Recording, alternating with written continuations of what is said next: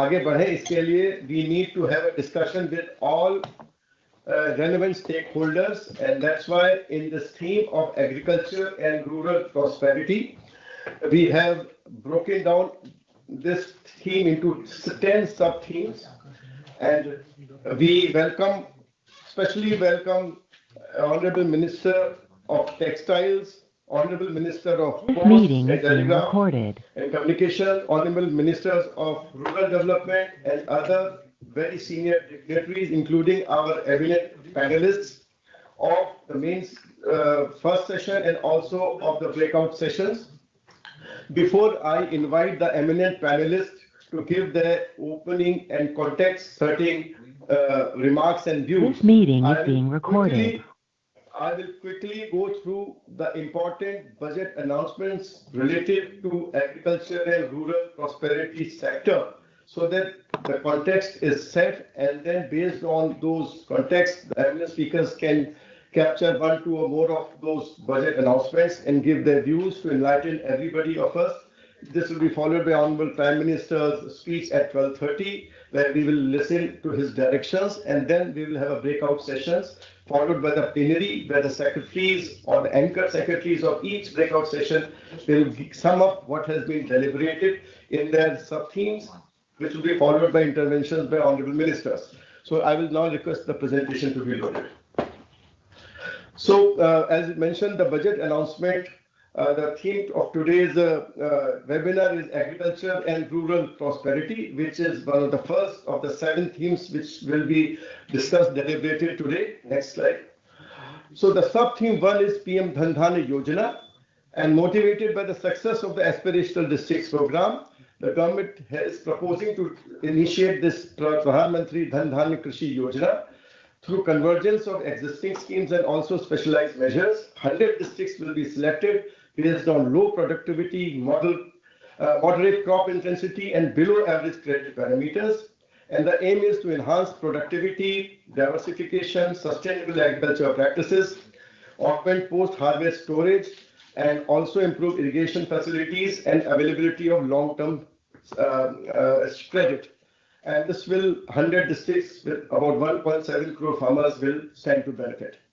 The second sub-theme, next slide, is enhancing access to institutional credit through KCC. As we are aware that there are more than 7.7 crore active KCC farmers, which includes fishermen and dairy farmers.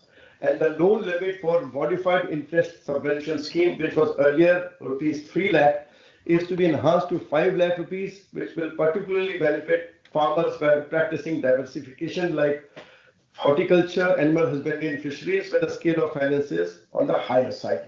Then we have the sub-theme 3, next slide, which is building rural prosperity and resilience, where a comprehensive multi-sectoral rural prosperity and resilience program will be launched in partnership with the states.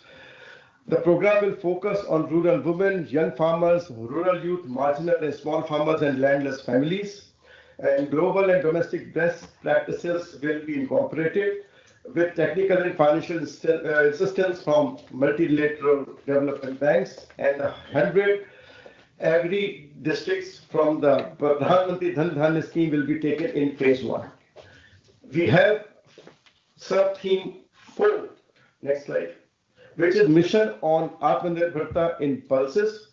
And as we all know that about 10 years ago, we started this pulses self-sufficiency program, and farmers increased the cultivated area and the production by 50%. However, due to the increasing affordability and the consumption level, our 6-year mission on Atmanirbharta in pulses with special focus on tur, urad, and masoor is being proposed. And one of the key features is that the central agencies will be ready to procure all these 3 pulses as much as being offered by the farmers for the next 4 years. Next, sub-theme 5 is comprehensive program for fruits and vegetables. And this program is to promote production and efficient supplies, processing, and remunerative prices for farmers, launched in partnership with the states. Appropriate institutional mechanisms for implementation and participation of farmer producer organizations and cooperatives will also be set up to get the desired results. The sub-theme 6 is National Mission on High-Yielding Seeds. This mission of high-yielding seeds will be launched, and it is aimed at strengthening the research ecosystem, targeted development propagation of seeds with high yields, pest resistance and climate resilience, and commercial availability of more than 100 seed varieties which were launched by Honorable Prime Minister since July 2024. Then we come to the sub-theme 7, which is Mission for Cotton Productivity. This is for the benefit of lakhs of cotton growing farmers. This 5-year mission will facilitate significant improvements in productivity and sustainability of cotton farming and promote extra long stable cotton varieties.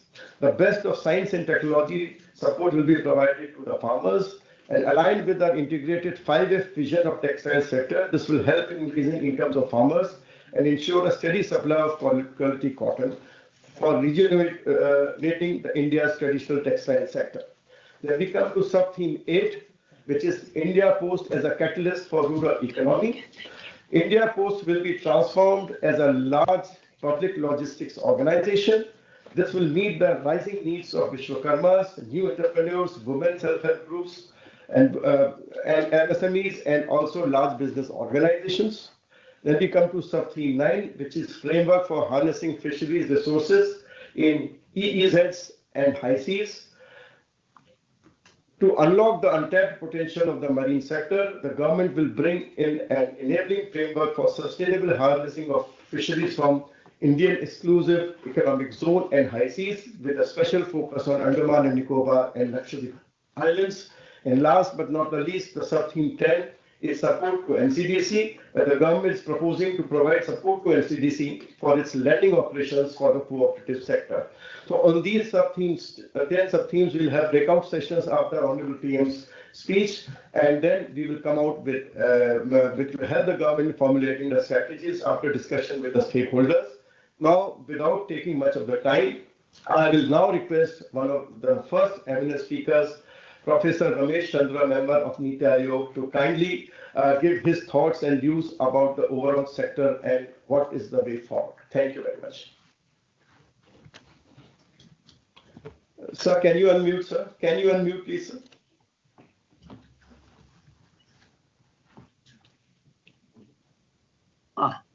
Thank you, Dveji. Honorable ministers from different ministries, eminent panelists, and distinguished participants in this important webinars.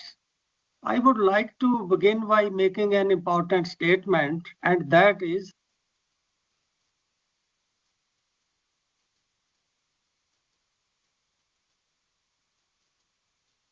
sir, voice is not coming. Voice is just on just now, sir. Can you speak? I unmute is, I think automatically it is getting muted. Sir, you have to just tell the system manager to take care. Okay, I will just but it get automatically muted. Sir, now it's okay, sir.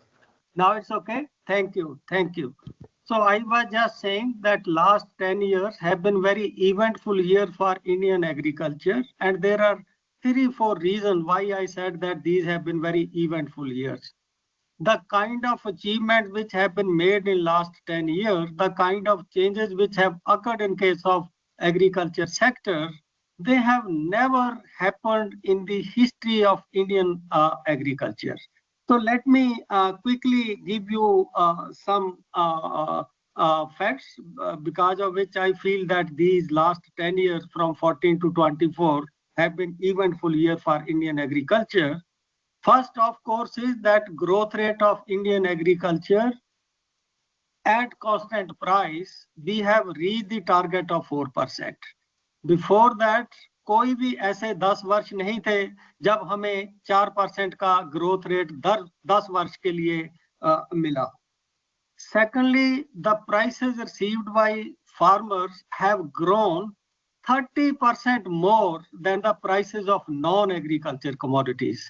That adds to income of the farmer, that between 11, 12 and 24, the real prices of agriculture produce have increased by 30%, which is a direct gain to the income of the farmer.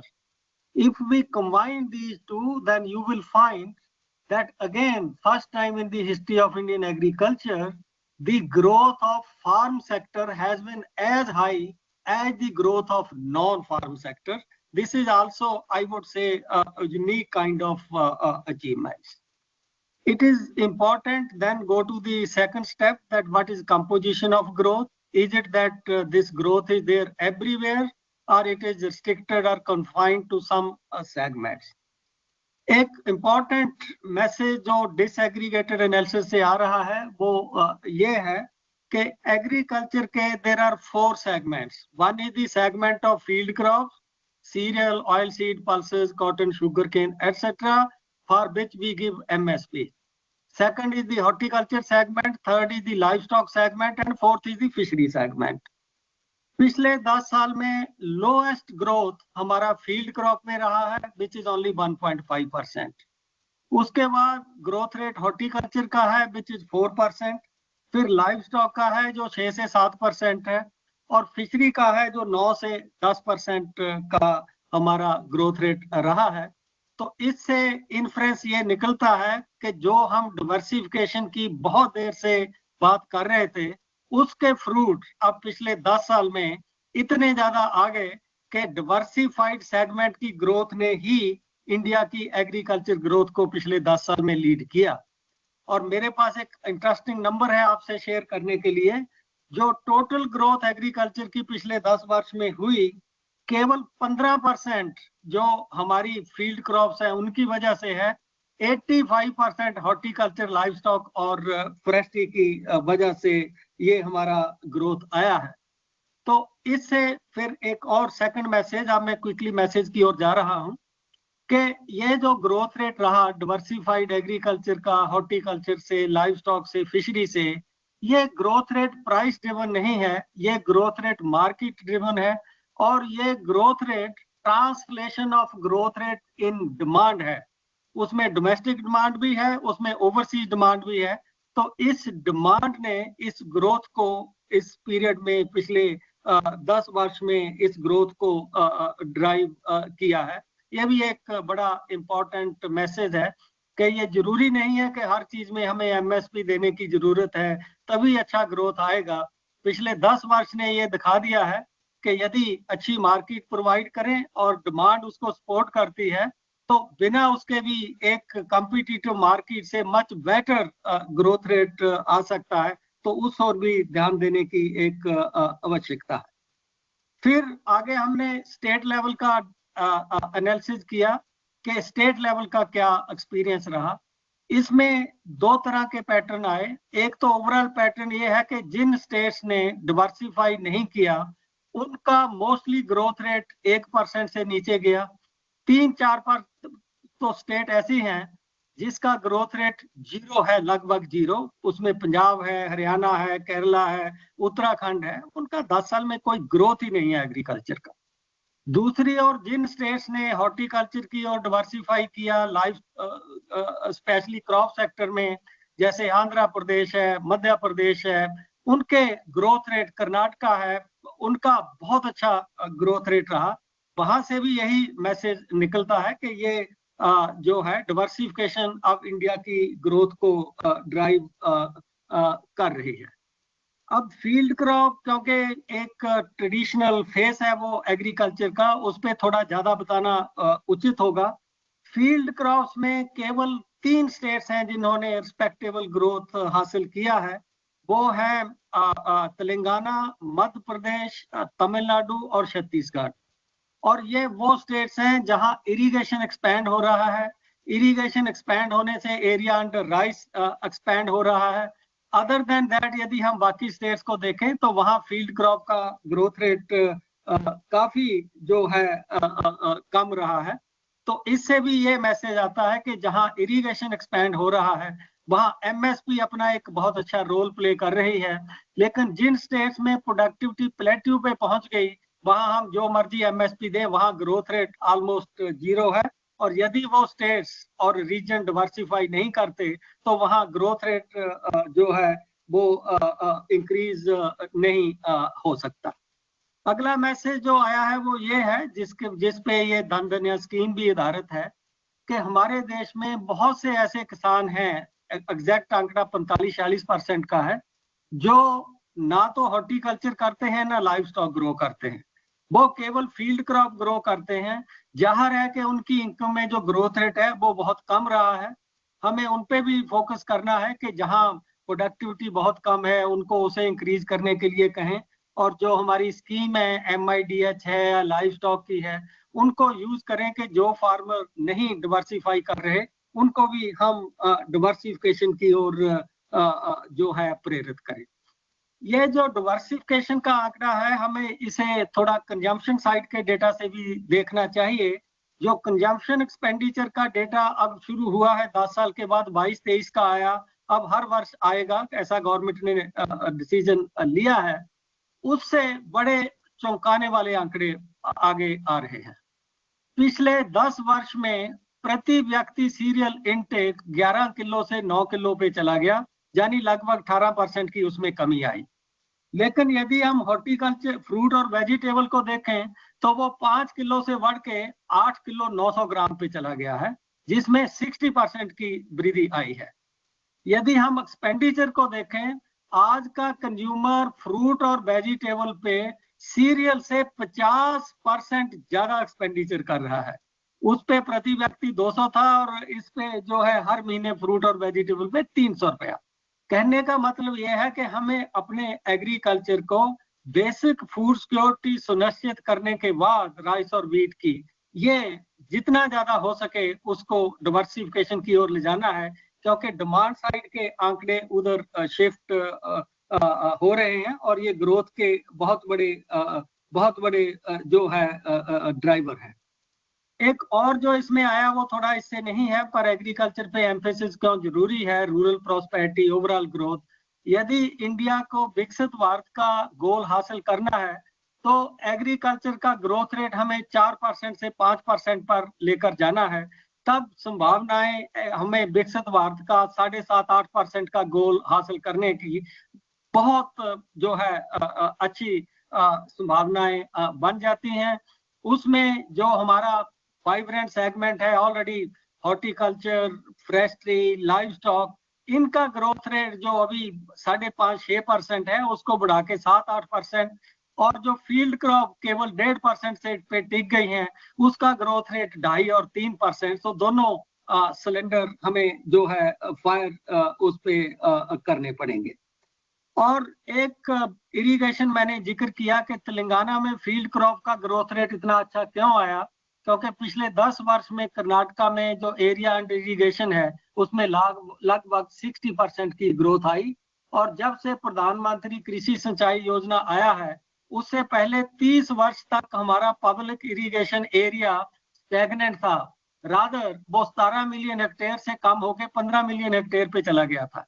लेकिन after we started PMKSY, every year we are increasing area under irrigation by 0.8 percentage points. It has increased from 47% to 55-56%. So states must pay attention to that component of Pradhan Mantri Krishi Sinchai Yojana, and they should also look at the experience of other states, that how they succeeded in diversification, how states like Telangana, Chhattisgarh, Madhya Pradesh are having even higher growth rate in field crops. We also have to pay attention to higher involvement of private sector and harness this scheme like India Post. Lastly, India Post is not new. I was in Indian Institute of Horticulture Search 2 days back. So they told me that they are already reaching far-flung farmer in sending their seed through India Post. Since seed is the carrier of technology, there is emphasis on seed also. I think we should make use of that mechanism also.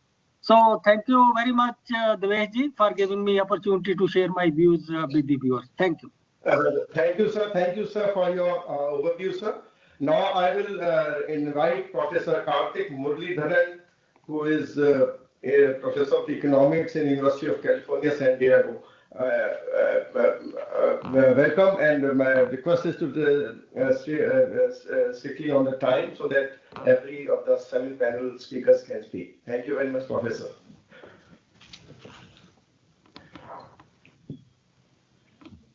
Sir, you can unmute to start, sir. I've just shared my slides. Are you able to see the slides? Yeah, we can see. Yes. So just Yes. keep track of the time. Thank you, sir. Okay, perfect. So thank you so much. So, what I'm going to do is, I think there are three big goals here, right? Which is improving productivity per worker, right? Obviously, we care about total output, but we also care about output per worker in both ag and non-ag. The importance of protecting the vulnerable and support their ability to bounce back from vulnerabilities and investing in the future. So I'm going to present just key ideas from recent research in each of these areas, and then happy to discuss the specific implications later. So I think the first key point here is in terms of agricultural productivity. We all know that mechanization is a key to boosting productivity per worker, but a fundamental barrier to mechanization is the small size of Indian farms, which means most farmers cannot cover the fixed cost of capital when the farm size is so small. So one way to solve this problem is to have rental markets for capital, because you only need the equipment for 1 day or 2 days during the season. You don't need to own it, you can rent it. But the rental markets typically exist only for well-known and widely used forms of mechanization like tractors, but not for newer technologies, correct? So, and in many ways, mechanization is also a way of embedding newer technologies. And so this is a key barrier to growing productivity. And one of the market failures challenge is that the market will provide, say, equipment, but will not cover the cost of training and will not wait for adoption to grow.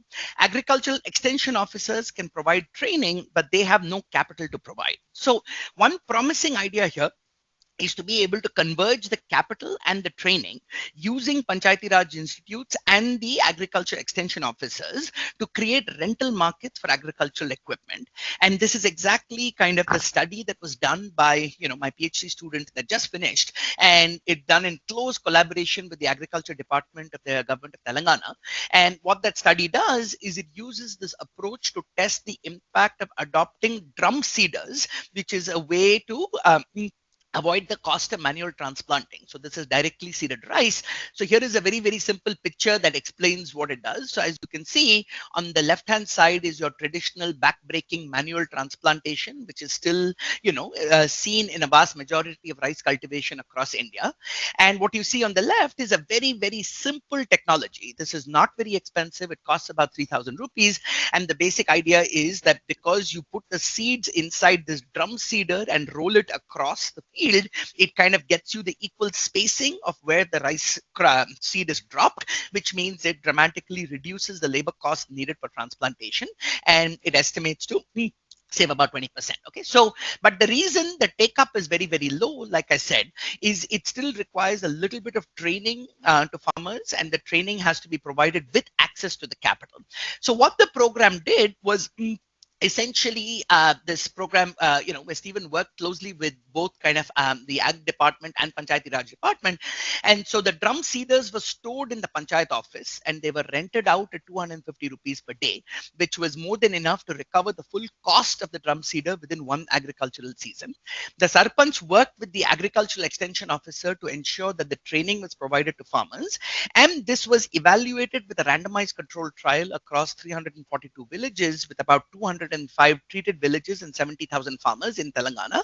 And the results were quite encouraging, which is this rental program, you could see that going through the Sarpanch office increased the salience of the drum seeders in the community. So in the Gram Sabha discussions, when you code up the topics that are being discussed, the drum seeders discussion went up from 19% to 35%. It increased the attendance at any other extensionist demonstration from 32 to 46%. It tripled the adoption of the drum seeders, leading to 44 more acres of drum seeded rice. It decreased the days of hired labor by 7% without impacting yields or the other expenses, and it increased the rice farmers' profits by about 8%. Okay, so this is all the good news on the productivity side. But there is also one challenge, which is because the demand for labor went down sharply in that transplanting season, it also, and this is mainly done by women, it also reduced women's transplanting wages by about 6%. Okay, and so this highlights a central tension as we kind of think about India's journey of structural transformation, right? And that tension is, at one level, we have to boost productivity, because the only way to get rich is by increasing productivity per worker. But when you do that in the short term, that can reduce the demand for jobs. And so unless you're able to absorb the freed up labor in other sectors, that can cause this fall in wages, which then has distributional consequences. Okay, so I'll come back to that in a moment. But the main policy implication of this study is that panchayat leaders are actually, and again, the single biggest plea here is for greater convergence, because agriculture is different and rural development is different and panchayati raj is different, but on the ground they really have to converge to deliver for the farmers. So what we see is that panchayat leaders are often engaged in agriculture and they help encourage technology adoption. So 38% of farmers in the study reported getting some agricultural advice from the sarpanch. But farmers are also more likely to engage in accessing extension services when they have easy access to the capital. And so this can be, and because I was briefed by the Rural Development Department in the context of skilling and livelihoods. And the promising idea here is that agricultural device rental itself can be a self-sustaining business for self-help groups that can boost productivity and livelihoods, right? So what the study also finds is that the main barrier perhaps to scaling up of the program is that there are complaints about the administrative burden of doing the rental record keeping on the agricultural extension officers or the panchayat workers. And so because self-help groups in many parts of India have now been trained in bookkeeping skills from kind of banking operations, these women, they have the skills to basically become kind of, this can become another very sustainable and profitable business line. Obviously, you have to look at it kind of equipment by equipment, but I think this is a very promising model for boosting both productivity, mechanization, technology adoption, and livelihoods. Okay, so that's one. So let me just quickly say two more things. Okay, the second is now kind of remember the challenge I talked about protecting the displaced workers, right? And I want to just highlight and reinforce the centrality of NREGS for inclusive rural prosperity, right? So the core challenge is productivity went up from the mechanization, but the benefits went to the landowners with the wages going down. And that is both an ethical and a political challenge. So we need to increase productivity, but we have to protect workers during the transition. And that's why NREGS is so important for inclusive rural prosperity. And so several studies, including a recent paper of mine published in Econometrica, which is based on the largest randomized controlled trial over across 20 million farmers of improving the, of workers, of improving the effectiveness of NREGA. And what we find is that a well-implemented NREGS with timely and reliable payments is good for both equity and efficiency, right? So it's good for equity, this everybody knows, because it targets the most vulnerable through the work requirements. But the subtle point here, and this is one of the most important points to realize from all of this research, is that it benefits not only those who are working on NREGS, right? Like we have very robust evidence that it boosts the rural market wages for all workers, okay? And so given one of our major challenges in some ways is a bit of stagnation in rural wages, in real rural wages over time, this becomes incredibly important as a way of protecting the vulnerable and kind of boosting wages for all workers and not just to work on NREGS, okay? But it is critical for the implementation to be credible, because unless the wages are paid on time, you don't get these effects.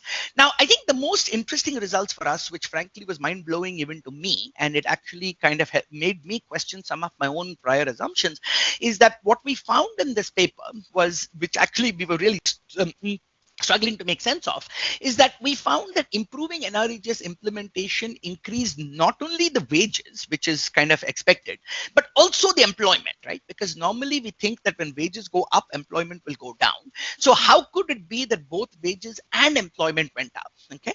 And we find that there is very strong evidence of kind of local demand multipliers from boosting the incomes of the poor. So, and there are two channels here. One is what economists call monopsony and concentration among landowners. And so when you're able to countervail the power of landowners by improving the bargaining power of workers, that leads to this countervailing force that improves agricultural employment. But more importantly, is we have very strong evidence of local demand multipliers from boosting incomes of the poor. So in the economic census, what we saw is the significant increase from boosting NREGA implementation, we saw a significant increase in non-agricultural establishments and non-agricultural employment. And this is also now consistent with another really, really influential study done in Kenya about these fiscal multipliers of kind of putting money in the hands of the poor. So the most important result I want you to know from here is that only 15% of the income gains to the poor came from NREGS itself. The rest came from higher market earnings. Okay, so and this is why this book that I've just recently finished highlights this close link between social protection and jobs and productivity, because a well-designed social protection program is not charity, but it can actually contribute to growth itself. Okay, so my last slide is then we want to also invest in the future, right? And not just think about the current productivity.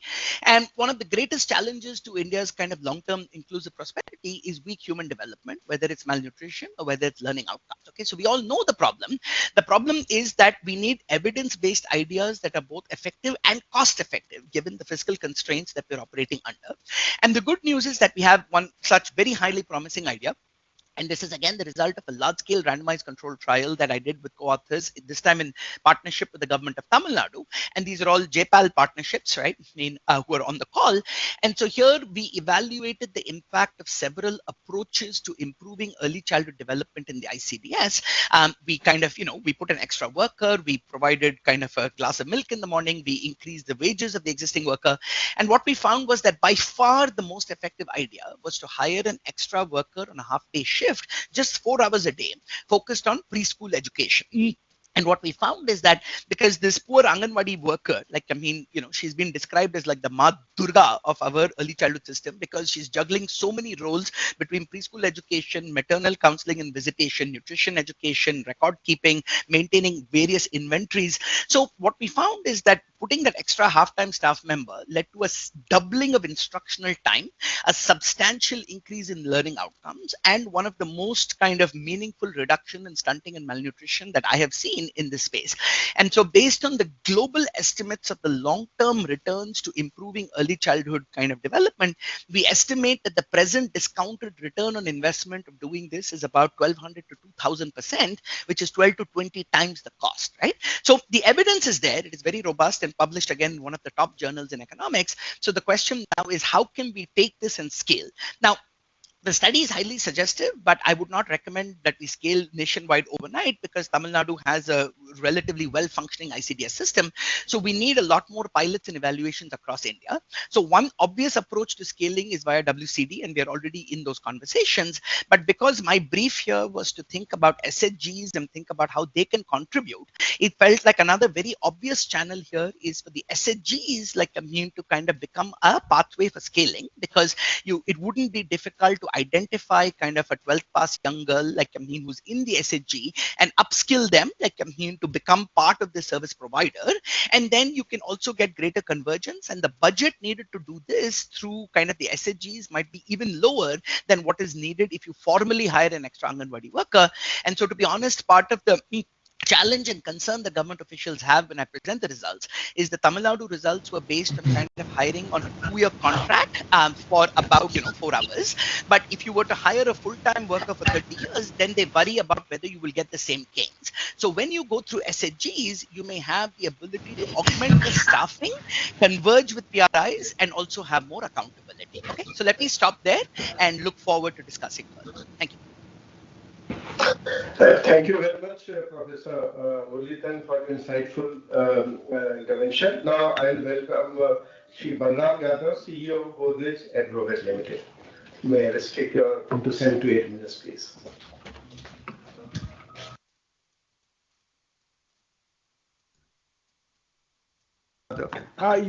Shri Balram Yadav, may I please unmute your mic. Please unmute and start. Sorry. Yeah, can you hear me now? Please continue. Yes. मेरा नाम बलराम सिंह यादव है, मैं गोदरेज एग्रोवेट का MD हूँ. हमारी company largest producer of animal feed है, cattle, poultry, aqua में largest process chicken player है. दूध के अंदर साउथ इंडिया में प्रेजेंट है. ऑयल पाम प्लांटेशन में हम नंबर 1 हैं और टॉप 10 कंपनीज में एग्रीकेमिकल में हैं. जैसा हम सुन चुके हैं कि लाइफ स्टॉक सेक्टर का बड़ा फास्ट ग्रोथ है. I want to give you a relative idea of how we have grown from 2000 to 2023. Population has grown by 51%, food grain by 67%, fruits and vegetables by 134%, milk by 185%, eggs by 272%, chicken more than 1000%. 2000 to 2024 we are 10x of chicken production in this country. इन सब चीजों में बहुत sharpness आई है. हमारी एक बहुत लंबी demand थी कि एक सेपरेट मिनिस्ट्री, और जब से सेपरेट मिनिस्ट्री बनी है तो एक इस सेक्टर में बहुत अच्छा फोकस आया है. तो we all know the benefits of this sector in poverty alleviation, cash flow generation for the farmers, employment generation, providing nutritional security. हम इस सेक्टर के बारे में बहुत ऑप्टिमिस्टिक है. फ्यूचर के बारे में जिस तरह के स्टेप गवर्नमेंट और प्राइवेट सेक्टर ले रहा है, मुझे कोई डाउट नहीं है कि अगले 10 साल में 300 million ton milk production cross होगा, जो अभी 239 मिलियन टन है. पोल्ट्री इंडस्ट्री जो है डबल हो जाएगी.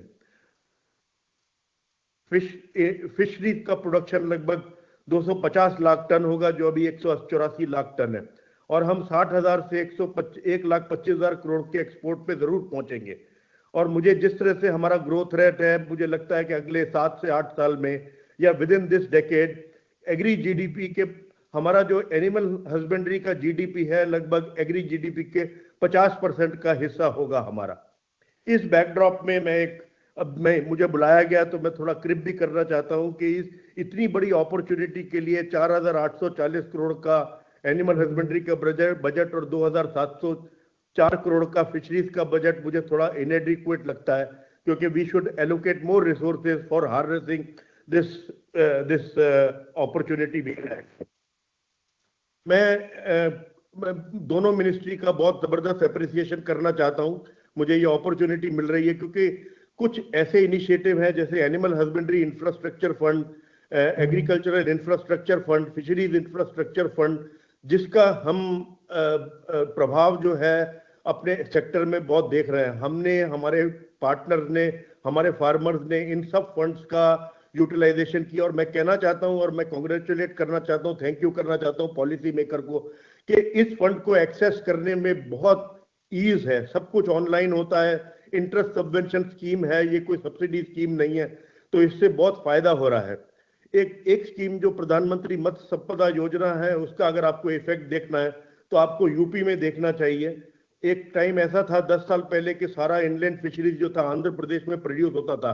अब UP is becoming it is going to become one of the biggest state for production of inland fisheries. आपको ये जान के सरप्राइज होगा कि लगभग 6 फ्लोटिंग फिश फीड के प्लांट, जिनका कॉस्ट लगभग 600 से 800 करोड़ के बीच में इन्वेस्टमेंट है, वो यूपी में आ रहे हैं. जो एक लिमिट एनहेंस किया है किसान कृषि कार्ड का, वो भी बड़ा इंपॉर्टेंट इनिशिएटिव है इस बजट में. उसका भी हम सराहना करते हैं, क्योंकि उससे एनिमल एग्रीकल्चर के फार्मर्स को फायदा होगा जिनका वर्किंग कैपिटल रिक्वायरमेंट ज्यादा है. इसके अलावा राष्ट्रीय Gokul mission, nation wide artificial insemination programme, bovine IVF technology, sex sorted semen, ये सब इनिशिएटिव जो हैं ये बहुत अच्छी डायरेक्शन में, लेकिन इन सब को एक्सेलरेट करने की और ज्यादा रिसोर्सेज देने की जरूरत है. थोड़ा सा मैं एम्फसाइज करना चाहता हूं कि जहां हमें एक बहुत जबरदस्त फोकस और बहुत वॉर फुटिंग पे काम करना चाहिए, एक डिजीज प्रिवेंशन एक ऐसी एरिया है हमारे सेक्टर में जिसके ऊपर प्राइवेट और पब्लिक पार्टनरशिप जो है बहुत बढ़नी चाहिए. डिजीज प्रिवेंशन ब्रोवाइन के अंदर भारत सरकार का बड़ा जबरदस्त काम है. लंपी स्किन डिजीज एक एग्जाम्पल है कि उसको हमने विद इन 1 ईयर एलिमिनेट कर दिया. एफएमडी वैक्सीनेशन बहुत अच्छा हो रहा है. लेकिन पोल्ट्री के अंदर जो हैवक बर्ड फ्लू की वजह से आता है, जिससे 15 से 20 हजार करोड़ का नुकसान होता है इंडस्ट्री को, because of morbidity, mortality, as well as market prices going down because of I would say consumers going away at the time of bird flu. इस LPI HPI को करने के लिए वैक्सीनेशन प्रोग्राम की जरूरत है. I am thankful to the government for allowing LPI vaccine to be produced in this country, but it is a very small step towards making India free from bird flu. तो इसके ऊपर ध्यान देना चाहिए. दूसरी चीज मैं बात करना चाहता हूं इन विट्रो फर्टिलाइजेशन की, एम्ब्रियो ट्रांसफर टेक्नोलॉजी की. ये एक नई पद्धति है, नई टेक्निक है जिससे बहुत बड़ा फायदा होने वाला है. एम्ब्रियो ट्रांसफर टेक्नोलॉजी से जो आर्टिफिशियल इंसेमिनेशन में 4-5 साल में जो काम होता है वो 1 साल में अचीव होता है, क्योंकि जो आप एक अच्छा एम्ब्रियो दे सकते हैं. मैंने देखा है कि जो काव है वो 1500 लीटर दूध देती है, जो सरोगेट काव है, उसकी बेटी जो है 8000 लीटर दूध देती है. तो एक जनरेशन में इतना बड़ा अचीवमेंट होता है. ये साइंस भी है और ये स्किल भी है। इसके लिए भारत सरकार को काफी ज्यादा फंड देना चाहिए और इसके लिए वॉर फुटिंग पे काम होना चाहिए। प्राइवेट सेक्टर को इसके अंदर लेना चाहिए, क्योंकि हम जैसी कंपनियां भी ये सब काम कर रही हैं, लेकिन इतने बड़े स्केल पे कर नहीं सकते। आपने देखा होगा कि बहुत सारे एनिमल आजकल फार्मर छोड़ देते हैं क्योंकि वो अफोर्ड नहीं कर सकते। उसमें ये भी कमी होगी, क्योंकि we need less number of animals to produce more and more milk. उसके अलावा एम्ब्रियो ट्रांसफर टेक्नोलॉजी से 99% चांस है कि मेल प्रोड्यूस नहीं होगा, जिसकी अभी हम आवश्यकता नहीं है। इंडिया के पास लगभग जीसीसी कंट्री में $6 बिलियन चिकन इंपोर्ट की अपॉर्चुनिटी है।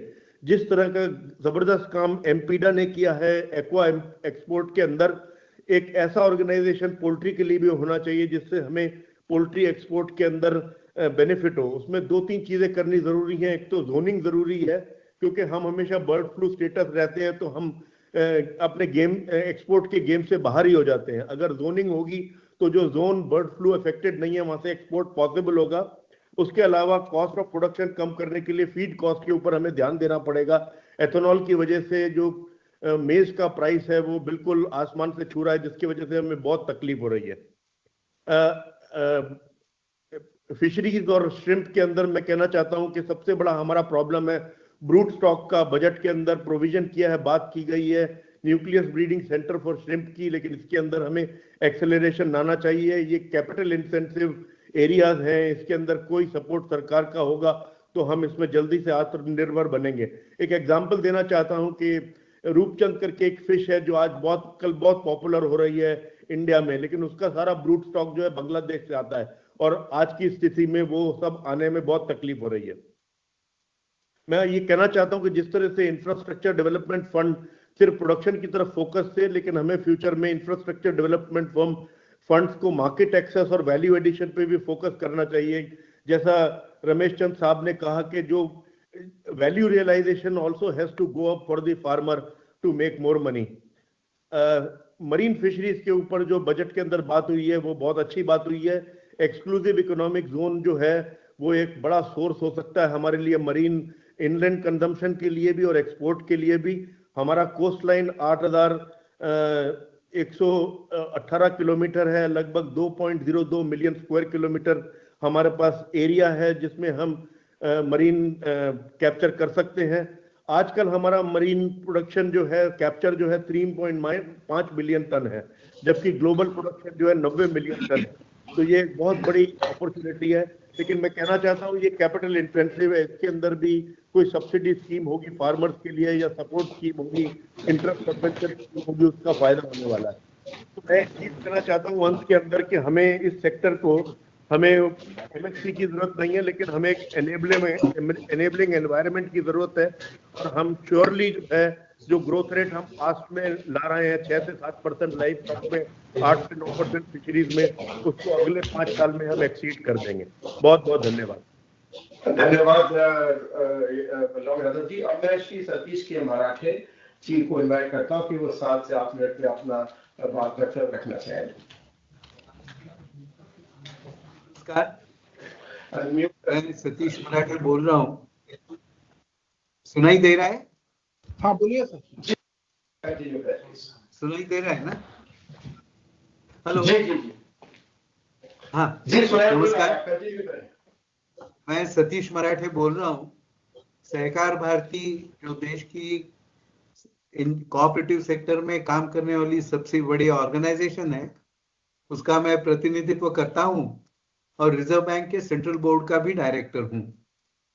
एक तो मैं केंद्र सरकार को पहले अभिनंदन करना चाहता हूँ कि पिछले 10 वर्षों में हमारे रूरल सेक्टर के ग्रोथ के लिए वहाँ की इनकम लेवल्स बढ़ने के दृष्टि से और इनकम अर्निंग अपॉर्चुनिटीज की संख्या बढ़ने की दृष्टि से बहुत बड़ा प्रयास हो रहा है और उसके नतीजे हम सब लोगों को दिख रहे हैं।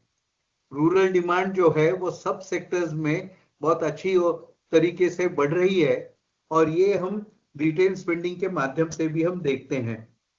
विशेष करके मैं 3 विषयों पर आपके सामने विषय रखना चाहता हूं। हमारी कोऑपरेटिव क्रेडिट डिलीवरी सिस्टम में प्राइमरी एग्रीकल्चरल कोऑपरेटिव सोसाइटीज ये महत्वपूर्ण उसका घटक है। और समय समय पर स्टेट और डिस्ट्रिक्ट सेंट्रल कोऑपरेटिव बैंक को स्ट्रेंथन करने के लिए प्रयास किए गए, किंतु पिछले 2-3 वर्षों में विशेष करके हमारी पैक्स को मजबूत करने की दृष्टि से जो प्रयास हो रहे हैं वो बहुत ही अभिनंदनीय है। पैक्स को मल्टीपर्पज करके उनकी इनकम लेवल्स बढ़ाने से ये संस्थाएं डेफिनेटली वायबल बनेगी। और जो हमने अध्ययन किया है उसमें अध्ययन से ध्यान में आता है delivery of credit in rural areas through cooperatives is the cheapest. ये विषय अपने देश के सामने, हमारे एकेडमिशियंस के सामने आया नहीं है, ना बैंकर्स ने केवल इंटरेस्ट बढ़ाने कम करने की दृष्टि से 3 टायर स्ट्रक्चर न रखते हुए 2 टायर रखे, इस प्रकार की चर्चा होती है। बट 3 टायर की स्ट्रक्चर की आवश्यकता अपने जैसे बड़े देश में बहुत आवश्यक है, क्योंकि cost of delivery of credit is the lowest through cooperatives. इस दृष्टि से जो केंद्र सरकार पहल कर रही है उसके लिए भी मैं विशेष अभिनंदन करता हूं। उसी प्रकार डेयरी सेक्टर में जो प्राइमरी मिल्क कलेक्टिंग सेंटर्स हैं, से सोसाइटीज हैं, उनको भी मल्टीपर्पज करने के दृष्टि से जो प्रयास हो रहे हैं उस काम को अब गति आने की आवश्यकता है। वो भी अपने देश में ग्रामीण इलाकों में बहुत बड़ा परिवर्तन करेगी, क्योंकि आज के दिन में लगभग 1,20,000 primary milk collection societies active हैं, प्रॉफिटेबल हैं। किंतु ये जो सोसाइटीज हैं ये केवल वेस्टर्न इंडिया में हैं। Central India, east India, north और नॉर्थ ईस्ट में इस प्रकार की सोसाइटीज की संख्या बहुत कम है। और जो अपना पहले 10 वर्ष का ऑपरेशन मिल्क फ्लड का प्लान बना था, उस समय विचार हुआ था कि कम से कम 3 लाख सोसाइटीज हम रजिस्टर करें।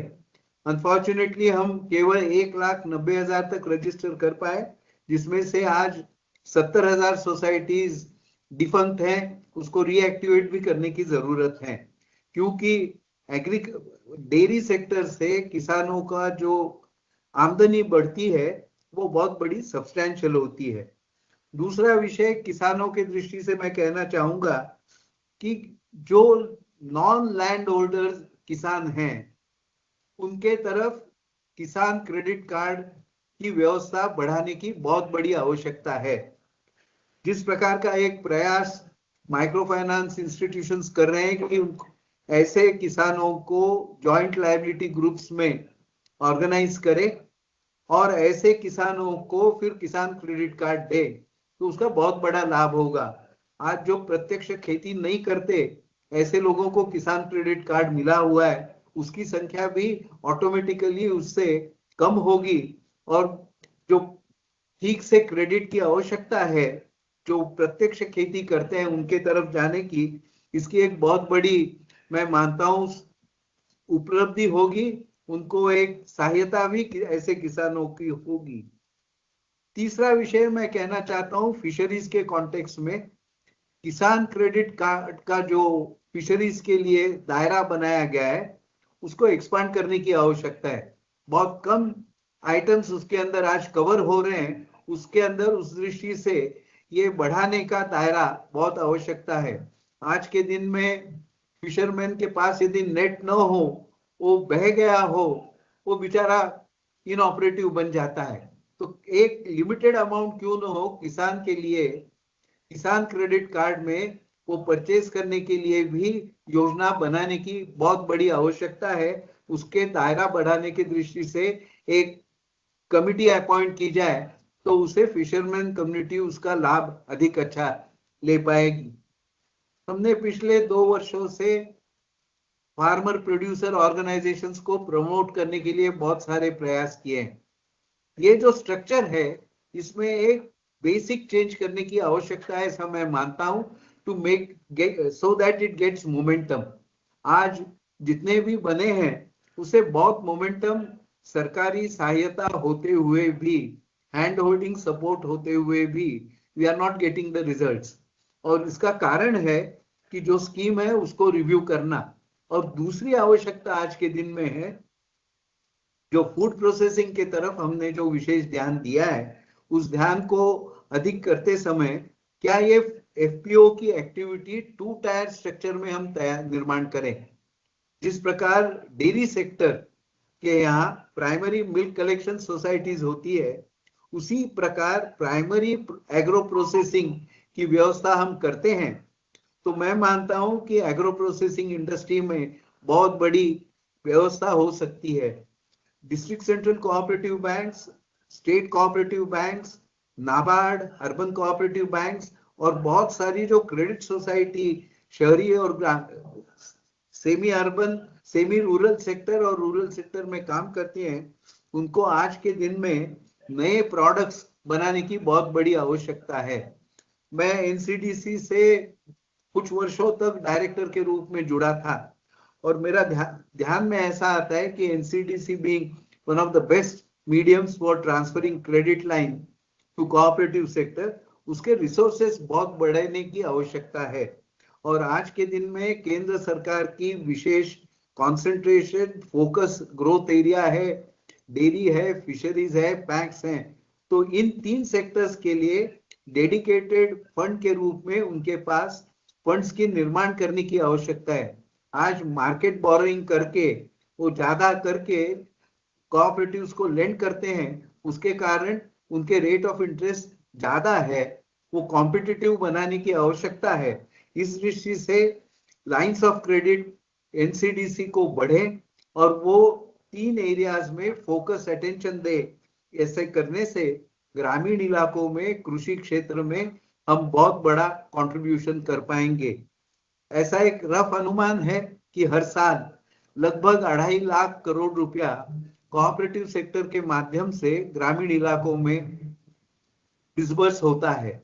यदि ये संख्या हमारी पैक्स की, डेयरी की, फिशरीज की यदि बढ़ती है, तो मैं मानता हूं आने वाले 2-3 साल में ये अमाउंट 5 से 7 लाख करोड़ तक ग्रामीण इलाकों में बढ़ सकती है और उसका बहुत बड़ा इम्पैक्ट, पॉजिटिव इम्पैक्ट हमारे जीडीपी ग्रोथ के ऊपर हो सकता है। इस दृष्टि से भी आने वाले दिनों में हम विशेष ध्यान देकर काम करें, ऐसा मैं आह्वान करते हुए मेरा निवेदन पूर्ण करता हूं।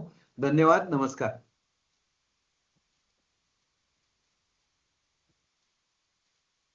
जी, इससे पहले कि मैं डॉक्टर सीडी माई को बुलाऊं, मैं अनुरोध करना चाहूंगा कि कुछ पार्टिसिपेंट्स हैं जो ज्वाइन किया है लेकिन उनका वीडियो जो है वो म्यूटेड है, जिनकी शक्ल नहीं दिखाई दे रही, तो अनुरोध रहेगा कि वो अपना वीडियो जरूर अनम्यूट कर दें और उनका दिखे, क्योंकि वो पिक्चर में ब्लैंक अच्छा नहीं लगता दिखने में। मैं डॉक्टर सीडी माई जो कॉटन साइंटिस्ट है प्रख्यात, उनको मैं निवेदन करूंगा कि मैं अपनी बात कहना चाहें। He would like to share his views. Thank you very much. Thank you, Dilip, distinguished participant. Are you able to hear me? हाँ, आवाज आ रही है। 7 से 8 मिनट में आप बात करना चाहते हैं। Thank you. 7 मिनट में मैं खत्म करूंगा। I am extremely grateful to this organizer for giving me this opportunity to be there. Let me say that all the science community, cotton science community and farmers of this country have been very extremely grateful to Government of India for introducing the technology mission for cotton productivity. In fact, this was a very long due process because of stagnating and decelerating cotton yield in the last decade. Probably you are aware that once we reached something like 560 kg yield per hectare in the year 1913, 14, 2014, 2015. And also we were exporting nearly more than 70 lakh bales. But all of a sudden, I think in the last decade, there has been a decrease in the productivity. And productivity decrease has a direct influence in terms of the farmers' profitability and also availability of the raw material for the industry. That's why I think the mission, which is projected to be on cotton productivity, has a very great significance. I think there are obvious reasons. We have all analyzed scientifically what are those reasons where we have failed to really achieve. The main thing is that basically there has been development of resistance to BT cotton to pink bollworm. The pink bollworm has become a very damaging pest after Helicoverpa in this country. There is also that climate induced a lot of change changes in the actually pest and disease scenario, particularly in the north. We have cotton leaf curl problem, whitefly transmitted. There is whiteflies, jassids, boll rot. All these problems are basically coming, and that's why you'll see that the area in the north has been sometimes certainly reduced. One of the other reasons I must also point out that there has been what is called as GM fatigue in the entire GM technology, particularly which has brought down in 2006. After that, we have not introduced any. Let me tell you, when I was a commissioner agriculture, I think we had the first technology mission of cotton introduced. It is one of the most successful missions that we had because the productivity nearly doubled during that period from 300 kg lead to around 600 kg lead. But that mission had one very good component of GM technology, that was BT cotton, which possibly now, when we talk about any mission, second mission, I think we'll have to look into what are those new technologies that are available with us. India is a cotton hub. Actually, we are the largest cotton producer in the world, with nearly 12 to 13 million hectares area. But the average productivity of this country is something like only some 450 kg lead per hectare, which is far less than the world average of 770. Somehow by 2030, we must reach 450 lakh bales. That is our. Today we are again hovering around something like 310, 320 lakh bales. I think there's a wide gap, and therefore I say that productivity concern is very important. If we have to really strengthen our value chain of 5F, that is from farm to fashion, farm to fiber to fashion to the foreign to see all those 5Fs, if we have to really achieve, there is a necessity that we target first the productivity. Now we are bringing transformative seed out of agronomic change. That is one new technology which we have tried for the last 4 or 5 years with our scientific community in India throughout the country, and which appears to be very good. But we all know 65% area in the country is rain-fed, and the productivity of rain-fed is already hampered because of fluctuating rains, and that is excess or drought. Now this HDPS technology has been very successful where the cotton is grown on light to medium shallow soils. And our experience shows very clearly that if we try this technology, I think we can really achieve very good yields, and we can boost up our yield. But there are also questions. Can we have research and development support to this technology? Number one, can we support HDPs or high density technology by using something like development of new breeding line, new breeding technology, so that we have short statured hybrids available in the country? I think that is one very important factor, and therefore I would request all the researchers to really change their breeding methodologies and concentrate only on these things, where we have nearly 45% area we can cover with HDPS in this project. So that is one. In the developmental aspect, what we find, what our problems when we have gone to the field is, weed management is a very serious issue.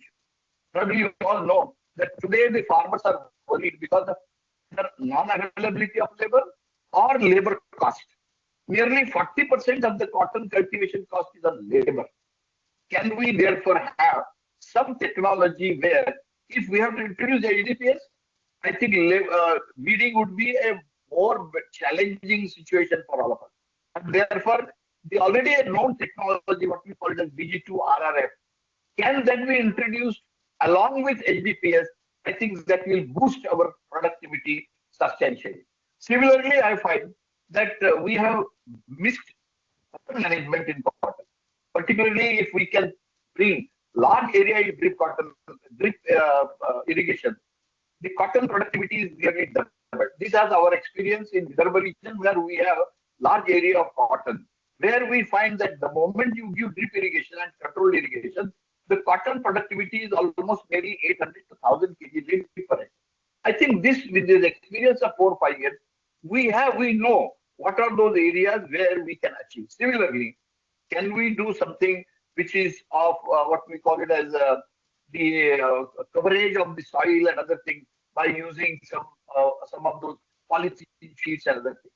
So there are lots of other opportunities where we can really improve the productivity of cotton in this country. And as I said, that by 2030, if we can target something like 450 lakh bales, naturally, some of those issues which are very important, that is management of sting bollworm, use of irrigation water, use of proper nutrition management, I think we will be able to succeed this. And I'm sure that the breeders have already taken up the issue of developing HDPS prone varieties. The other issue in HDPS, which probably has been missed, is can we also develop varieties which will be amenable to defoliation? Today, we have a lot of HDPS varieties, but defoliation has been a problem. That's why mechanization cannot be introduced. And all those issues will have to come forward. So we have now, I think, with the breakout session, there will be a lot of other people which are discussing. I thought of introducing what is happening today. We have a new technology, but to promote that technology and to expand that technology, what are the hindrances? Can we remove them? I think this technology will definitely be useful for the cotton productivity. Thank you very much. Thank you, Dr. Pai. Now I will request Dr. Anjani Kochar, who was former Director India Program at King Center of Global Development at Stanford University, to give her views about this sector in 8 to 10 minutes. Thank you very much. At the onset, let me congratulate the government on the 25-26 budget and thank the ministry for giving me this opportunity to participate in these deliberations.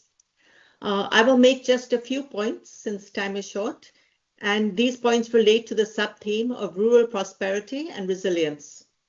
My comments are broad in that I build on the concept note prepared for these deliberations. That note identifies key achievements of the past decade as well as the challenges ahead. I'd like to identify two additional key achievements of this past decade that I believe are necessary for ensuring rural prosperity and the structural transformation of the rural economy. The first is an economic factor, the growth of local markets. A recent survey conducted by researchers from 3IE and Witty Livelihoods for an evaluation of NRLM reveals their importance. Yeah.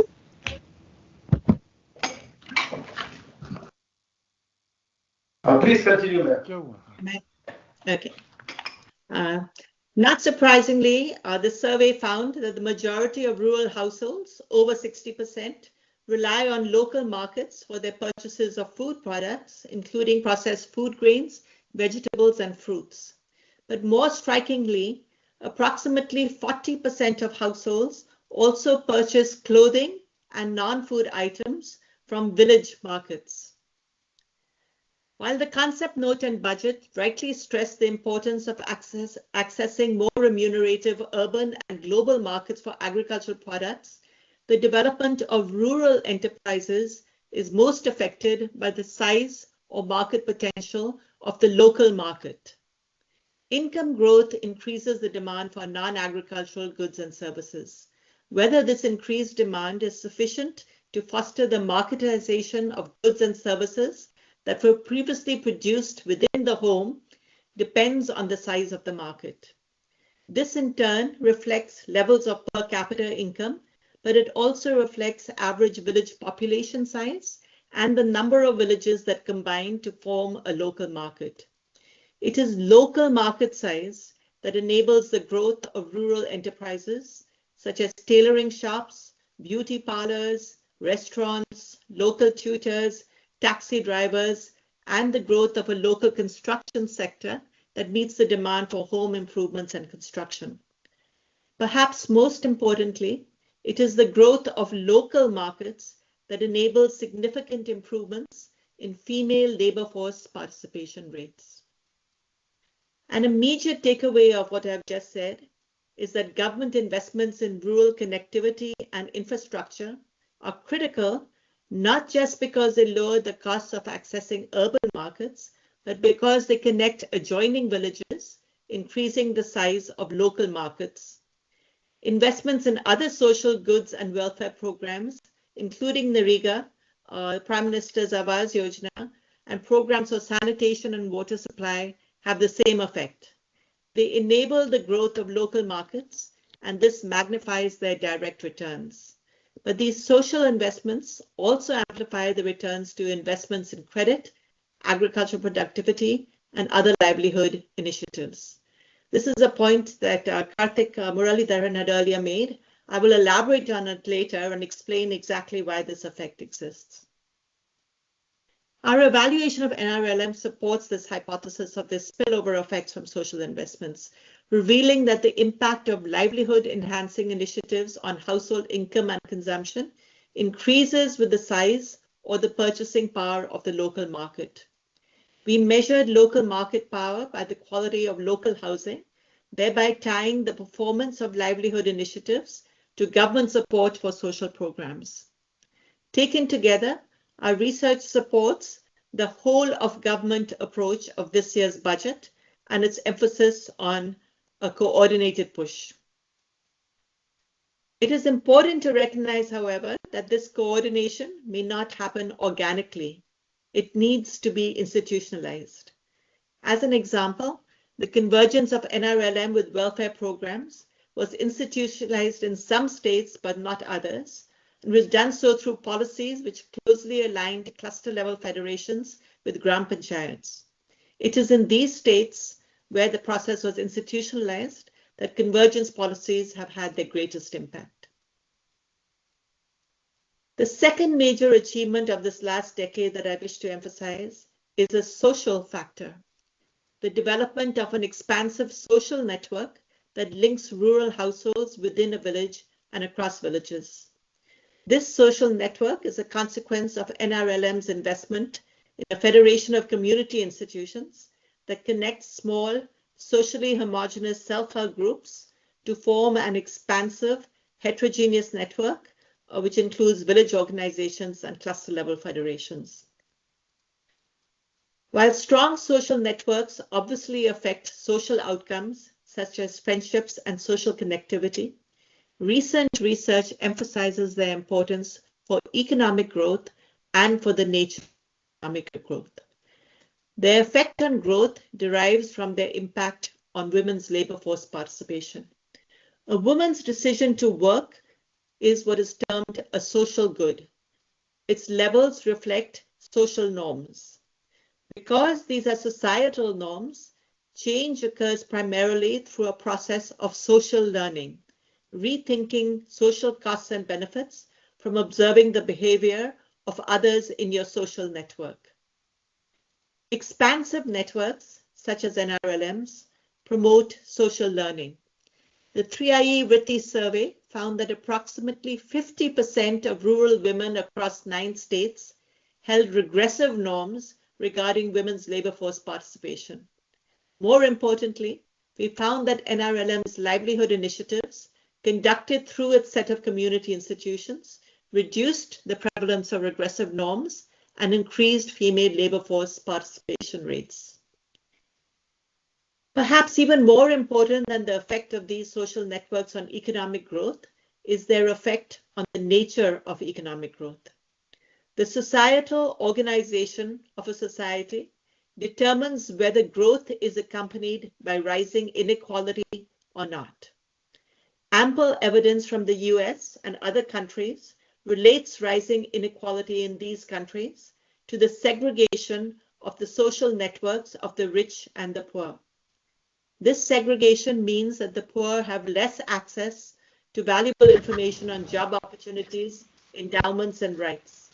It also limits the bargaining power of the poor and weakens support for government programs and adversely affects their functioning. In contrast, strong networks of women are perhaps the single most important determinant of women's bargaining power and hence the effectiveness and inclusivity of government programs.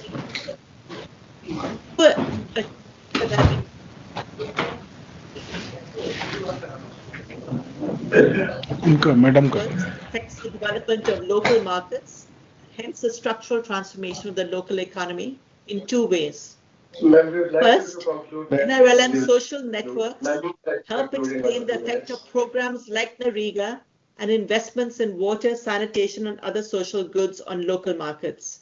This is the impact that Professor Muralidharan had mentioned. NREGA's impact reflects the direct benefits it confers on participating households, but also the indirect benefits on non-beneficiaries through its effect on rural wages, just as he had said. But this effect exists for women only when they work. When they're not working, these indirect effects obviously are completely absent. Similarly, the growth impact of social investments in housing, water, and sanitation are magnified in economies where the time saving that they introduce enable increases in women's labor force participation. Strong social networks and the social learning they foster make such changes possible. Second, the equity impact of social networks spurs the development of existing research suggests that growing rural incomes are most likely to promote local markets when income growth is broad-based. In contrast, an unequal distribution of income may favor the products of urban markets. This limits the growth of the local economy, inhibiting the development of local enterprises and female labor force participation rates.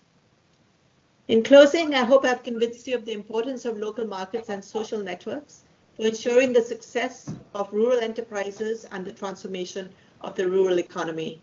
The policy implication that follow is the need to nurture and strengthen these two key achievements. Thank you. Thank you, ma'am. Thank you, ma'am. And now I would request the last of the speakers in this session, Dr. Subrata Ayyappan, who is an expert in fisheries, to give his thoughts and views in next 8 to 10 minutes, because then we will prepare for the Honorable Prime Minister's speech. Thank you very much, Dr. Ayyappan. Thank you very much, sir. Sabhi ko namaskar. Esteemed Honorable Ministers, esteemed chairs, anchors, colleagues, delegates to the webinar, good morning and greetings. At the outset, I'd like to thank the Government of India for this opportunity. We are at momentous times in Indian agriculture and food production systems, whether it's terrestrial or aquatic. On one hand, we have climate change and the pandemics and stresses going on. On the other hand, continuous responses and strategies being built. With agriculture, food, nutrition, health, environment, and employment continuum being focused, the present Indian budget for 25-26 assumes great significance both for addressing the concerns in the country and also meeting the targets of the Sustainable Development Goals 2030, just 5 years from now. Specific areas of pulses, vegetables and fruits, high-yielding seeds, cotton productivity highlighted, and fisheries is an area that has come to the center stage. Three earlier speakers, eminent panelists, also spoke about fisheries, and fishers. I'll take a minute on with regard to research backstopping for crop systems. As regards pulses, it is notable that there has been a 50% increase in pulse cultivated area in the last decade. For further application, over 410 climate resilient pulse varieties are available from the National Agricultural Research System, that is the Indian Council of Agricultural Research. The mission could undertake large-scale demonstrations, diversification, and intercropping. India is the second largest producer of horticultural crops, vegetables, and fruits to the tune of 353 million metric tons annually. The mission aims at complete process from production to post-harvest with enhanced institutional mechanisms in the form of FPOs and cooperatives. Seed being the basic input in farming, development and propagation of seeds with high yield, pest resistance and climate resilience, which is very important, with commercial availability of over 100 seed varieties, with a strong research backstopping has been envisaged. As regards fish, the theme I'm to speak now, India is a 18 million ton fish country today. Fish figures prominently in Indian agriculture with an average annual growth rate of over 9%, highest among the domains in the sector. in the blue economy, in health, nutrition and pharma, as also agri exports and trade, constituting over 15% of the agri exports to the tune of 60,000 crore rupees annually. 85% of the fish production is serving the domestic consumers with an annual per capita consumption of 8.9 kilograms. In the last decade, as was also mentioned by the Honorable Member of the Niti Aayog, there has been an 82% increase in total fish production, 114% in inland fisheries and aquaculture production, and 100% in exports. With a target of 24 million tons, that is 240 lakh tons of fish annually by 2030, and exports of over 1 lakh crore rupees, formation of the Department of Fisheries at the center, large schemes of Blue Revolution, Fisheries and Aquaculture Infrastructure Development Fund, Pradhan Mantri Matsya Sampada Yojana, Pradhan Mantri Matsya Krishi Samriddhi Sahayojana are the major steps at accelerating growth and achieving the goals.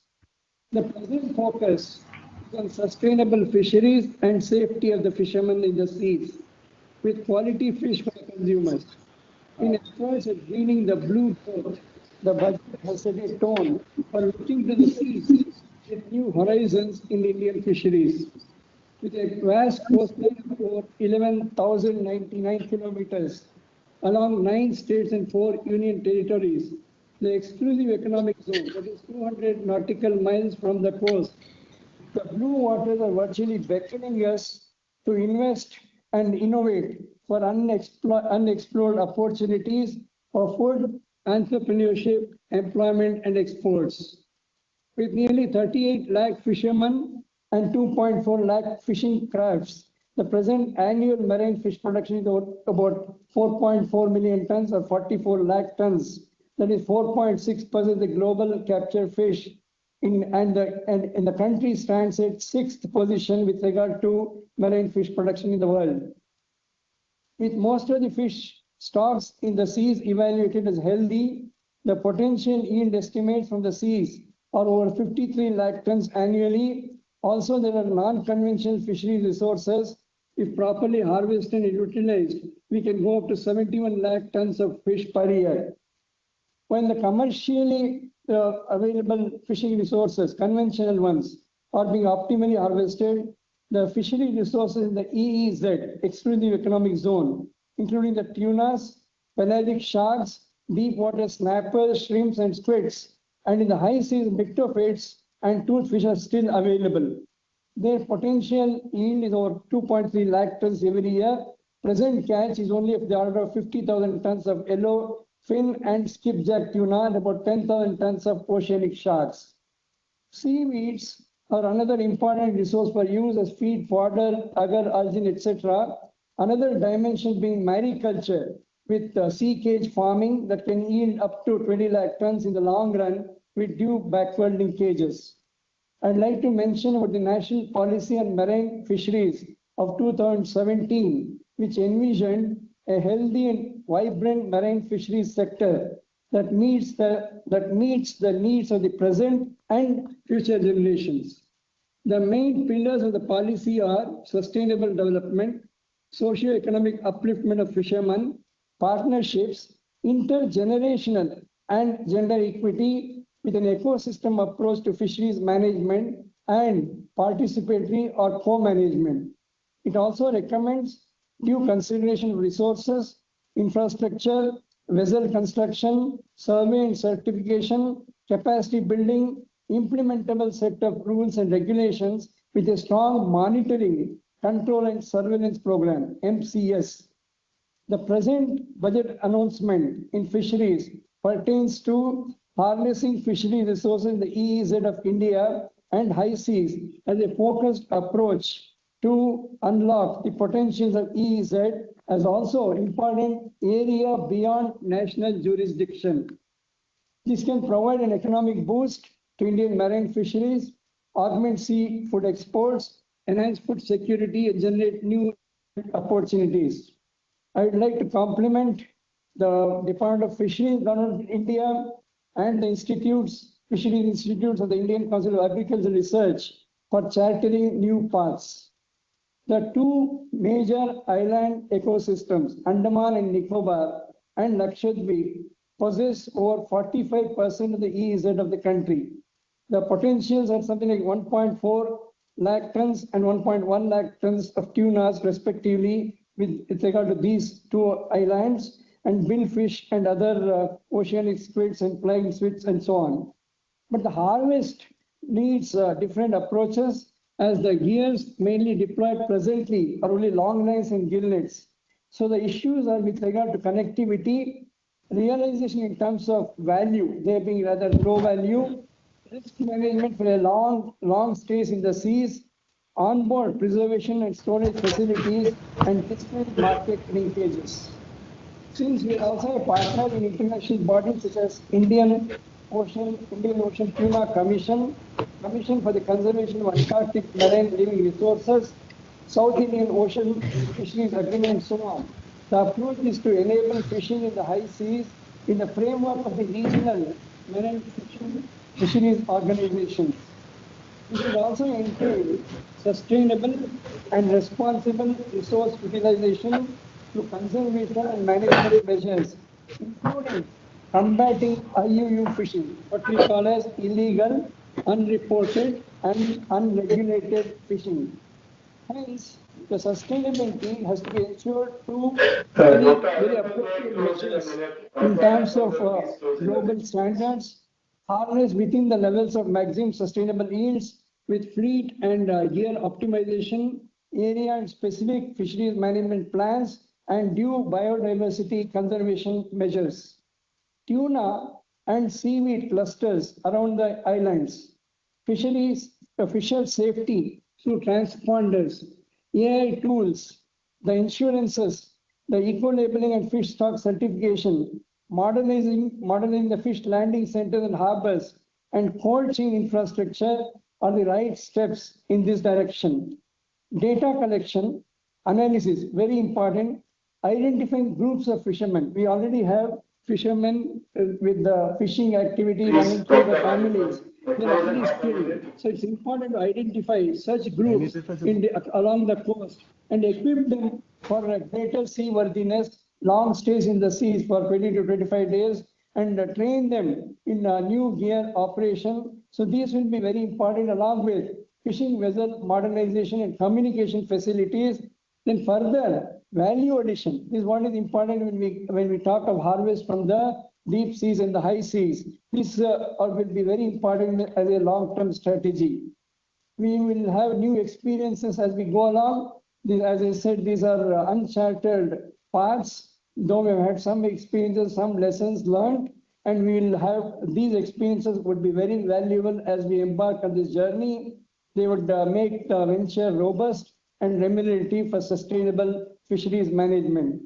I close with my tributes to the Government of India, to the present budget announcement, to the ministries, Department of Fisheries, Government of India, the ICR and all the related agencies, and millions of fishers who are there out in the coastal waters, in the deep seas. And for this transformational change, I must mention, the last decade has been a real opportunity, transformation change in fisheries and aquaculture in the country. And presently we're in a very exciting phase of Indian fisheries. Once again, thank you very much for this opportunity. Namaskar. Thank you very much. We are at the end of this first inaugural session, and the Honorable Prime Minister will be joining me very shortly. I take this opportunity to welcome our Honorable Agriculture Minister, Shri Shivraj Singh Chauhan ji, Honorable Minister of Fisheries, Animal Husbandry and Dairying, Shri Rajiv Ranjan Singh ji, Shri Chirag Paswan ji, Honorable Minister of Food Processing Industries, Shri Jyotiraditya M. Scindia, Honorable Minister of Communication and Post, Honorable Giriraj Singh, Honorable Minister of Textiles, Honorable Bhagirath Chaudhary ji and Ramnath Thakur ji, Honorable Minister of State for Agriculture and Farmer Welfare, Professor S.P. Singh Baghel, Honorable Minister of State of Fisheries and Animal Husbandry, Shri George Kurian, Honorable Minister of Fisheries and Animal Husbandry, Shri Kamlesh Paswan ji and Shri Dr. Chandrasekhar Prem Masani, Honorable Minister of State for Rural Development, and Shri Ramneet Singh Ji Bittu, Honorable Minister of State for Food Processing Industry, Shri Krishan Pal Gujjar, Honorable Minister of Cooperation, and Shri Muralidhar Mahol, Honorable Minister of Cooperation, who are part of this session were joined, and they will also be part of this webinar. And my request again is that may please, there are few of the participants who are still in video off mode or video mute mode. It is requested that the video may be put on the screen, because everybody, including the Honorable Prime Minister, will be watching this screen. And there are few of the participants. My request again is to put on the video so that they are visible on the screen when everybody participates, and when Honorable Prime Minister also participates. Thank you very much. We'll wait for his joining. Thank you.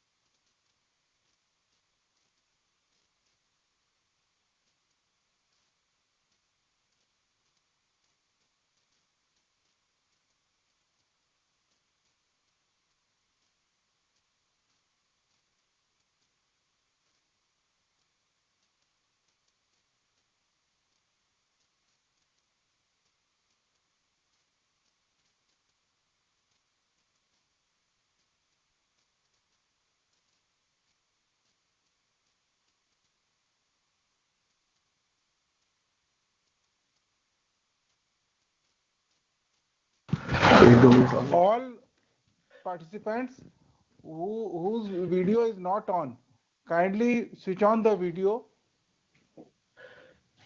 फिर से एक बार अनुरोध है कि जितने participants जिनका video on नहीं है, वो कृपया ऑन कर दें। एलेक्स निकाल है, श्री भास्कर है, कुछ और भी ऐसे नाम है। अदरवाइज हमको आपको ऑफ लिंक करना पड़ेगा। प्लीज वीडियो ऑन कर लें जो भी पार्टिसिपेंट्स जुड़े हैं। मेरा फिर से अनुरोध है। ये नहीं आई और ये अनम्यूट कर अनम्यूट भी कर लें, वॉइस अनम्यूट करें, वीडियो म्यूट करें। वॉइस अनम्यूट कर दें प्लीज, वॉइस अनम्यूट कर दें, वॉइस म्यूट कर दें प्लीज। वीडियो ऑन रहे और ऑडियो ऑफ रहे। सागर कौशिक जी अपने को आप वॉइस म्यूट कर दें please. Sagar Kaushik ji voice mute कर दें। कर दिया, ठीक है, थैंक यू। लेकिन यार स्क्रीन पे आ रहे हैं ना।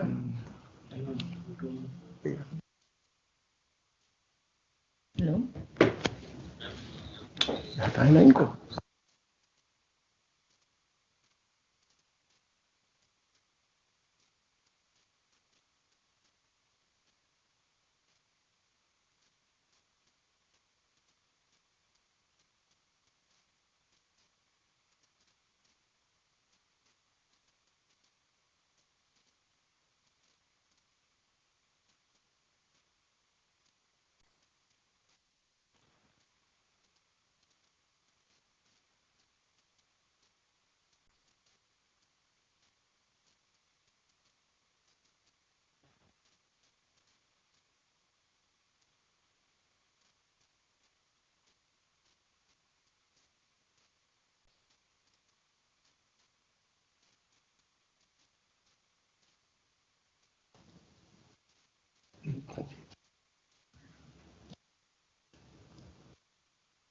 जरूर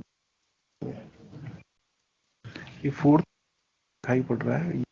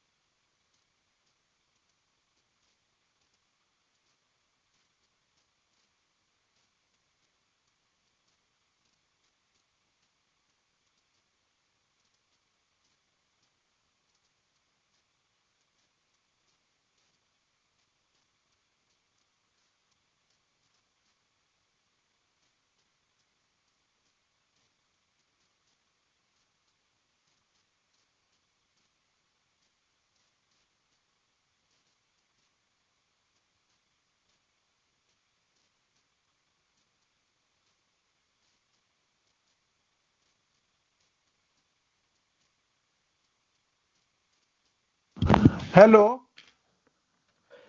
सागर कौशिक जी क्या कहना है? नहीं, माइक ऑन है हमारा, हमारी आवाज सही आ रही है? अरे फिर आगे प्लीज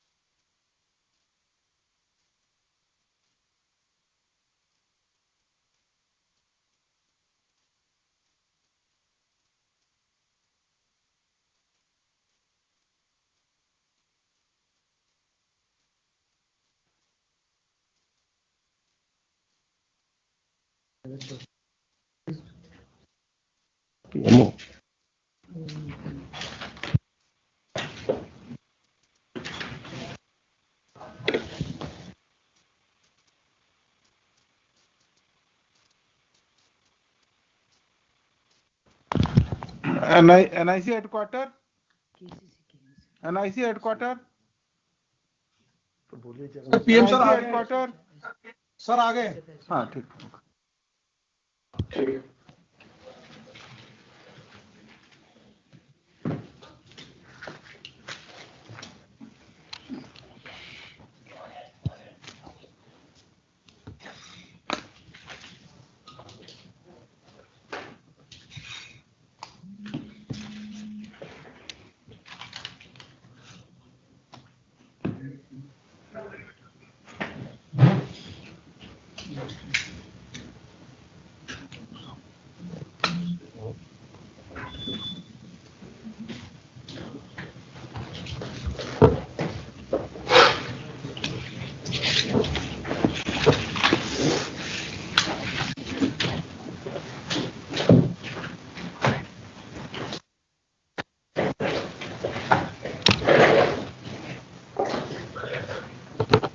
माननीय प्रधानमंत्री जी को नमस्कार।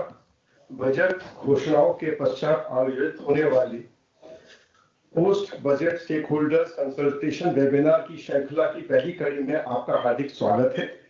यह webinar agriculture and rural prosperity के विषय पर आयोजित किया जा रहा है। वेबिनार का मुख्य उद्देश्य सेक्टर से संबंधित विभिन्न हितधारकों के साथ विचार विमर्श तथा मंथन कर घोषणाओं के सफल क्रियान्वयन हेतु रणनीति को अंतिम रूप देना है। मैं वेबकास्ट तथा यूट्यूब चैनल से जुड़े सभी हितधारकों की तरफ से आपका आभार व्यक्त करता हूं कि आपने अपने व्यस्ततम कार्यक्रम से इस वेबिनार को समय दिया। अब मैं माननीय प्रधानमंत्री जी से निवेदन करता हूं कि वे अपना उद्बोधन देकर हमें मार्गनिर्देशन प्रदान करने का कष्ट करें। नमस्कार।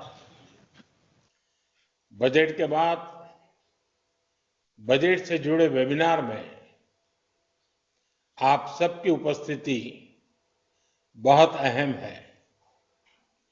इस कार्यक्रम से जुड़ने के लिए आप सभी का धन्यवाद। इस वर्ष का बजट हमारी सरकार के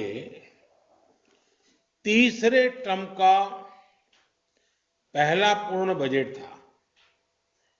इस बजट में हमारी नीतियों में निरंतरता दिखी ही है, साथ ही विकसित भारत के विजन में नया विस्तार भी दिखा। बजट से पहले आप सभी स्टेक होल्डर्स ने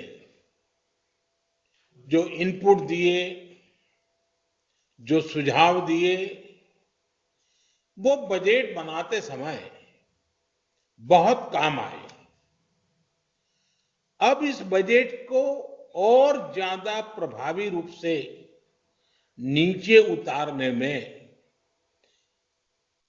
सही में उसका अच्छे से अच्छा, जल्दी से जल्दी आउटकम मिले, सारे निर्णय नीतियां प्रभावी बने, उसमें आप सबकी भूमिका और बढ़ गई है। साथियों, विकसित भारत के लक्ष्य की ओर बढ़ रहे भारत के संकल्प बहुत स्पष्ट है। हम सभी मिलकर एक ऐसे भारत के निर्माण में जुटे हैं जहां किसान समृद्ध हो, किसान सशक्त हो। हमारा प्रयास है कि कोई किसान पीछे न छूटे। हर एक किसान को आगे बढ़ाएं। हमने कृषि को विकास का पहला इंजन मानते हुए अपने अन्नदाताओं को गौरवपूर्ण स्थान दिया है। हम दो बड़े लक्ष्यों की ओर एक साथ बढ़ रहे हैं। पहला, कृषि सेक्टर का विकास और दूसरा, हमारे गांवों की समृद्धि। साथियों, पीएम किसान सम्मान निधि योजना 6 साल पहले लागू की गई थी। इस योजना के तहत अब तक लगभग 4.25 लाख करोड़ रुपए किसानों को मिल चुके हैं। इतनी राशि करीब करीब 11 करोड़ किसानों के खाते में सीधे पहुंचाई गई है। 6,000 रुपये सालाना की इस आर्थिक मदद से ग्रामीण अर्थव्यवस्था सशक्त हो रही है। हमने एक किसान केंद्रित डिजिटल इंफ्रास्ट्रक्चर तैयार किया है ताकि देश भर के किसानों तक इस योजना का लाभ पहुंच सके। यानी इसमें किसी बिचौलिए के घुसने या लीकेज की गुंजाइश ही न रहे। नो कट की कंपनी। ये इस बात का उदाहरण है कि अगर आप जैसे एक्सपर्ट और विजनरी लोग, अगर उनका सहयोग होता है तो योजना जल्द से जल्द सफल होती है और ज्यादा अच्छा परिणाम देती है। आपके योगदान से किसी भी योजना को पूरी मजबूती और पारदर्शिता के साथ धरातल पर उतारा जा सकता है। मैं इसके लिए आप सबके सहयोग की और हमेशा सक्रिय सहयोग देने के लिए आपकी सराहना करना चाहूंगा। अब हम इस साल के बजट की घोषणाओं को जमीन पर उतारने के लिए मिलकर के तेजी से काम करें, यह आवश्यक है। इसमें भी आपका सहयोग पहले की भांति तो मिलेगा ही, लेकिन और ज्यादा मिले, और व्यापक मिले, हर सेक्टर में मिले। साथियों, आप जानते हैं आज भारत का कृषि उत्पादन रिकॉर्ड स्तर पर है। 10-11 साल पहले जो कृषि उत्पादन 265 मिलियन टन के करीब था, वो अब बढ़कर 330 मिलियन टन से ज्यादा हो गया है। इसी तरह बागवानी में जुड़ा उत्पादन बढ़कर 350 मिलियन टन से ज्यादा हो गया है। ये हमारी सरकार के बीज से बाजार तक की अप्रोच का परिणाम है। कृषि सुधार, किसानों का सशक्तिकरण और मजबूत वैल्यू चेन ने इसे संभव बनाया है। अब हमें देश के एग्रीकल्चर पोटेंशियल का पूरा इस्तेमाल करके और भी बड़े टारगेट तय पाने तक पहुंचना है। इसी दिशा में हमने बजट में पीएम धन धान्य कृषि योजना का ऐलान किया है। ये मेरे लिए अत्यंत महत्वपूर्ण योजना है। इसके तहत देश के 100 सबसे कम कृषि उत्पादकता वाले जिले, लो प्रोडक्टिविटी वाले जिलों के विकास पर फोकस किया जाएगा। आप सबने विकास के कई पैरामीटर पर एस्पिरेशनल डिस्ट्रिक्ट कार्यक्रम से मिले नतीजों को देखा है। इन जिलों को कोलैबोरेशन, गवर्नेंस और हेल्दी कंपटीशन का और कन्वर्जेंस का बहुत फायदा मिल रहा है। मैं चाहूंगा कि आप सभी ऐसे जिलों से मिले परिणामों का अध्ययन करें और उसकी लर्निंग से सीखते हुए पीएम धन-धान्य कृषि योजना को इन 100 जिलों में बहुत तेज गति से आगे बढ़ाएं। इससे इन 100 जिलों में किसानों की आय बढ़ाने में मदद मिलेगी। साथियों, पिछले कुछ वर्षों में हमारे प्रयासों से देश में दाल का उत्पादन बढ़ा है और इसके लिए मैं किसानों का अभिनंदन भी करता हूं। लेकिन अभी भी हमारी घरेलू खपत का 20% विदेशों पर निर्भर है, आयात पर निर्भर है। यानी हमें अपने दलहन उत्पादन को बढ़ाना ही होगा। हमने चने और मूंग में आत्मनिर्भरता हासिल कर ली है, लेकिन हमें तुअर, उड़द और मसूर के उत्पादन को बढ़ाने के लिए और तेजी से ज्यादा काम करना ही है। दाल उत्पादन को गति देने के लिए आवश्यक है कि उन्नत बीजों की सप्लाई बनी रहे और हाइब्रिड किस्मों को बढ़ावा दिया जाए। इसके लिए आप सभी को जलवायु परिवर्तन, बाजार की अनिश्चितता और दाम में आने वाले उतार चढ़ाव जैसी चुनौतियों के समाधान पर फोकस करना होगा। साथियों, पिछले दशक में आईसीएआर ने ब्रीडिंग प्रोग्राम में मॉडर्न टूल्स और कटिंग एज टेक्नोलॉजीज का इस्तेमाल किया। इससे 2014 से 2024 के बीच अनाज, तिलहन, दालें, चारा, गन्ना, विभिन्न फसलों में 2900 से अधिक नई किस्मों का विकास हुआ। आपको ये सुनिश्चित करना होगा कि हमारे देश के किसानों को ये नई वैरायटीज सस्ती दर पर मिलती रहे। हमें ये भी सुनिश्चित करना होगा कि किसानों की उपज मौसम के उतार चढ़ाव से प्रभावित ना हो। आप जानते हैं कि बजट में इस बार अधिक उपज वाले बीजों के लिए राष्ट्रीय मिशन शुरू करने की घोषणा हुई है। इस कार्यक्रम में अभी जो प्राइवेट सेक्टर के लोग हैं, उन्हें मैं विशेष तौर पर कहूंगा कि इन बीजों के प्रसार पर जरूर फोकस करें।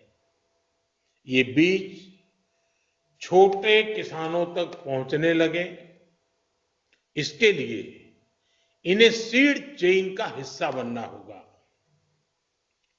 और ये काम हमारा है कि वो कैसे बने। साथियों, आप सब देख रहे हैं, आज लोगों में पोषण को लेकर काफी जागरूकता बढ़ी है। इसलिए बागवानी, डेयरी और फिशरी प्रोडक्ट्स की बढ़ती मांग को देखते हुए इन सेक्टर्स में काफी इन्वेस्टमेंट किया गया है। फल और सब्जियों का उत्पादन बढ़ाने के लिए अनेक कार्यक्रम चलाए जा रहे हैं। बिहार में मखाना बोर्ड के गठन की घोषणा भी की गई है। मेरा आग्रह है कि आप सभी stakeholders diverse nutritional foods के प्रसार के लिए नए रास्ते तलाश करें। ऐसे पोषण युक्त खाद्य पदार्थों की पहुंच देश के कोने कोने में और ग्लोबल मार्केट तक होनी चाहिए। साथियों, 2019 में हमने पीएम मत्स्य संपदा योजना को लॉन्च किया था। इस सेक्टर के वैल्यू चेन को मजबूत बनाने, इंफ्रास्ट्रक्चर तैयार करने और इसे आधुनिक बनाने की दिशा में ये एक महत्वपूर्ण कदम था। इससे मछली पालन के क्षेत्र में प्रोडक्शन, प्रोडक्टिविटी और पोस्ट हार्वेस्ट मैनेजमेंट बेहतर करने में मदद मिली। बीते वर्षों में कई योजनाओं के माध्यम से इस सेक्टर में निवेश भी बढ़ाया गया, जिसके परिणाम आज हमारे सामने है। आज फिश प्रोडक्शन 2 गुना हो चुका है। हमारा निर्यात भी 2 गुना हो चुका है। हमारा प्रयास है कि इंडियन एक्सक्लूसिव इकोनॉमिक जोन और खुले समुद्र से सस्टेनेबल मछली पालन को बढ़ावा मिले। इसके लिए एक कार्य योजना तैयार की जाएगी। मैं चाहूंगा आप सभी इस सेक्टर में ईज ऑफ डूइंग बिजनेस को बढ़ावा देने वाले आइडियाज पर मंथन करें और उस पर जल्द से जल्द काम शुरू करें। इसके साथ ही हमें अपने पारंपरिक मछुआरे साथियों के हितों की रक्षा भी सुनिश्चित करनी होगी। साथियों, हमारी सरकार ग्रामीण अर्थव्यवस्था को समृद्ध बनाने के लिए प्रतिबद्ध है। पीएम आवास योजना ग्रामीण, इसके तहत करोड़ों गरीबों को घर दिया जा रहा है। स्वामित्व योजना से संपत्ति मालिकों को रिकॉर्ड ऑफ राइट्स मिला है। हमने सेल्फ हेल्प ग्रुप की आर्थिक ताकत बढ़ाई है, उनको मदद बढ़ाई है। प्रधानमंत्री ग्राम सड़क योजना से छोटे किसानों और कारोबारियों को फायदा हुआ है। हमने 3 करोड़ लखपति दीदी बनाने का लक्ष्य रखा है। हमारे प्रयासों से 1.25 करोड़ से ज्यादा बहनें लखपति दीदी बन चुकी है। इस बजट में ग्रामीण समृद्धि और विकास के कार्यक्रमों के ऐलान से रोजगार के अनेक नए अवसरों की संभावना बनी है। स्किलिंग और टेक्नोलॉजी में निवेश से नए मौके बन रहे हैं। आप सभी इन विषयों पर जरूर चर्चा करें कि कैसे अभी चल रही योजनाओं को और प्रभावी बनाया जाए। इस दिशा में आपके सुझाव और योगदान, इससे सकारात्मक परिणाम जरूर मिलेंगे। हम सभी की सक्रिय भागीदारी से ही गांव सशक्त होंगे, ग्रामीण परिवार सशक्त होंगे और मुझे विश्वास है कि ये वेबिनार सच्चे अर्थ में जल्द से जल्द, कम से कम समय में अच्छे से अच्छे ढंग से बजट को क्रियान्वित करने का, और वो भी आप सबके सहयोग और सुझाव से करने का। अब ऐसा ना हो कि इस वेबिनार में बजट नया बनाने की चर्चा हो। अब ये बजट बन चुका है, अभी योजना आ चुकी है। अब हमारा सारा फोकस एक्शन पर होना चाहिए। एक्शन के अंदर कठिनाइयां क्या है, कमियां क्या है, किस प्रकार के बदलाव की जरूरत है, उस पर जरूर हम ध्यान दें, तब तो जाकर के वेबिनार परिणामकारी होगा। अन्यथा हम एक साल के बाद जो बजट आने वाला है उसकी चर्चा आज कर लेंगे तो अभी जो हुआ है उसका फायदा नहीं मिलेगा। और इसलिए मेरा आप सबसे आग्रह है कि हम जो बजट आया है अब उसी बजट से हमने एक साल में लक्ष्य हासिल करने हैं और उसमें सरकार अकेली नहीं, इस क्षेत्र के सभी स्टेक होल्डर्स एक दिशा में, एक मत के साथ, एक लक्ष्य के साथ चल पड़े। यही एक अपेक्षा के साथ आप सबका बहुत बहुत धन्यवाद।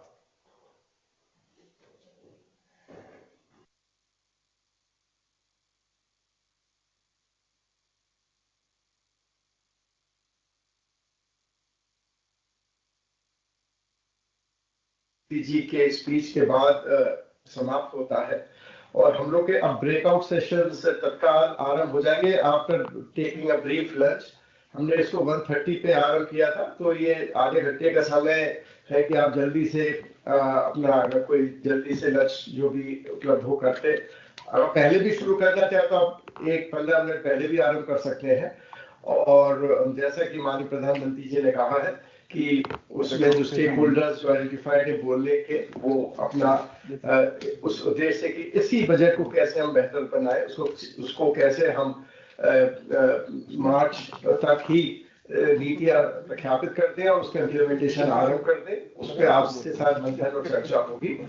ये भी अनुरोध है कि जो लोग इंटरवेंशनिस्ट की तरह या पैनलिस्ट की तरह बोलने का जिनको अवसर नहीं मिल पाया है, क्योंकि 2-2.5 घंटे में सब लोग नहीं बोल सकते थे, तो मेरा नोडल सब थीम्स के नोडल अधिकारियों से अनुरोध रहेगा कि वह अपना एक ईमेल एड्रेस जरूर सभी पैनलिस्ट और सभी अपने कार्यक्रम में पहले ही आप जरूर दे दें, जिससे वो ईमेल से अपने अपने सुझाव आपको अगले 1-2 दिन में दे सकें, जो लोग बोल नहीं पाए इसमें और लेकिन वो सुझाव देना चाहते हैं, क्योंकि हजारों लोग इस वेबिनार से जुड़े हैं, जैसे हमें सूचना मिली है, कुछ वेबकास्ट से जुड़े हैं, कुछ यूट्यूब से जुड़े हैं और उनके मन में भी कुछ सुझाव होगा, तो वो आप एक ईमेल अपने नोडल में किसी का दे देंगे, 1 या 2 दे देंगे, उस पर सुझाव आएंगे, उनको भी आप इंक्लूड कर लेंगे अपने फाइनलाइजेशन करने में जो भी थीम रहेगी। इसके साथ ही मैं आप सबका विशेष रूप से जो पैनलिस्ट साथ जिन्होंने अपनी बात रखी उनका मैं बहुत आभार व्यक्त करता हूँ और शुभकामना देता हूँ कि इस माननीय प्रधानमंत्री जी की अपेक्षा के अनुरूप हमारे अगले ब्रेकआउट सेक्शंस अब आरंभ होंगे।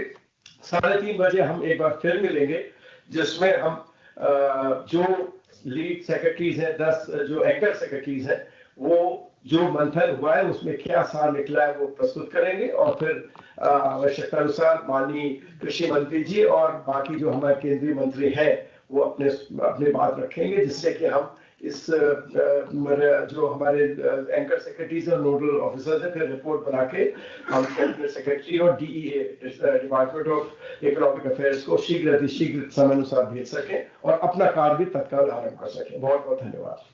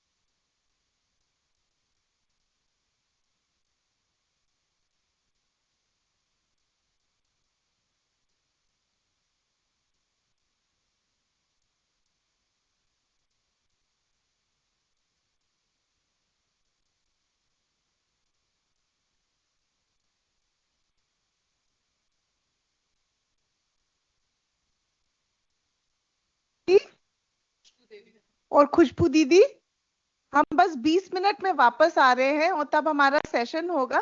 तो आपको अगर छोटा सा एक ब्रेक लेना है, पानी वानी पीना है या कुछ खाना है तो फटाफट खा के वापस आ जाइए। आप 1:25 पे वापस जुड़ जाइएगा दीदी। ये आपका वाला सेशन है, ठीक है? हाँ, छोड़ के मत जाइएगा, बस आसपास ही रहिए और 1:25 पे वापस आ जाइएगा। कैमरा वगैरह मत बंद करिएगा। खुशबू दीदी, खातुमनिसा दीदी, दोनों को ये निवेदन है। धन्यवाद।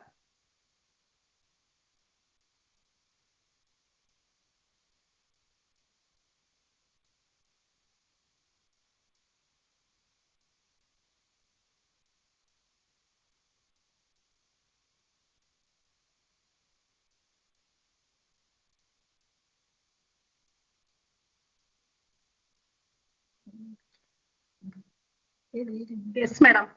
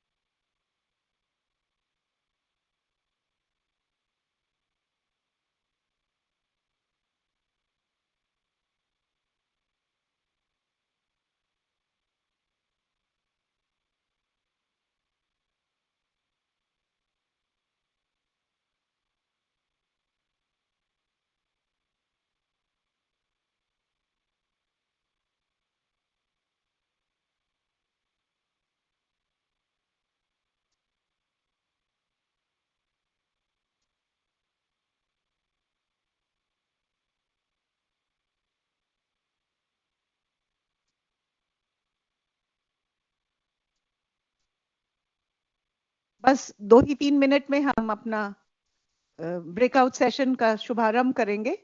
Please bear with us. Khushboo दीदी और खातुमनिसा दीदी, आप लोग भी आ जाएं और सभी लोग से निवेदन है कि अपने कैमरे ऑन कर लीजिए. ये एक विशेष निर्देश है एनआईसी हेडक्वार्टर से. सो सबसे निवेदन है कि अपने कैमरे प्लीज स्विच ऑन कर लें. और एक तरुण जी हैं, उनसे निवेदन है कि कृपया अपना कैमरा ऑन कर लें.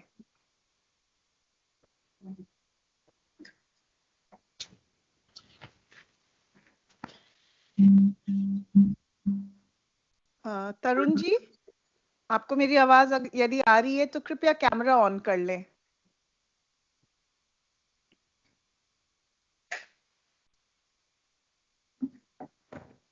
Yes. It was like a...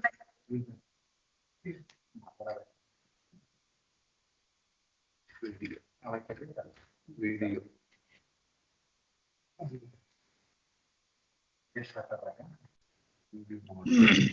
Video.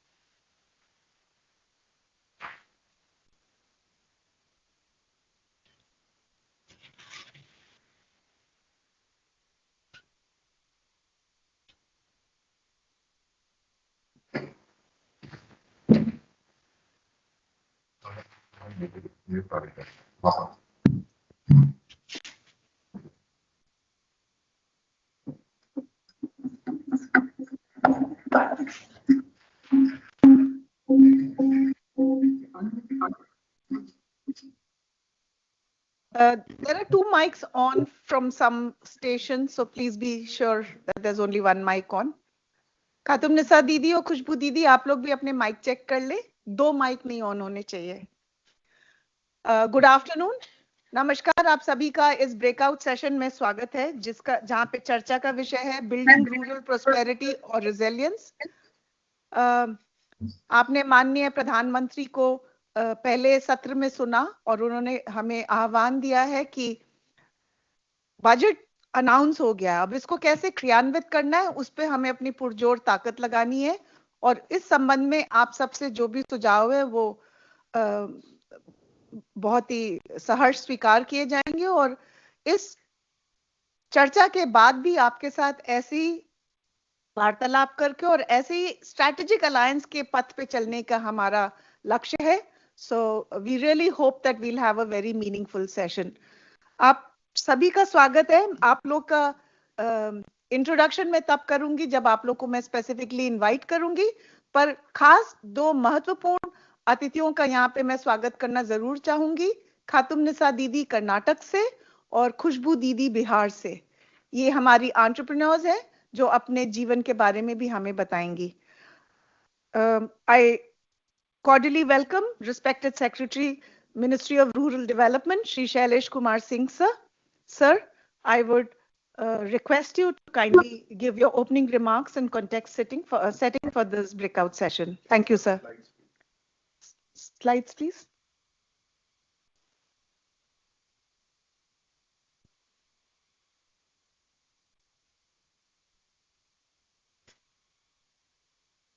A very good afternoon to all the panelists and all the other participants.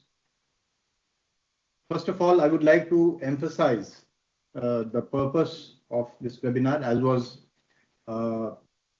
was stated by Honorable Prime Minister in his address. It is not intended to be an academic or a broad discussion on any issues. Its purpose is to elicit ideas on how best to implement the budget announcements of this year. So, next slide, please. Next slide. ये हमारा budget announcement है. I'll just read it out. Para 11 कहता है, a comprehensive multi-sectoral rural prosperity and resilience program will be launched in partnership with states. This will address underemployment in agriculture through skilling, investment, technology, and invigorating the rural economy. The goal is to generate ample opportunities in rural areas so that migration is an option and not a necessity.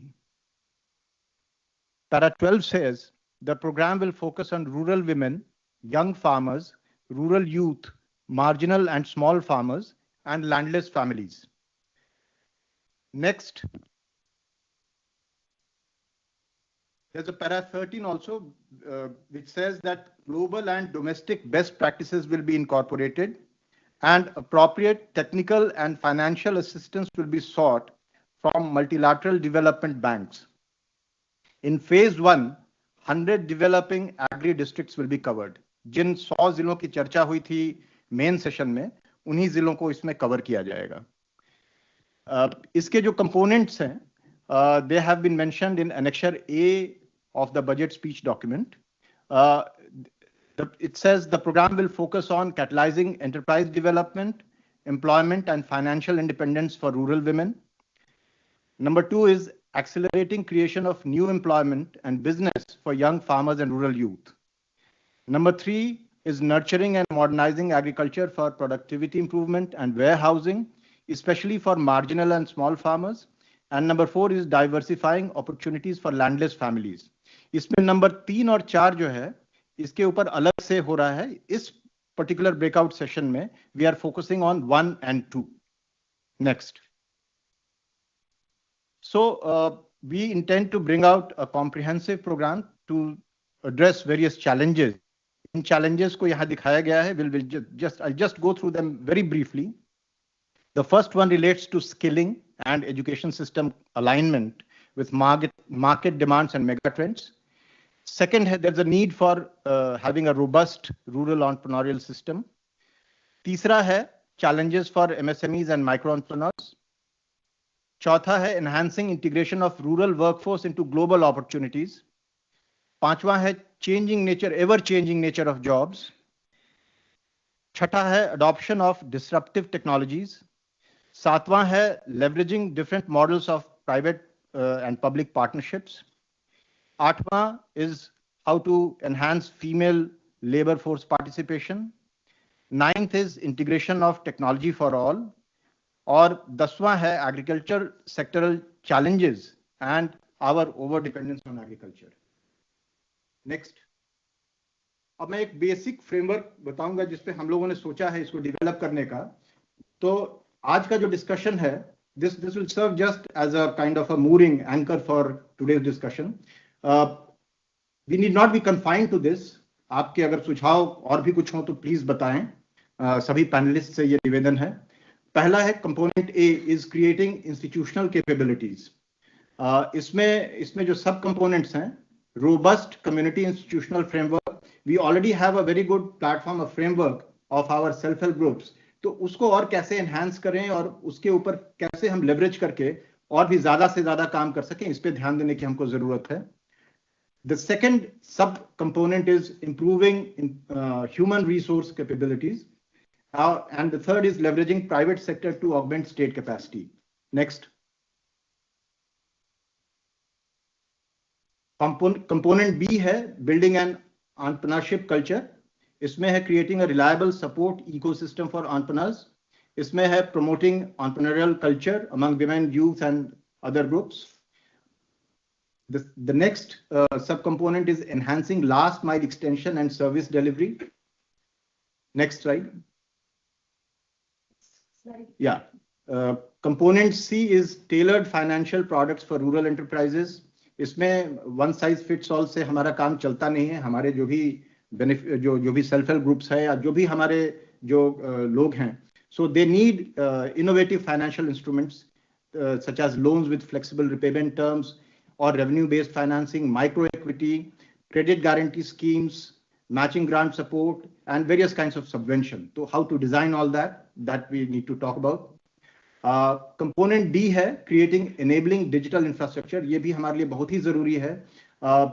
Rural development, rural area जो है उसमें कई ministries, departments, organisations काम करते हैं. उनके बीच में effective convergence के लिए ये हमारा डिजिटल इंफ्रास्ट्रक्चर बहुत ही जरूरी है. तो इसके ऊपर भी हमको बात करने की जरूरत है. Next slide. Component E is about promoting enterprises, how to promote mass entrepreneurship, how to go for higher order enterprises. अभी हमारी जो सेल्फ हेल्प ग्रुप मेंबर्स हैं, छोटे छोटे व्यवसाय करती हैं, उनको और बड़े व्यवसाय करने के लिए किस प्रकार से हम ऑर्गेनाइज कर सकते हैं, कैसे कोऑर्डिनेट कर सकते हैं, कैसे मोबिलाइज कर सकते हैं, इसके ऊपर हमको सोचने की जरूरत है. The next sub component is rural entrepreneurship hubs. इसमें basically we want to create systems to facilitate and support entrepreneurs through training, scaling, mentorship, and all kinds of support. Next. Now we can come to the panel discussion. धन्यवाद सचिव महोदय.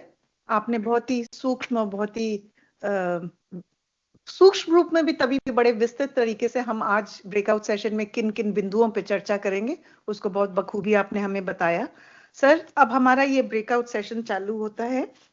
मैं आपकी जानकारी के लिए बताना चाहूंगी कि हमने हर एक पैनलिस्ट को उनके योगदान और उनकी जो लगन और जो रुझान है ग्रामीण सेक्टर के डेवलपमेंट के लिए, उसको मद्देनजर रखते हुए हमने इन लोग को यहाँ पे आमंत्रित किया है. और इस सिलसिले में सबसे पहले मैं आमंत्रित करूंगी श्री अश्विनी सक्सेना जी को. ये सीईओ हैं जीएमआर वारालक्ष्मी फाउंडेशन के. 30 साल का इनका तजुर्बा है इन एमएसएमई, सीएसआर. इन्होंने काफी चर्चित और इम्पैक्टफुल प्रोग्राम्स को भी लीड किया है. सर, इनका हमेशा फोकस रहा है कॉर्पोरेट सस्टेनेबिलिटी पे, inclusive growth and stakeholder engagement पे.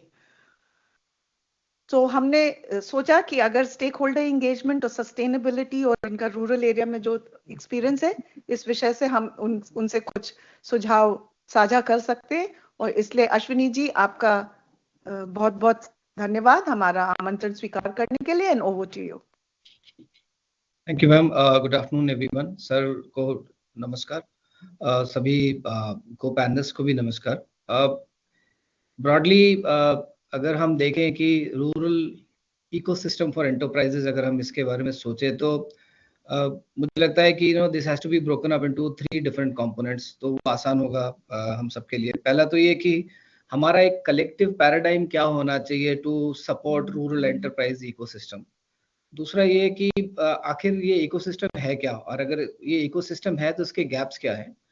एंड थर्डली टू सी कि इसके जो प्लेयर्स हैं इकोसिस्टम के, वो कौन है और हम कैसे मिलके काम कर सकते हैं. सो फर्स्ट ऑफ ऑल मेरा ये कहना था कि जो एंटरप्रेन्योरशिप है ये नर्चर तब होती है जब बेसिक फंडामेंटल्स इन प्लेस हो. And I think this credit goes to the government कि आज because of so many programmes, so much of poverty elevation programmes that have happened, there is a whole lot of readiness today. हमने अपने देश में लगभग 24.8 करोड़ लोगों को poverty से बाहर निकाला है पिछले 10 सालों में. and the poverty levels have gone down significantly from 29% to about just 11% now. And therefore we are well poised as a country, as a nation, to leverage these fundamentals which are in place and which can be now used for enterprise promotion. So जो प्रधानमंत्री बोलते हैं अमृतकाल, वो exactly ये अमृतकाल है. हम poised हैं इस समय पे, हमें वो ताकत है जो कि हमें लेके जाएगी आगे. The second thing which I wanted to give as a paradigm is कि poverty alleviation के जो programs हैं, they focus on building people's capacities so that they can take risk. And entrepreneurship is about incentivizing risk-taking abilities. So what I'm trying to say is that since risk-taking capabilities have been enhanced, people have a little more stake that they can put. Therefore, now we are well poised to go into entrepreneurship in a much bigger way, and thanks to the entire system, that has got nurtured in last 10 to 15 years, which is I think very useful. सो हमें essentially ये समझना है कि एक poverty elevation का approach अलग होगा और enterprise and entrepreneurship का जो approach है that has to be separate, but they need to talk to each other because poverty elevation is a fundamental building block. Two is like I said again to repeat कि risk taking को हमें promote करना है, ना कि business को subsidize करना है. अगर हम risk taking को subsidize करते हैं या incentivize करते हैं तो business automatically grow करने लगेगा. So this is the one. This is the second, component of my paradigm that I wanted to give.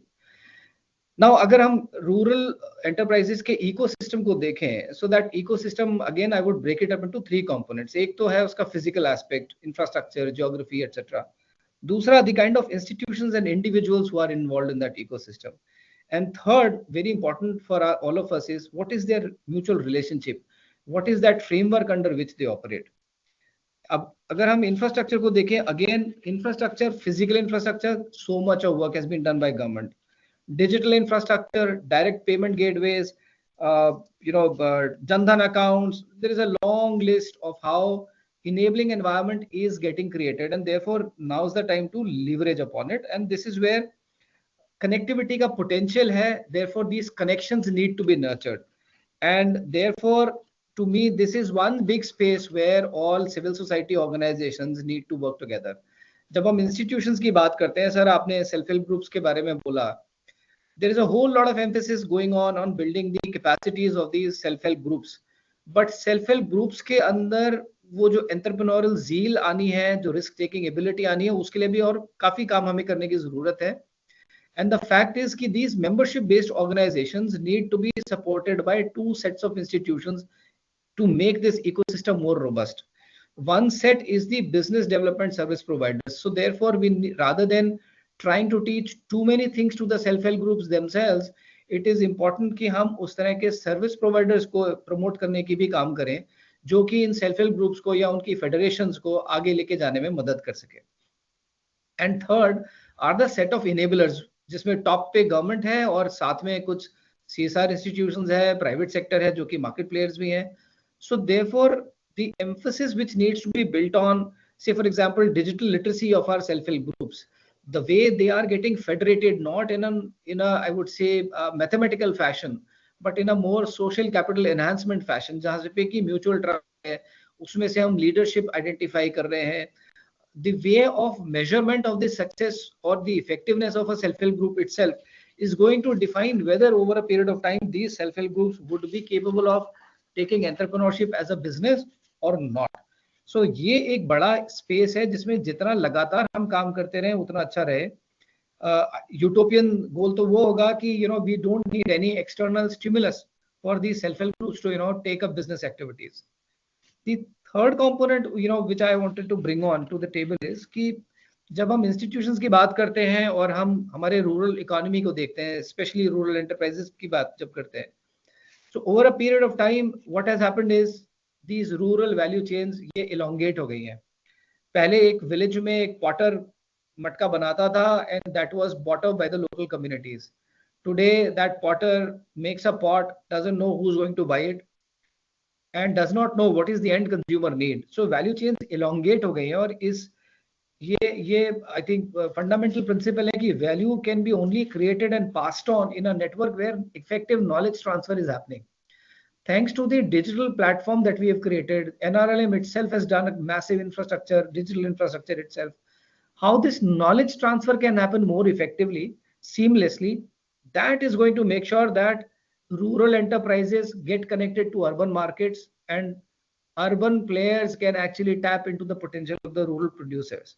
ये एक मुझे लगता है कि एक स्पेस है जिसमें कि हमें काफी काम मिलके करना चाहिए और इसके लिए जो हमारा जैसे कहते हैं जो ईथर है ऑफ मैनेजमेंट और फ्रेमवर्क वो it has to be very very local and I think that's where the collaboration between civil societies और द बिजनेस डेवलपमेंट प्रोवाइडर्स और the enablers has to be effective. तीसरा point जो मैं इसके बाद रखना चाह रहा हूँ वो ये कि हम हमेशा से ये देखते हैं कि rural products going into markets it's a very sometimes a very fashionable way to say that okay our people producing so and so thing in a rural area are now being able to export it. That's fine, that's a niche market, but at the same time अगर हम देखें तो rural areas की भी needs evolve हुई हैं. thankfully, because of the government work, because of the private sector investment, because of massive agricultural development that has happened, लोगों के पास में surplus resources आज rural areas में भी होने लगे हैं.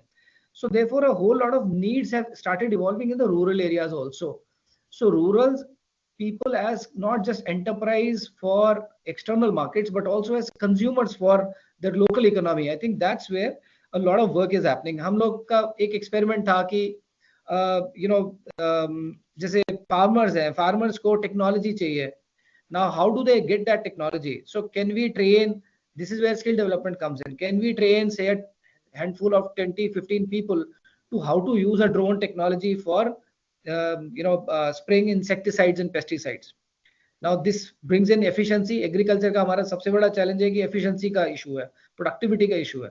How can we bring in efficiency? There is a model where self-help groups have bought off agricultural equipment and they passed it on a rental basis to farmers.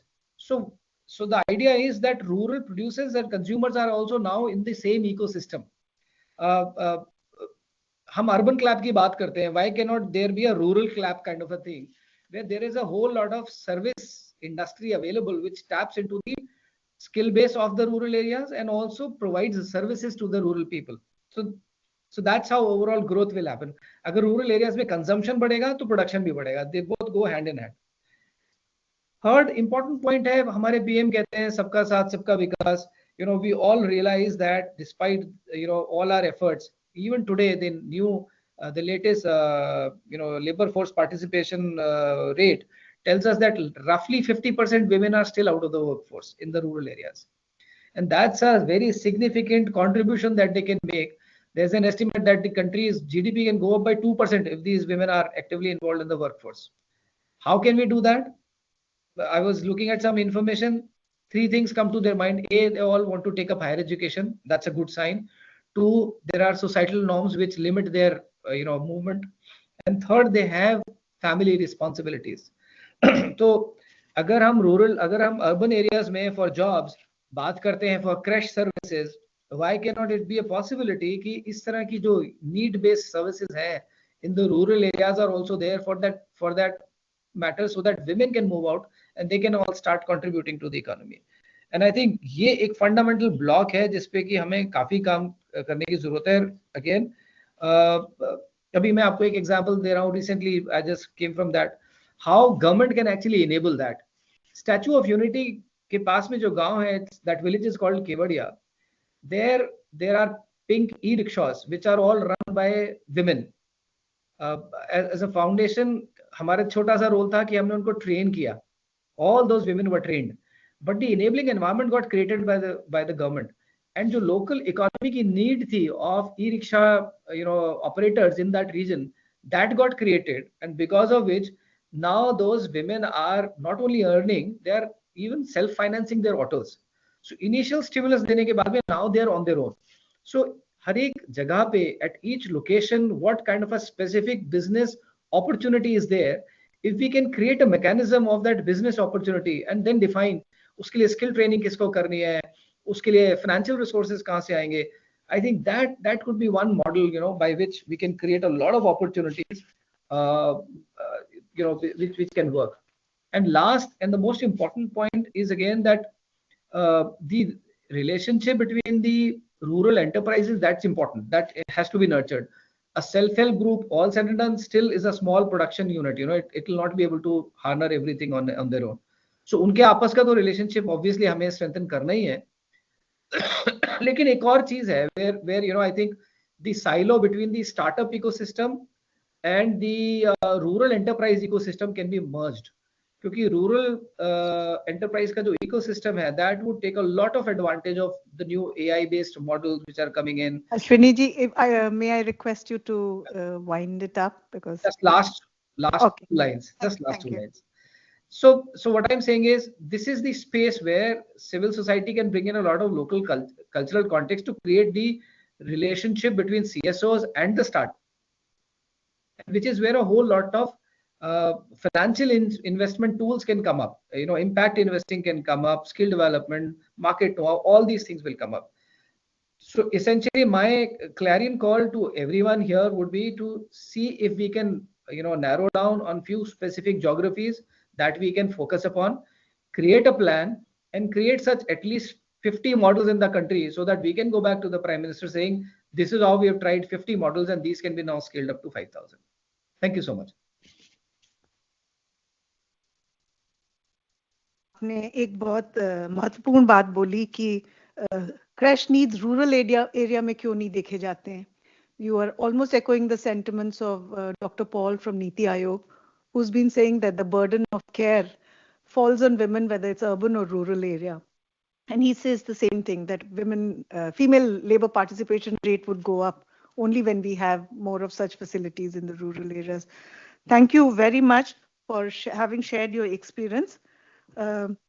I now request Shri Saroj Mahapatra ji. सभी panelist से निवेदन है कि अपना camera on ही रखेंगे. Saroj Mahapatra ji, we can't see you here. No ma'am, मैं तो हूँ इसमें. अच्छा, ओके, सॉरी. हम सॉरी वो शायद बैंड में आपको.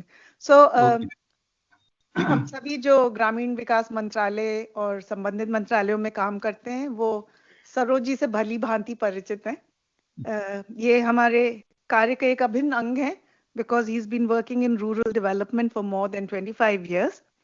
और सेंट्रल इंडिया के ट्राइबल क्षेत्रों में इन्होंने बहुत ही महत्वपूर्ण भूमिका निभाई है for developing the integrated natural resource management manual for MG Narega. And needless to say that they are a partner on the ground in most of our programs in rural development. So, Saroj ji, आपसे निवेदन है कि Antyodaya, reaching till the last mile के बारे में आपका क्या experience है, कृपया उस पर कुछ बोले. धन्यवाद. इस बजट के कॉन्टेक्स्ट में क्या करना है? जी हाँ, वो that's a given. Yeah, thank you so much, ma'am, and thank you so much, Secretary sir. Basically, जो बजट का कॉन्टेक्स्ट में मैं बात करूंगा, I think this is a very inspiring budget जिसमें आपने जो फ्रेमवर्क प्रेजेंट किया है, तो जिसमें स्ट्रेंथनिंग वुमेन कलेक्टिव से लेके लाइवलीहुड सेक्टर, एंटरप्रेन्योरशिप सब कुछ है उसमें. सो मैं थोड़ा सा ब्रीफली बताऊंगा कि हम लोग का क्या एक्सपीरियंस है. लाइक NRLM प्रोग्राम को जब देखते हैं हम लोग, flagship programme, so it's one of the major flagship programme जहां पर लार्ज स्केल मोबिलाइजेशन हुआ है. So more than 10 crore women आज का दिन में हम लोग का सेल्फ हेल्प ग्रुप फोल्ड में है. 40% are mostly covered under livelihoods, and I think that's a very significant achievement. And इसमें जो देख रहे थे हम लोग का 3 करोड़ से ज्यादा लाखपति दीदी का पोटेंशियल जनरेट हुआ है. सो इसको अगर हम लोग देखेंगे कि कोई भी जब लाइवलीहुड एक्टिविटीज हम लोग करते हैं तो किस तरीके का नीड का जरूरत है. whenever we are promoting any livelihood activities, so it requires an entrepreneur and it requires a very good service. क्या हो गया? Am I audible properly? We lost your voice for a few seconds, Saroj ji. Okay. Now it's fine. Yeah. So I think whenever we are promoting some enterprise activities or livelihood activities, so there it requires a business idea, an entrepreneur, then asset creation, working capital, market, then technology and service provision ecosystem. तो हम लोग basically जो हमने resilient livelihoods and last mile delivery का services का जब बात करते हैं तो one part is basically large scale livelihood asset creation, ये कैसे करके हो पाएगा. सो हम लोग ये देखें कि जैसा बहुत सारा स्टेट में ये काम हुआ है, like for example in the state of Chhattisgarh where the MG energy department, MG energy cell and the NRLM with the civil society organizations, so they have created this mega water set program under MG NRGS. तो इसमें अगर देखेंगे कि more than 3 lakh hectares of land and water का treatment हुआ है, 227% increase in the income हुआ है for 1,60,000 women actually. So I think that's a very significant investment. तो इसका जो learning वही है कि अगर हमने targeted investment करते हैं तो इस एरिया में काफी चेंजेस आता है और वही पेचेस है जो immersion ground and then growth nucleus के हिसाब से काम करता है. And second part is basically how to leverage these women collectives. These are, for example, if we take the example of Jharkhand. So यहाँ पर हम लोग देख रहे थे कि near than 40,000 CRPs है, community resource person. So who are mostly the आजीविका कृषि मित्रस और पशु सखीस और the master trainers. So ये जो हम लोग देखते हैं कि सर्विसेस डोर स्टेप में इंश्योर कराना हुआ, ये लोग बहुत अच्छा से इंश्योर कर रहे हैं. But I think the shift is required is जो सर्विस प्रोविजनिंग इकोसिस्टम को, जो एक्सटेंशन सर्विसेज को इंश्योर कराते हुए एंटरप्रेन्योरशिप माइंडसेट का तरफ कैसे मूवमेंट होगा. फॉर एग्जांपल हम लोग ये देखें कि जो जैसा लाइफ स्टॉक का जो पशु सखीस हैं, तो आज का दिन में वो खुद भी लाइफ स्टॉक का काम कर रहे हैं, पोल्ट्री का कर रहे हैं, बेकेट देन गोट रियरिंग का काम कर रहे हैं. At the same time they are providing the required services in the village level and cluster level federations level, and that getting the income of more than 1.5 lakh rupees, and there are many examples of like this. But ये जब scale में करना है, तो क्या हम लोग ये प्रोटोटाइप बेस्ड लाइवलीहुड को जनरेट कर सकते हैं in a cluster mode, like the cluster based approach.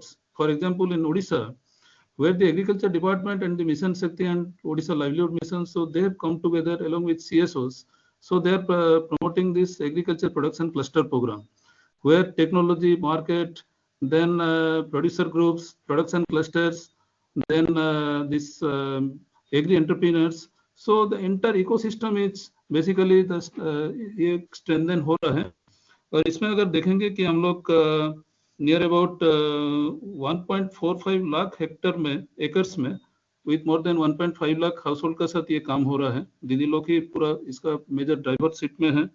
और इसमें 115 करोड़ का लास्ट ईयर का ये मैं देख रहा था टर्नओवर है, with a production of near about 33,000 metric tonne of vegetables. So I think these are not small thing. So at the same time हम लोग को ये लग रहा था कि जो टेक्निकल, फाइनेंशियल, मार्केटिंग, ये एस्पेक्ट को बहुत अच्छा से इंटीग्रेट करने का शायद जरूरत पड़ेगा. और हम लोग देख रहे थे कि जहां पर ऐसा काम हुआ है, जो काफी कॉम्प्रिहेंसिव तरीका से काम हुआ है, whether that is the landscape based approach, taking the ecology into considerations, taking the rural economy and the collectives are taking the central seat. So हम लोग ये देख रहे थे कि जब decentralized community actions का अगर बात करते हैं, so these SHGs and the village organizations and the cluster level federations can play a much larger role to leverage the programs like MGNRGS, and इसमें लार्ज स्केल एसेट क्रिएशन का काम हो सकता है, जो हम लोग का अभी एग्जांपल में शेयर कर रहा था. देन आई थिंक ये जो transitioning of this community cadres to the extension, from the extension agent to the entrepreneurs, actually I think ये ट्रांजिशन से नेक्स्ट फेज का जरूरत पड़ेगा. आजकल हम लोग ये देख रहे थे कि हर एक गाँव में कम्युनिटी रिसोर्स पर्सन है, बट ये अगर हमने कन्वर्जेंस, पार्टनरशिप्स, जो अश्विनी जी भी बोल रहे थे कि how to leverage this multi-stakeholder partnership at the various levels, at the grassroots level, at the state level, CSOs का भी participation कैसे हो सकता है, CBOs का और कैसे better participation हो सकता है. तो I think these are some of the broad contours around which the community resource person and the community, the CBOs can play a much larger role. और इसका शायद हमको लगता है कि नॉलेज लेवल का काफी सारा ट्रेनिंग अभी हुआ है, से दी एग्रीकल्चर नेचुरल फार्मिंग का कैसे करेंगे, या पशु सखी का अगर है तो वैक्सीनेशन कैसे होगा, पोल्ट्री सेट कैसे बनेगा. So I think the knowledge level trainings are going on, and I think the change required is the being level training, the entrepreneurship mindset, what is the change in the mindset, so that लोग आज का दिन में उसको extension agent नहीं सोचते हुए वो सोचेगा कि yes, these are the change factor in our area, these people are giving the mentoring support to our collectives. So I think that shift is very much required. Then only the entrepreneurship and enterprising mindset can be, I think, achieved. And second हम लोग को लग रहा था कि जो cluster level federations है और जो फार्मर प्रोड्यूसर ऑर्गेनाइजेशंस अभी आज का दिन में एग्रीकल्चर डिपार्टमेंट प्लस NRLM से भी लार्ज स्केल में लाइवलीहुड वर्टिकल में क्रिएट हुआ है, एक सीमलेस इंटीग्रेशन कैसे हो सकता है, बिकॉज दिस वुमेन प्रोड्यूसर ये लोग ही वहाँ का उसी का मेंबर है. तो ये क्या बहुत सिमलेस इंटीग्रेशन हो सकता है अगर हम लोग देखें कि जहाँ पर ऐसा हुआ है, for example in Orissa and Chhattisgarh, ये सब जगह में जो हुआ है, बिहार में भी काफी जगह में हुआ है, तो आई थिंक वहाँ पर काफी स्ट्राइकिंग रिजल्ट्स है एंड अचीवमेंट्स हैं, एंड जो हम लोग बोलते हैं कि community led initiative and community how to trigger this community led change process, ये सब उसी जगह में हो पा रहा है. And this community resource person are answerable to the community and not to us or to the external stakeholders. So ये देख रहे हैं कि ये जो लास्ट माइल कनेक्ट तभी हो पा रहा है जब इस तरीके का रिसोर्स पर्सन और इंस्टीट्यूशंस का ऊपर में हम लोग काफी लार्ज स्केल फोकस कर पा रहे हैं, and eight the same time contest specific plan बन पा रहा है. दैट मीन्स हमने में सपोज महाराष्ट्र में कोई मॉडल काम किया है, so that model is not copy pasted in Jharkhand. अगर वहाँ का कॉन्टेस्ट को देखते हुए सपोज लोग वहाँ पर मिलेट्स करते हैं, तो मिलेट्स के अराउंड में क्या पैकेज ऑफ प्रैक्टिसेस रहेगा, प्रोडक्टिविटी कैसे इंश्योर हो पाएगा, क्या प्रोसेसिंग यूनिट रहेगा, और उसमें एग्री एंटरप्रेन्योर्स क्या रोल प्ले कर सकते हैं. I think these are the type of interventions which is very much required, and I think ये लास्ट 7-8 ईयर्स में काफी लार्ज स्केल में एनआरएलएम में हुआ है. बट आई थिंक ये जो rural growth engine growth centre का अगर बात करेंगे तो इसको लेके शायद that is the next challenge actually. इसको कैसे करके हम मोर एस्पिरेशनल बना पाएंगे, ग्रोथ एंड अपॉर्चुनिटीज के अराउंड में कैसे और बेटर तरीका से convergence integration and we should not work in silos, कैसे करके हम बेटर कन्वर्जेंस कर पाएंगे और ज्यादा से ज्यादा एंटरप्रेन्योर्स को कैसे प्रमोट करेंगे. सपोज 40,000 अगर सीआरपी से आज का दिन में can 10,000 CRPs be promoted as entrepreneurs so that they are not dependent on anybody, but काफी large scale में वो लोग अपना ये services को ensure करा सकते हैं. Yes. Saroj ji, pardon me, if you could quickly wind up, please. Thank you. Yes, sure. So last just I will take only 1 minute. So इसमें हमको लगता है कि जो डेवलपमेंट सेक्टर में बाकी CSOs हैं या इकोसिस्टम डेवलपमेंट प्लेयर्स हैं, सो ये काफ़ी लार्ज रोल प्ले कर सकते हैं. सो एक कन्वर्जेंस मैकेनिज्म को इंश्योर करा सकते हैं, जो एविडेंस बेस्ड एक MEL learning measurement and evaluation system है उसको काफ़ी अच्छे से बिल्ड कर सकते हैं. बहुत सारा टूल किट डेवलप हो सकता है जो लर्निंग एकेडमी एंड काफ़ी लार्ज स्केल में हम लोग टेक्नोलॉजी का थ्रू से डिसेमिनेट कर सकते हैं, and they can facilitate the convergence at the ground level. So multi stakeholder partnerships and grooming cadres and grooming institutions so that we can ensure the decentralized community action and community stewardship is the key to ensure this last mile extension delivery. And I am very hopeful, like let us create an ecosystem so that people do not dependent on this welfare, but they can demand and there will be more. I think जो एक बहुत time में अभी जो ultra poor households है invisible रहते हैं, but एक सिग्निफिकेंस की तरफ मूव करेगा, या पार्टिसिपेशन से ज्यादा ownership and responsible community institutions हो पाएगा, and I think more inclusive growth होगा towards achieving the vision of 2047. I think that is the key. Thank you so much. Thank you, Sarojji, which is why we call you an integral part of our rural development community, because you echo the same sentiments. You talked about empowering and retraining our community resource persons, and you also talked about, giving more power to the CLF and the pyramidal structure. So we also have been talking on the same lines. Thank you so much for saying these, because we know we are on the right path and we shall keep collaborating. Thank you. Sir, our next speaker is Mr. V. Vijayvardhan, who's General Manager, Social Investments, ITC. So we all knew that ITC had made a very large impact in the wheat sector working with the farmers. But when we went onto their website, we realized that they had made forays much wider than that. So we invite Mr. Vijayvardhan here, who's got 25 years of professional experience in handling pan-India operations across ITC. And he's got a rich experience in development sector, sustainable agriculture, and rural livelihoods. He's managed several stakeholder partnerships and large-scale operations, and we welcome you, Mr. Vijayvardhan. Thank you, ma'am. Thank you, sir, for inviting ITC for this very important session. So I will be more specific because many of the approaches and directions had been covered since morning. So one particular thing is that what I'm sharing is based on our experience in strengthening rural livelihoods, mainly with a value chain lens.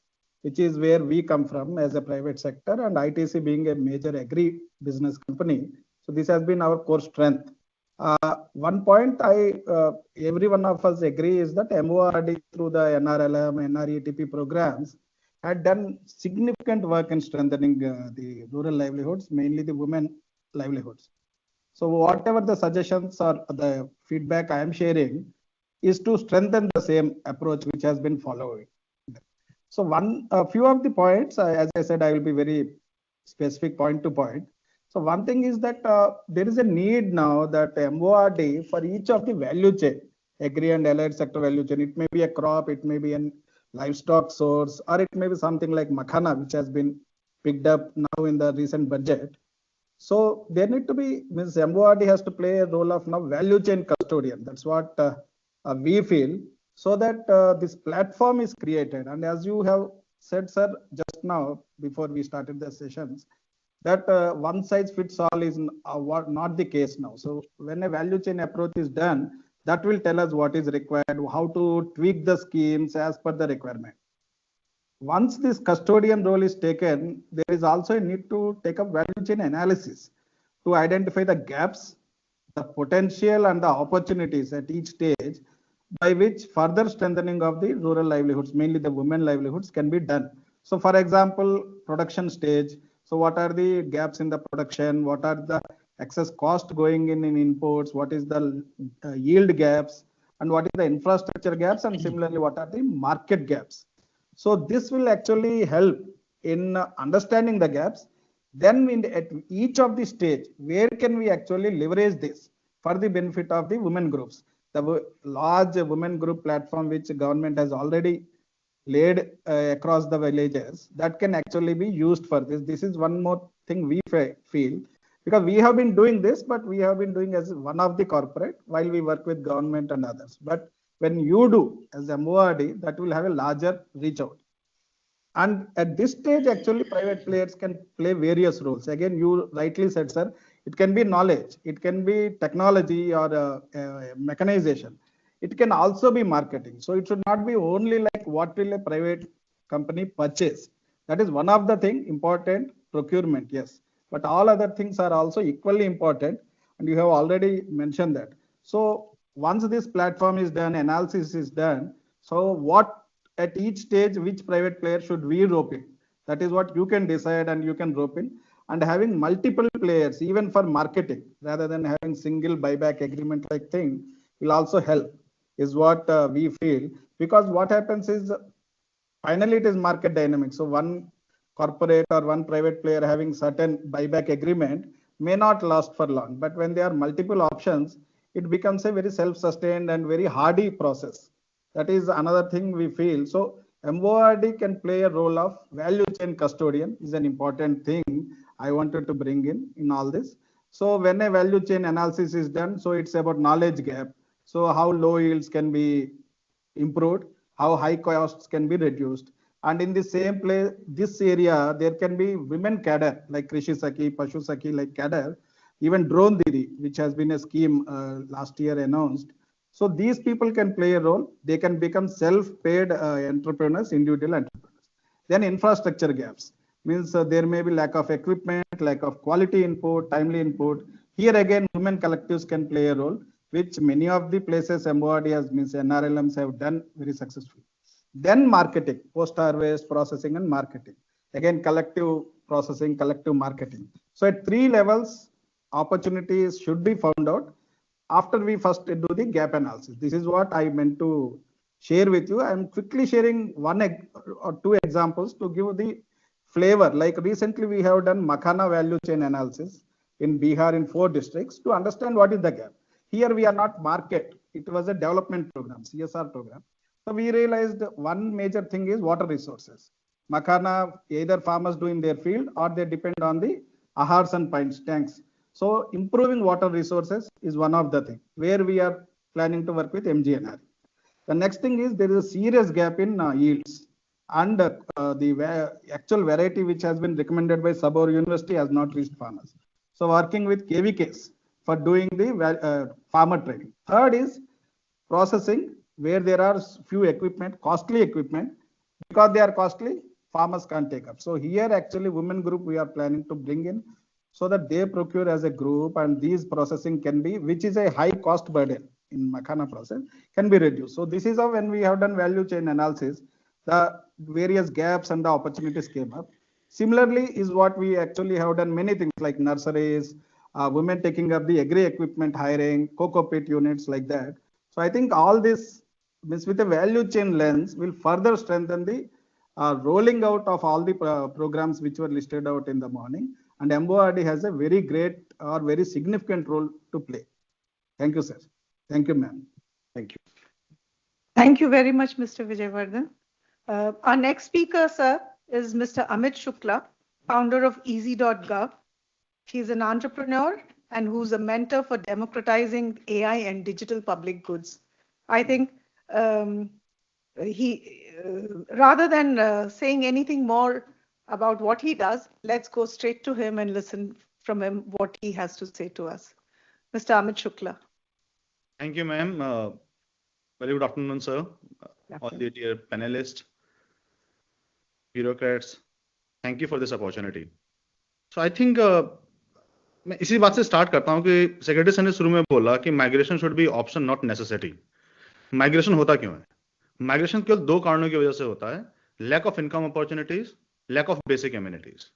हम सुबह से मतलब हम काफी हमने बातें की कि कन्वर्जेंस होना चाहिए तो प्रॉब्लम सॉल्व हो जाएगी, बट ये कन्वर्जेंस करेगा कौन? कौन सी यूनिट है जहां पे कन्वर्जेंस हो सकता है? अगर हम दोनों को अलग अलग मैं थोड़ा थोड़ा समय दूंगा. पहले हम बात करते हैं अर्निंग अपॉर्चुनिटीज. अर्निंग अपॉर्चुनिटीज, जो चिप्स जो हम खाते हैं वो हम खाते हैं 400 रुपए किलो. जो फार्मर से आलू खरीदते हैं वो खरीदते हैं 4 रुपए किलो. तो ये 400 रुपए से किलो से 4 किलो का जो गैप है, इसको कैसे फुलफिल किया जाए, और इसमें अगर थोड़ा पार्ट भी फुलफिल कर दें तो हमारे फार्मर के पास ऑलरेडी अर्निंग अपॉर्चुनिटी जनरेट हो जाएगी. अब उसका अगर इसको हम समझें कि अगर एक मेरे को एक एसएचजी है या एक एंटरप्राइज बनाना है गांव के लेवल पे, तो मेरे को 4 चीजों की जरूरत है. पहला, access to market. So digital public good ONDC access to market देता है. दूसरा बोलूं, एक्सेस टू स्किल.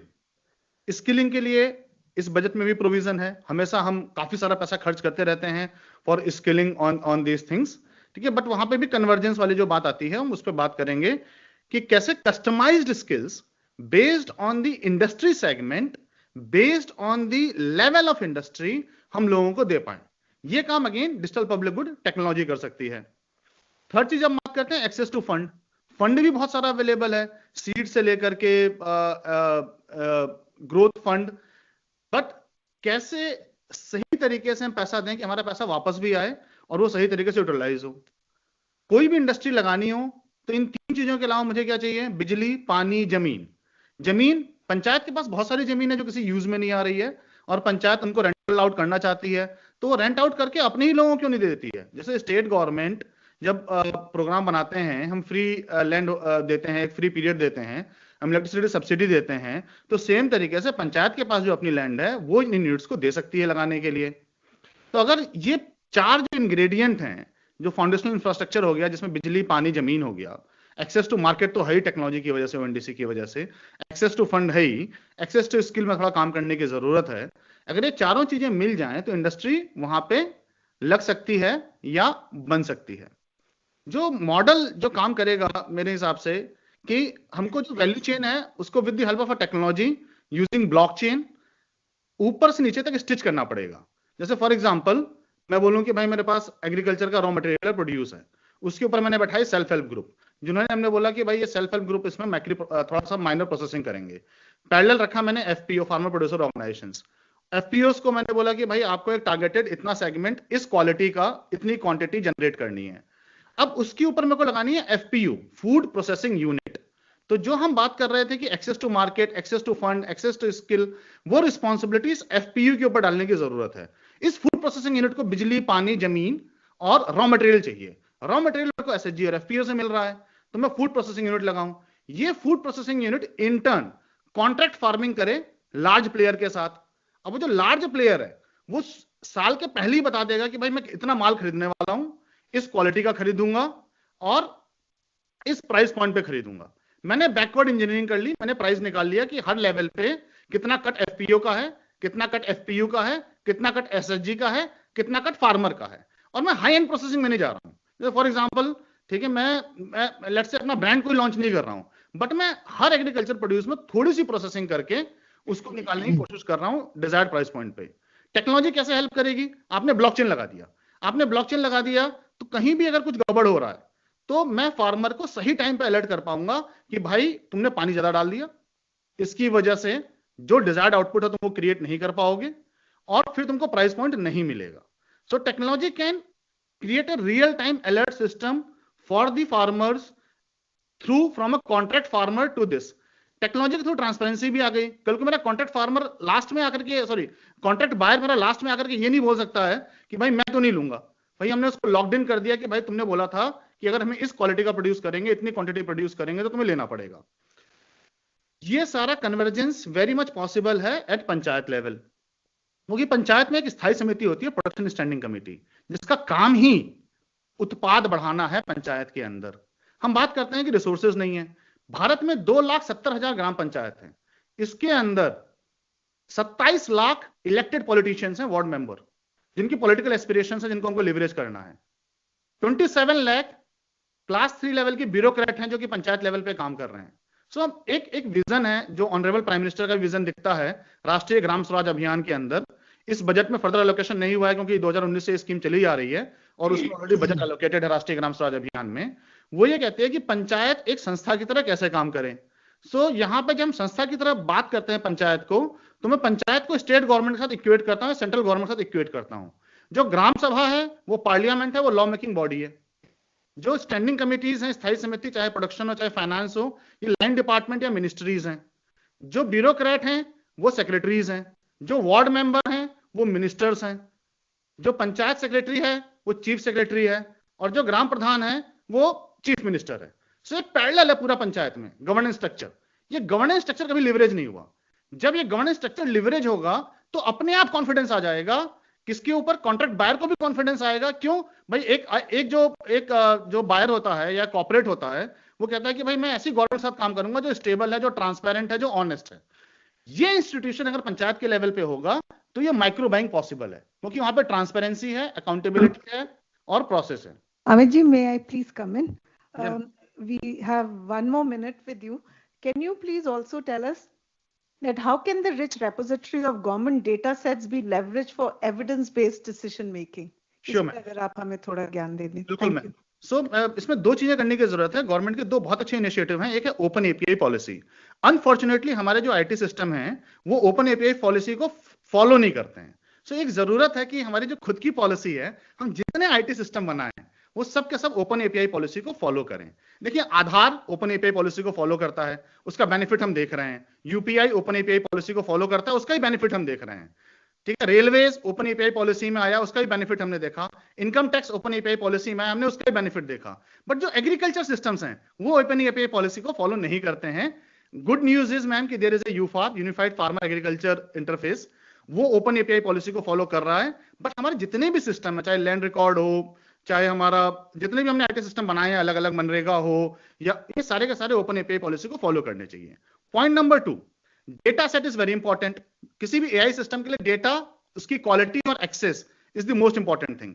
उसके लिए हमको panchayat as a self government unit से वेरीफाइड डेटा उनकी ओनरशिप सेटअप करके लेना चाहिए। और जो डेटा गवर्नमेंट के पास है, जो रिपोजिटरी data.gov.in में, उसको कॉन्स्टेंटली एनरिच करना चाहिए और उसमें पंचायत के रोल को बढ़ाना चाहिए कि भाई अगर तुम डेटा सही नहीं दोगे और यहाँ पे हमारा डेटा सही नहीं होगा तो हम तुम्हारे लिए सही पॉलिसी मेकिंग नहीं कर पाएंगे। तो कल को आप ही को बेनिफिट नहीं होगा, कल को आप ही की जो पंचायत की जीडीपी है वो नहीं बढ़ेगी। सो अगर हम पंचायत को इन्वॉल्व करें तो हम डेटा सेट को काफी इंप्रोवाइज कर सकते हैं। Thank you very much, Amit ji. Our next speaker is Mr. Madan Padaki, who's co-founder Game and CEO of Bridge. He's used a network of entrepreneurs and a technology platform that enables assisted commerce. They bridge the gap between the online and offline worlds and provide access, choice, and convenience to the customers. Over to you, Mr. Madan Padaki, and a warm welcome. Namaskar to everybody. Thank you for having me here. I just want to zoom out a bit from the wonderful set of points that the Secretary put out. Say that if you were to look at India as a $7-8 trillion economy by 2030, then for to drive equitable growth, I can envision each of the districts to be anywhere between a $5 to $10 billion powerhouse. And what boggles me is that at that scale of a district economy, we are talking of 2 to 3 Bhutans in one district itself. Now, if we have to add and we have to double our district GDP and therefore the national GDP, and let's say we have to envision adding $5 billion to a district over the next 5 years, it is possible that a lot of those new entrepreneurs who emerge and new businesses that will emerge in the districts will be digital. And it's also one of the highlights that's been mentioned also is that 25% of our GDP will also be driven by digital economy. So two things are coming together. One, a local economic development to say that if we have to believe that $5 billion have to get added to a district, and it will, and largely it has to happen through digital means because that will bring in more efficiency, more productivity. It is therefore in that construct possible to envision that each district itself can create 5 to 10,000 digital entrepreneurs who can do businesses between 3 to 5 crores per annum. And when a business does 3 to 5 crores of business per annum, it is also possible to envisage that there could be 50 to 100 jobs that could get created. So I want to look at reframing not just rural development, but to look at how do we really create a district digital economy and entrepreneurship platform that in every district can enable 5 to 10,000 new entrepreneurs to be created on digital rails who can go on to create 100 to 200,000 jobs each. Right? And in that framing, if we were to look at the concept of mass entrepreneurship that we talk about, this is mass flourishing, right? If we can enable this kind of an entrepreneur and therefore at a national level to add between 5 to 10 million entrepreneurs creating 100 to 200 million jobs each, our experience requires three things. I'm going to give the analogy of a seed, soil, and climate. Seed is where we need to get into the minds of the entrepreneurs, existing and new, and instill entrepreneurial mindsets and thinking in every young person out there at the village level. How do we make entrepreneurial mindsets and thinking a part of the curriculum, a part of every skill development program that we do at the district level? Not just that, but how do we also bring digital skills? You know, we've been talking about AI. I think AI gives us an opportunity to reimagine business models fully. And I think we just barely scratched the surface. So if we can bring in digital thinking skills as well into the schools and college curriculum, NEP already provides us a framework to do that. Many states are already doing that. So if we can enable these two things to happen, then over the next 5 years, any new entrepreneur entering the workforce is automatically thinking entrepreneurially and thinking digital first. And I think that's very critical for our digital economy and the district to grow. Lastly, I'm sure there'll be an evolution of the PM internship schemes. If we can incentivize local MSMEs and local small businesses to provide real-world opportunities to our youth at the TESOL, at the block level, and figure out a model where they're getting real-world experience, then we are preparing the seed, which is the mindsets of our young people and, of course, women who are entering the workforce to think entrepreneurship first and digital first. The soil, the ecosystem, local ecosystem is very critical. And that's something that we've been working on how do you really build a robust entrepreneurial ecosystem. I reflect back on my 25 years of being where we've really seen Bangalore emerging as an entrepreneurial ecosystem. And the first thing that strikes me is we need to celebrate our entrepreneurs more. Right? When we celebrate national level entrepreneurs, what can we do to celebrate successful entrepreneurs like the Lakshmi Didis that we have on the call today at every taluka level? Can we create 50 to 100 role models where we are saying these are the type of entrepreneurs that is required for the district digital economy to flourish? The second thing is that we've again been talking of convergence. It's easier said than done that we need some sort of an institutional framework for all local ecosystem actors to converge, almost at a district entrepreneurship mission, to come and figure out how do I bring all the schemes and the various programs that are running out there to come together at the education institution level, at the FPO level, at the bankers coming in and saying, this is how we can do. We've been figuring out methods of doing it. We've done some experiments, but it's been hard to find that answer of creating the local entrepreneurial ecosystem to flourish. And lastly, I think even I think a district itself is a large unit of change. We probably need to double down at a taluka and perhaps subsequently at a gram panchayat level.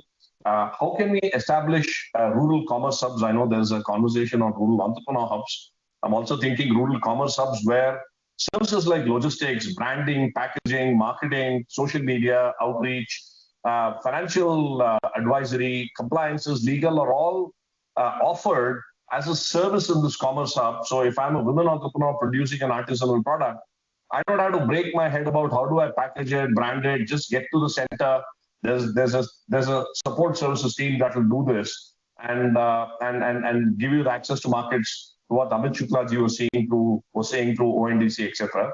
And lastly, the climate level, especially if you're envisioning digital entrepreneurship to be the key driver, how can we look at ease of doing business for these new entrepreneurs? Okay. Are there ways in which we can simplify their first 3 years of existence, right, without putting on too much of compliance burden on them? How do we use digital platforms, including AI, to bring various schemes that we have both at the central, state, and the private level to enable them to... Pardon me, Mr. Padaki, may I request you to quickly close the remarks? Yeah, the last point I wanted to make is I think we need to recognize as we build the seed soil climate that if we bring aspirations, power of aspirations, talent, technology, and entrepreneurial spirit, we can create a new rural. I call the new rural as Ruben, and therefore Rubenomics as a construct for us to look at from a new lens. And I think this budget and what we are discussing here provides us a fantastic opportunity to reimagine how we can really ignite rural economic growth. Thank you. Thank you very much, Mr. Madan.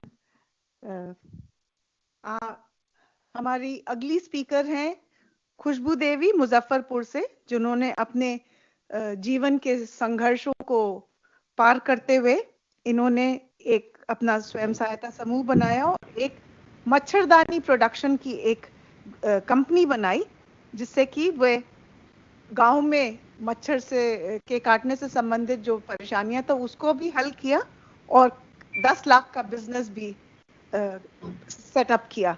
खुशबू दीदी, आपके पास करीब 3 से 3.5 minute हैं, कृपया आप जल्दी से अपनी कहानी हमें बता दें। थोड़ा समय का अभाव हो रहा है, इसलिए आपको निवेदन कर रही हूँ। अभी जितना भी लोग हमें सुन रहे हैं सभी को प्रणाम। मेरा नाम खुशबू देवी है और मुजफ्फरपुर जिले। दीदी आपकी आवाज नहीं आ रही है, एक बार। बनाने का काम करते हैं। मच्छरदानी बनाने का काम हम लोग 2009 से शुरू कर ले थे मैम। उस समय कुछ स्थिति मेरे घर का ठीक नहीं था, तो हम लोग ने कोई बाहर निकल के करना चाहे, उसमें बाहर तो जाना अलाउ नहीं था हम लोग के, तो हम लोग घर में ही सोचे कि क्या करें। करने के बाद मुजफ्फरपुर में ज्यादा डेंगू का हर साल प्रकोप बढ़ जाता है, इसीलिए हम मच्छरदानी सोचे और की 2-4 दीदियां के लेके और भाड़े पर एक मशीन लेके में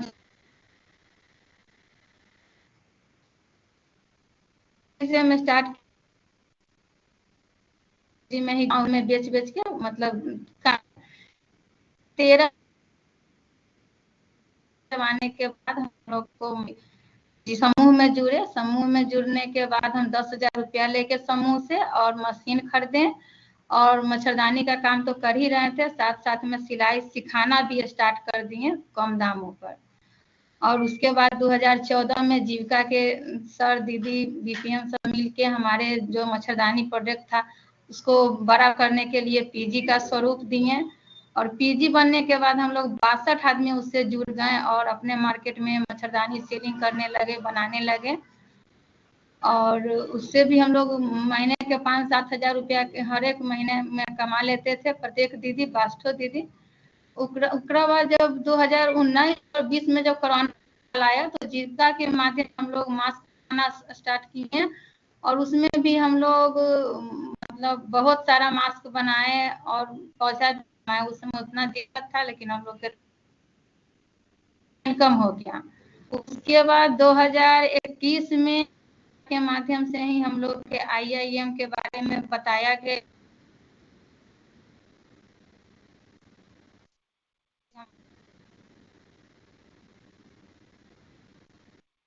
तो उसका पहचान और सारा चीज लोग को बताया गया और अपना बिजनेस कैसे करे सफलता के सीढ़ी के बारे में बहुत ही अच्छा बताया। बाद हम लोग काम कर रहे हैं, लगभग हम लोग बहुत बड़ा पैमाने पे काम कर रहे हैं। वहाँ से पैसा से भी सपोर्ट मिला और ट्रेनिंग भी मिला, जीविका का भी साथ मिला। और अभी हम लोग जो प्रोजेक्ट बना रहे हैं वो अपने राज्य में, जिला में और दूसरे देश में भी जा रहा है मैम। और लगभग हम तो लखपतिया दीदी बनबे किए हैं, हमारा साथे साथे 62 और दीदी लखपतिया दीदी बनी। दीदी जी दीदी। दीदी मैं आपसे एक छोटा सा सवाल पूछना चाहती हूँ। यदि इस समय आपसे सरकार ये पूछे कि आपको सबसे ज्यादा किस चीज की जरूरत है, बैंक लिंकेज की या और ट्रेनिंग की या और नए मार्केट या बाजार खोजने की, तो आप क्या बोलेंगी? सबसे दीदी ज्यादा इस क्या पर तो आवश्यकता है? सबसे ज्यादा मैम हमको ट्रेनिंग भी है और पैसा भी है, क्योंकि जितने पैसा होगा मैम उतने हम दीदी को जोड़ पाएंगे, उनको रोजगार में बहुत सारी दीदियां हैं, उसको भी ये काम मिले और उसको भी सपोर्ट मिले जो भी मेरी तरह आगे बढ़े। बहुत बढ़िया दीदी, हम सब की तरफ से आपको बहुत बहुत शुभकामनाएं। हम उम्मीद करते हैं कि आपके मॉस्किटो नेट्स विदेश में भी इतने ही बिके। धन्यवाद। अब बारी है खातुम निसा दीदी की, जो कि निसर्ग हैंडीक्राफ्ट्स नाम के एक उद्यम से जुड़ी हुई हैं और स्वावलंबन प्रोग्राम जो कर्नाटका में चलता है उसके माध्यम से उन्होंने अपना व्यवसाय बढ़ाया। And she increased the annual turnover by 63% to 12 lakhs, while also mentoring and empowering aspiring women entrepreneurs. खातुम निसा दीदी, आप कृपया बोले। सभी को मेरा नमस्कार। मेरा नाम कतमुनिसा, कर्नाटक स्टेट दावणगेरे डिस्ट्रिक्ट हरिहर तालुक बानवली गांव से हूँ मैं। 2019 में NRLM योजना में जुड़ गई और मेरे SHG में 20 मेंबर थे। हमें पहले सिलाई का काम करते थे, काम करते थे। जब सरकार से एक आदेश हुआ कि प्लास्टिक बैन करना चाहिए, जब हम 20 दीदी भी मिलकर जो सोचे कि हमें क्यों ना जूट बैग बना के सेल्स कर सके, इसलिए कि हमको उसकी जानकारी नहीं थी। दावणगेरे RCT में 13 दिन की ट्रेनिंग लेके बाद हमें CIF में NRLM से CIF में 1,50,000 लोन लेके 10 मैनुअल मशीन, कटिंग मशीन खरीदी करके हमारा व्यवहार जो बिजनेस है स्टार्ट किया। स्टार्ट करने के बाद 2020 को 3 में स्वावलंबन स्कीम NRSL IIMB में जुड़ गए। जुड़ने के बाद मुझे वहाँ 8 लाख रुपए ग्रांट मिला। ग्रांट मिलने के बाद पहले हम मैनुअल मशीन में जो काम करते थे, जब एक महीने को हमें 500 बैग तैयार करते थे, इसलिए कि हमको मैनुअल मशीन में जो प्रोडक्ट रेडी करना दिक्कत होती थी। जब हम सोचा कि क्यों ना हम पावर मशीन खरीदे, वो 8 लाख में 4 लाख चिल्लर का पावर मशीन खरीदी करके और एक इलेक्ट्रॉनिक कटिंग मशीन खरीदी करके अब हम पर मंथ 1,500 बैग रेडी करते हैं और मेरा मार्केट सबसे अच्छा चल रहा है। सभी जगह सरस मेला, कृषि मेला और RCT बाजार, हर जगह मेरा और टूरिस्ट प्लेस में सप्लाई करती हूँ मैं। मेरे साथ 20 लोगों को मैं काम दे चुकी हूँ। मैं स्वावलंबन स्कीम में जब जुड़ गई, जब भी मैं लखपति दीदी बन गई। मेरे साथ और 20 लोग भी लखपति दीदी बन गए। और मेरा जो हम IIMB और NSRCL से जो ट्रेनिंग हुआ, पहले हमको ट्रेनिंग नहीं थी, क्योंकि हमें लोगो कैसे बनाना और ये फोटोस कैसे बना, विजिटिंग कार्ड कैसे बनाना, सेल्स मार्केट क्यों करना, सोशल मीडिया में हमारा जो प्रोडक्ट है कैसा अपलोड करना, इसलिए कि हमको बहुत से बहुत मार्केटिंग चल रहा है। इसलिए मैं धन्यवाद बोलती हूँ कि जो मेरा सेक्रेटरी NRLM सेक्रेटरी सर हैं, उनको मेरी एक दरख्वास्त है कि मेरे कर्नाटक स्टेट में जो स्वावलंबन स्कीम योजना हम लोगों को दिए, हर स्टेट में भी ये जारी करना चाहिए कि क्योंकि हर स्टेट में हर दीदी भी लखपति बनना चाहिए करके। और इसलिए कि मैं एनआरएलएम मेरा हर स्टाफ को मैं धन्यवाद बोलती हूँ। और मेरा दीदी एक छोटा सा सवाल आपसे पूछना था। हर स्वयं सहायता समूह की दीदी को आप क्या संदेश देंगे कि अगर उनको उद्यमी बनना हो, अगर आपको कुछ इस मंच से बोलना हो तो? मैं हर दीदी भी मेरे जैसी लखपति दीदी नहीं, करोड़पति दीदी बनना चाहिए। हर दीदी भी अपना आप बिजनेस स्टार्ट करना चाहिए बोल सकती हूँ मैडम। अच्छा, ओके, बहुत बहुत धन्यवाद दीदी।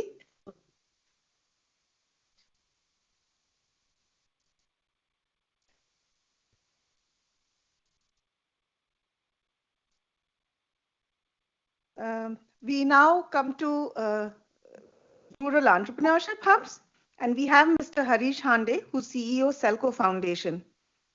Welcome, Mr. Harish.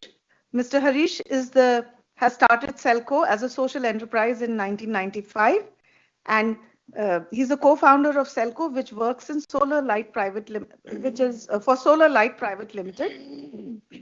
Mr. Harish got the idea of bringing solar lighting systems to rural India when he was doing his PhD on sustainable energy at the University of Massachusetts. Over to you, Mr. Harish.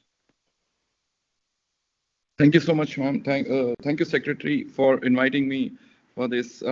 So just briefly, 8 minutes. So I was thinking, after we spoke, the whole concept is I was breaking up into 5 parts, looking at where should the RE hubs be in 2047, 2040, 2035, and 2030.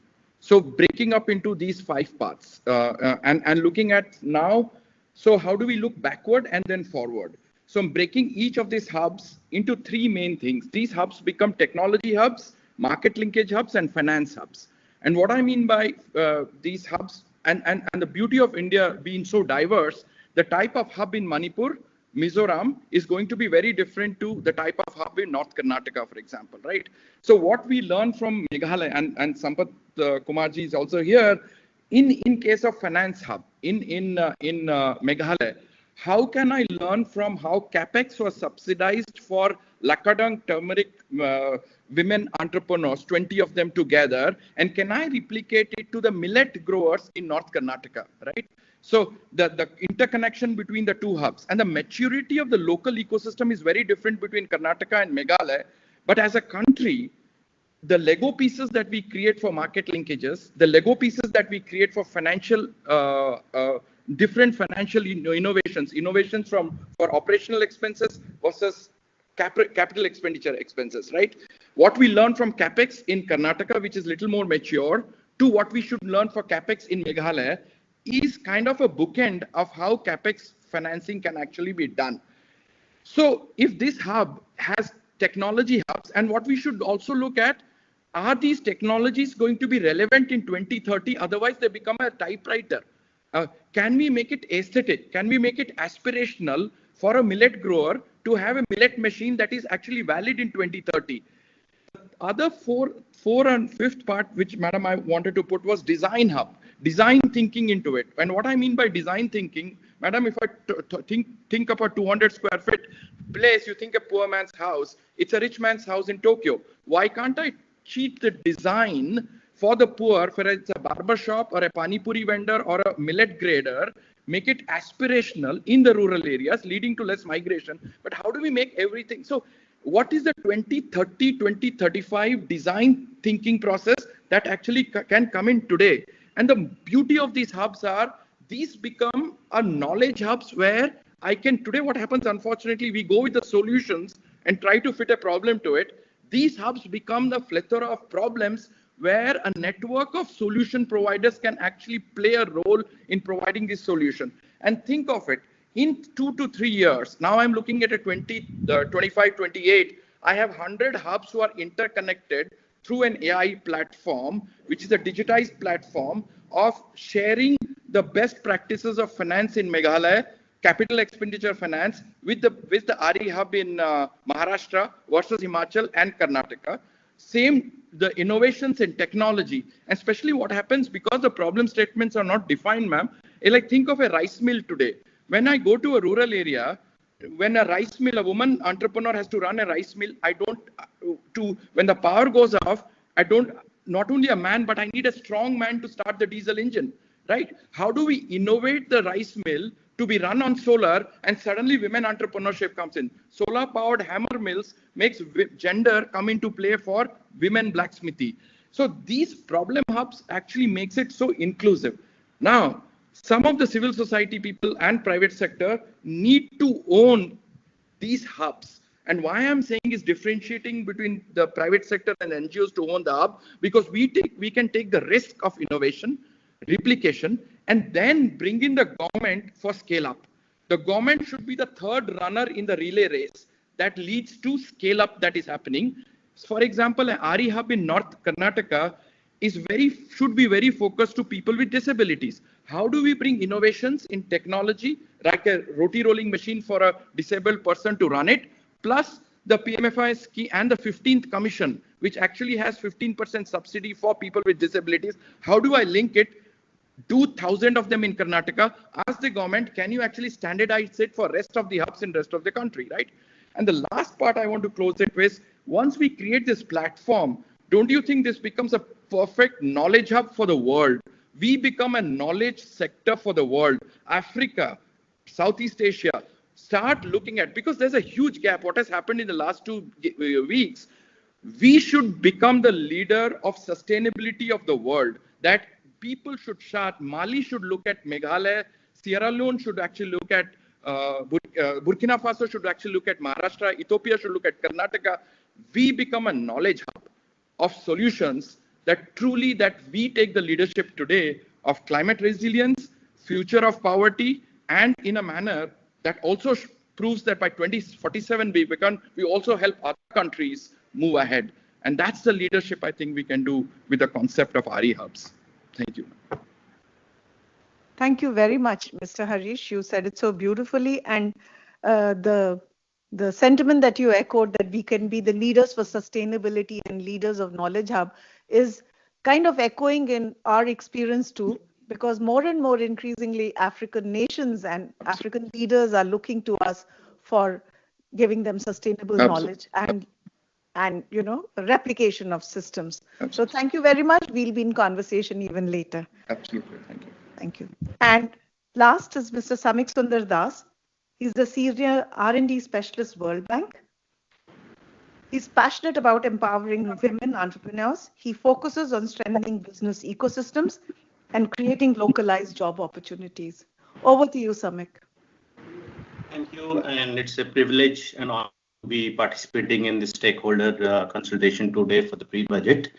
I think मैं शुरू करूंगा जहां खुशबू दीदी और खातूम दीदी खत्म किए थे कि वो खुशबू दीदी खातूम दीदी एक बहुत बड़ी बात बताई एंड में कि हम 1 करोड़ वाली दीदी बनाने चाहते हैं. I think that's the very interesting way to see what the aspirations are of these लाखपति didis, and then see कि ये कैसे और बड़े स्तर पे अच्छा अपना व्यवसाय या धंधा जो कर रहे हैं वो कर सकते हैं.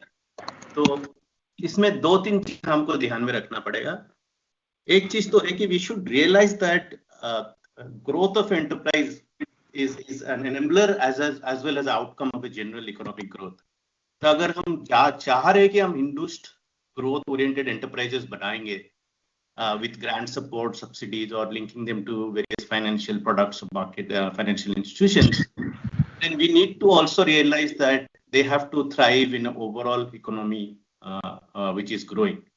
So therefore, it's very important that we look at solutions that will foster growth in the rural economy. So I think we have to keep a bigger picture when we are looking at higher order enterprises growth.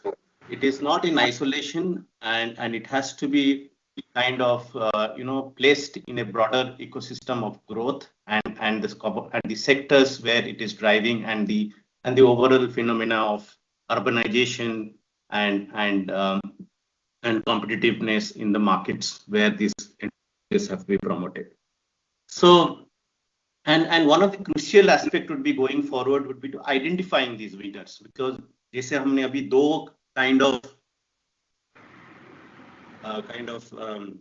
दीदियां हमने अभी चुने हैं, because दे 3,000 रुपया से शुरू करके कोई 10 लाख तक पहुंचा है, कोई 63% का ग्रोथ देके 12 लाख तक पहुंचे हैं. तो these are how do we identify these ladies or these young youth in the villages, in the rural areas, to support them with various things that we see as constraints to growth of these entrepreneurs or enterprise to the next level.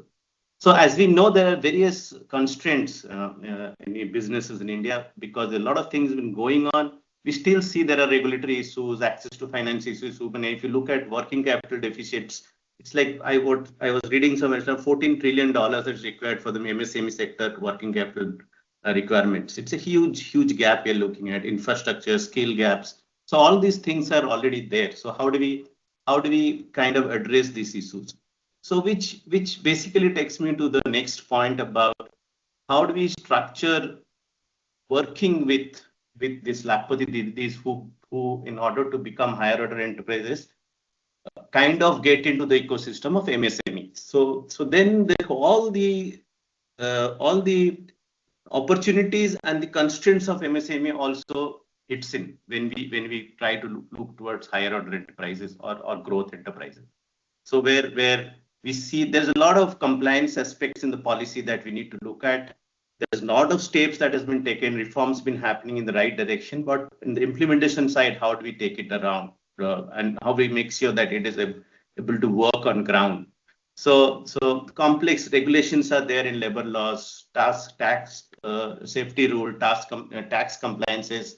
ये सब issues है, तो उसके अंदर कैसे हम इसको चलाएंगे वो वाला हमको थोड़ा सोचना पड़ेगा, और हमको इसके लिए MSME के साथ काम करना पड़ेगा. वो जो laws, जो policies है, उसको we have to understand better, we have to simplify them, and we have to make it codified and serve them to our entrepreneurs in a way that they are able to digest. So we have to change the policy to intensify the businesses, not to remain small, because currently the policies are kind of incentivizing these small enterprises to remain small because of all these compliances and regulations that is constraining them to grow. So we need to work on the policy side if you want to go from the Lakpati Didis to Karupati Didis. So we need to see what policy aspects you have to look at them. The next is about how innovation can play a role and how innovative solutions can be brought in. And this will span across technical and financial support. But I think we need to look at innovations in the space of, for example, if you better farming techniques and tech that can increase crop yields and make farming more sustainable, or digital platform e-commerce to open up markets and for rural enterprises. So there are various aspects of innovations we have to look at. But I think I'm a little worried about innovations these days because it is becoming an end in itself without looking at what is that which can be validated on ground and can be really be applicable as innovation to to make them used for scaling up rural enterprises and bring in better efficiency and service delivery to the ecosystem players around enterprise promotion. So lastly, I will speak about a little bit. A question was posed to me in the pre-discussions to this session was about what differently should we do about rural prosperity and resilience because of our experience of working with MORT from the NRLP and RETP perspective. I think we have done a lot in creating an architecture of delivery for the livelihood programs. But I think what we need to really think about is that what we're talking about today about rural prosperity in the entrepreneurship space and the enterprise development space is very different from mobilization and giving CIF and managing that. But I think we have done that part. NRLM is established that. I think they just need to support that part to deliver what is delivering. But going into the space of entrepreneurship enterprise would require a different capability in the institution of delivery, what in the NRLM itself, as well as the state level, to the district level, and to the panchayat levels and village levels. We need to see how we bring in the capabilities, capacities to deliver on these aspects. So I think as we are discussing a next round of financing on some of these areas with MORD, we're very happy to rethinking and really understanding how do we bring this kind of new elements to do things differently at the last mile. The other thing is about focusing and catalyzing enterprise development jobs, financial independence of rural women through a business service advertisement platform that will be private sector led, that would promote women-led enterprise. In particularly specific sectors that we could look at is food processing, tourism corridors, handmade products, which is as a niche market, and renewable energy. I think these are the areas in which we can look. And I think with the 100 million women platform, if we can target at least 10% to go towards the next level, and they be the wealth creators at the grassroots, they would be ones who would be generating jobs for us. I think we had to be in the business of creating jobs in rural locations. So localized job creation with what Madan spoke about, local economic development should be the way forward. And how do we bring the panchayat systems as well as the SAG platform to work together on this would be an important aspect to think through how we do this differently with the local governments and various other actors. Lastly, last point to talk about is to accelerate the creation of new jobs and business for young farmers. I'm talking about young farmers and rural youth by providing opportunity to engage in forward-looking farm and off-farm activities. So we have to look at young farmers and make agriculture very attractive again. Agriculture should not be something looked as a sector where people have to move out, but there is opportunity to do innovation, there is opportunity to do new things, and how do you seize new business opportunity, and how do you bring in adequate financing and skilling for doing this is what we should go towards. There is a possibility of working on renewable energy, eco services, financial products, cropping decision, how it could be influenced by digital and AI, and transition to new jobs through apprenticeship and job placements. I think these are some of the things I had in mind to just throw open for your consideration. I think as we engage further in the months to come, we will be able to articulate the how part, because it's very important to discuss the what, as our Honorable Prime Minister very articulate, very directly told us, think about actions. I think we need to get into the action modes and pinpoint what are those tasks we have to do in the next 2-3 months so that we are able to really go down and with the states we can impact real lives out there. I'll stop here. Thank you. Thank you. Thank you, Samik. Very well structured, and you've kind of summed up all our conversations that we've been having so far on the topic. Sir, there are a couple of interveners who messaged us and they would like to ask questions. First in the line is MS Sharanya Chandran. She is strategic oversight. She provides strategic oversight to JPAL, South Asia, and she's also working with the policy team there. And I would like to request Sharanya to please raise her question. Thank you very much, ma'am. Thank you, everyone, for inviting us to this forum. Very engaging discussion. My question is actually to Mr. Madan Padaki. I think you had really fantastic comments on, cultivating digital mass entrepreneurship, the seed, soil, and climate needed for the same. I think my question is really around what are your top learnings around identifying these high potential entrepreneurs, apart from sort of cultivating the mindset and providing all the necessary ingredients. Once that is done, how do you identify the highest potential entrepreneurs? And secondly, I think how do you then, as a next step, mentor and provide that support to accelerate those business outcomes for rural enterprises? Not only to start them, but also then to expand and then sustain them over time. If you have any examples of approaches that have worked, that would be really helpful to know. Thank you, Sharanya, for that very apt question. So 2 parts. See, one, I believe that there is a successful entrepreneur lurking in every person, every young person, except that, as somebody said beautifully, a lot of us die without knowing what treasures lie within. What we've seen is a confidence unlock that comes in when we inspire youth or entrepreneurs to say you can do it as well and provide them the tools. So for us, it is less about selection and more about building the confidence and creating a scaffolding which will help them to succeed. Of course, in that process, you will see somebody doing things a little faster, somebody taking, straying out of their comfort zone and doing a few things that you need to celebrate as saying, listen, this is the way you should think about it, right? So, and when you go into a community and when you ask a few people, naturally they will, it is a known knowledge that who's good at customer service, who's doing well as a business, you get those thoughts automatically. I mean, get those inputs automatically. So for us, it is about the larger message of confidence and baby steps to say this is how you can do it. The second thing to your point is I think sometimes we underestimate the power of peer learning. That a lot of the learning happens with experiences that they share amongst themselves with a little nudge from the outside. Well, mentoring is important, and for example, we send in some of our entrepreneurs to a village for a conversation for a day or whatever. But I think the more you provoke people to say, share your learnings, what did you figure out? People are figuring out things by themselves, but we don't have a structured mechanism to capture that as a cohort, right? And lastly, my other endeavor the last few years is there has been a huge surge of incubators and accelerators, especially in colleges. But unfortunately, college incubators have built more walls than opening it up. I argue that incubators must be much more open.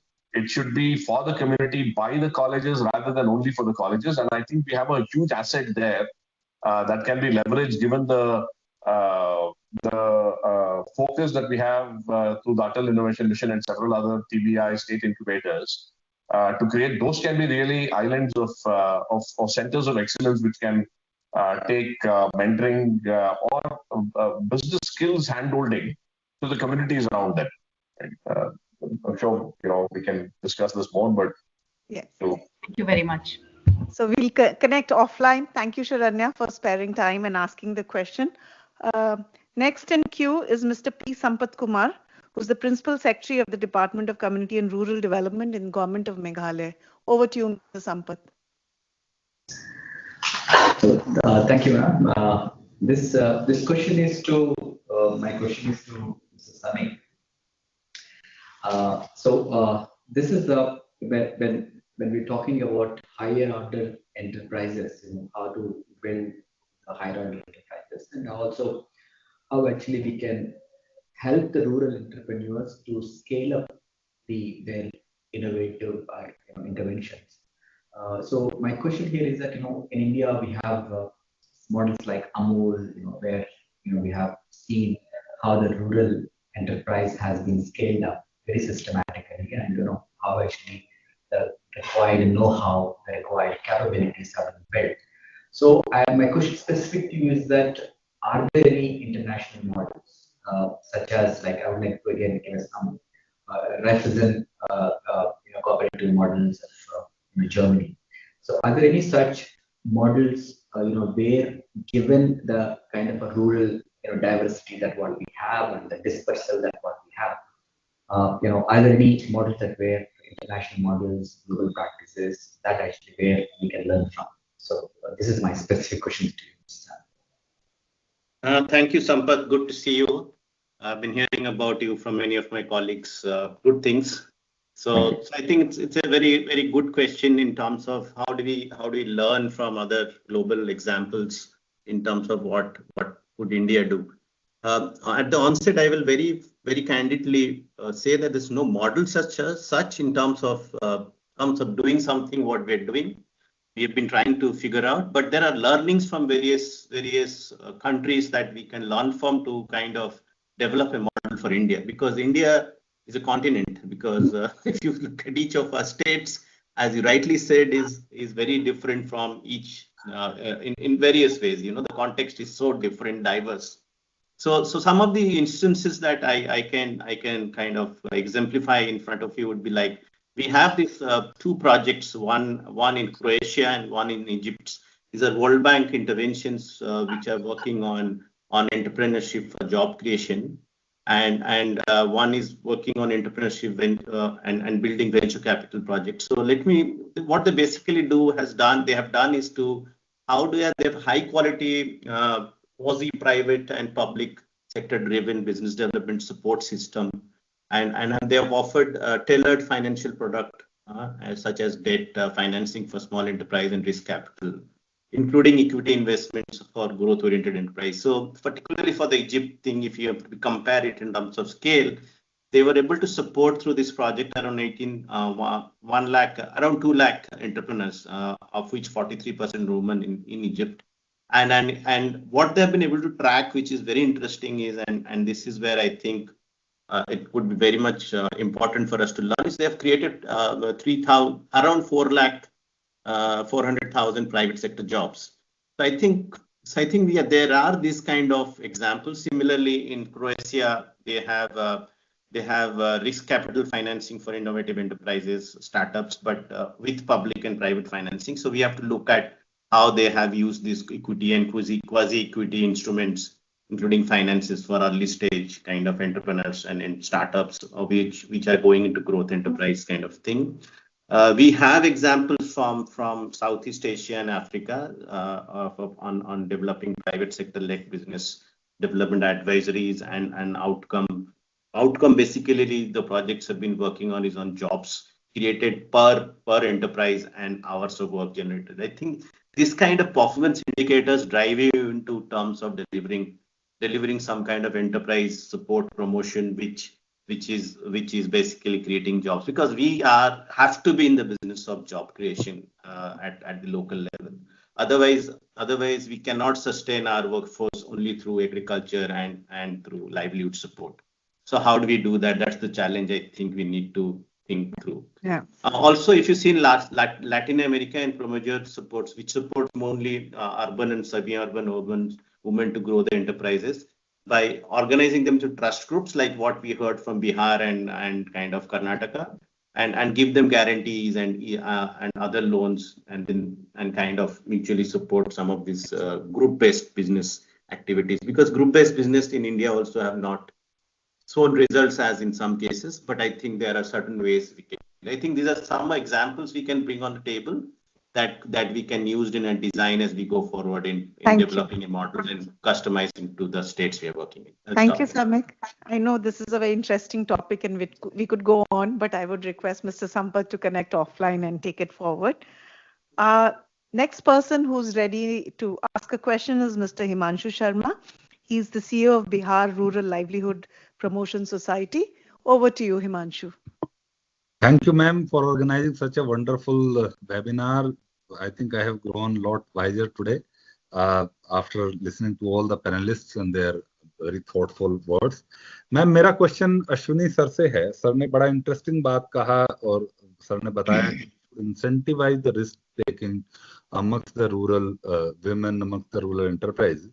तो मेरा question sir ये है कि हम लोगों ने एक architecture तैयार किया है पिछले 15-20 सालों में, जहाँ पे गवर्नमेंट का, एनजीओ का, सीएसआर फंडिंग का, एक सपोर्ट का एक पूरा आर्किटेक्चर है, और वो बहुत बार इनेबलर तो रहा ही है, बट मैं मानता हूँ कई बार डिसेबलर भी हो जाता है अगर वो चीजों को, अपने जो फियर्स हैं, अपने जो थॉट प्रोसेस है, वो दूसरे के अंदर क्रीप इन करने की कोशिश करता है.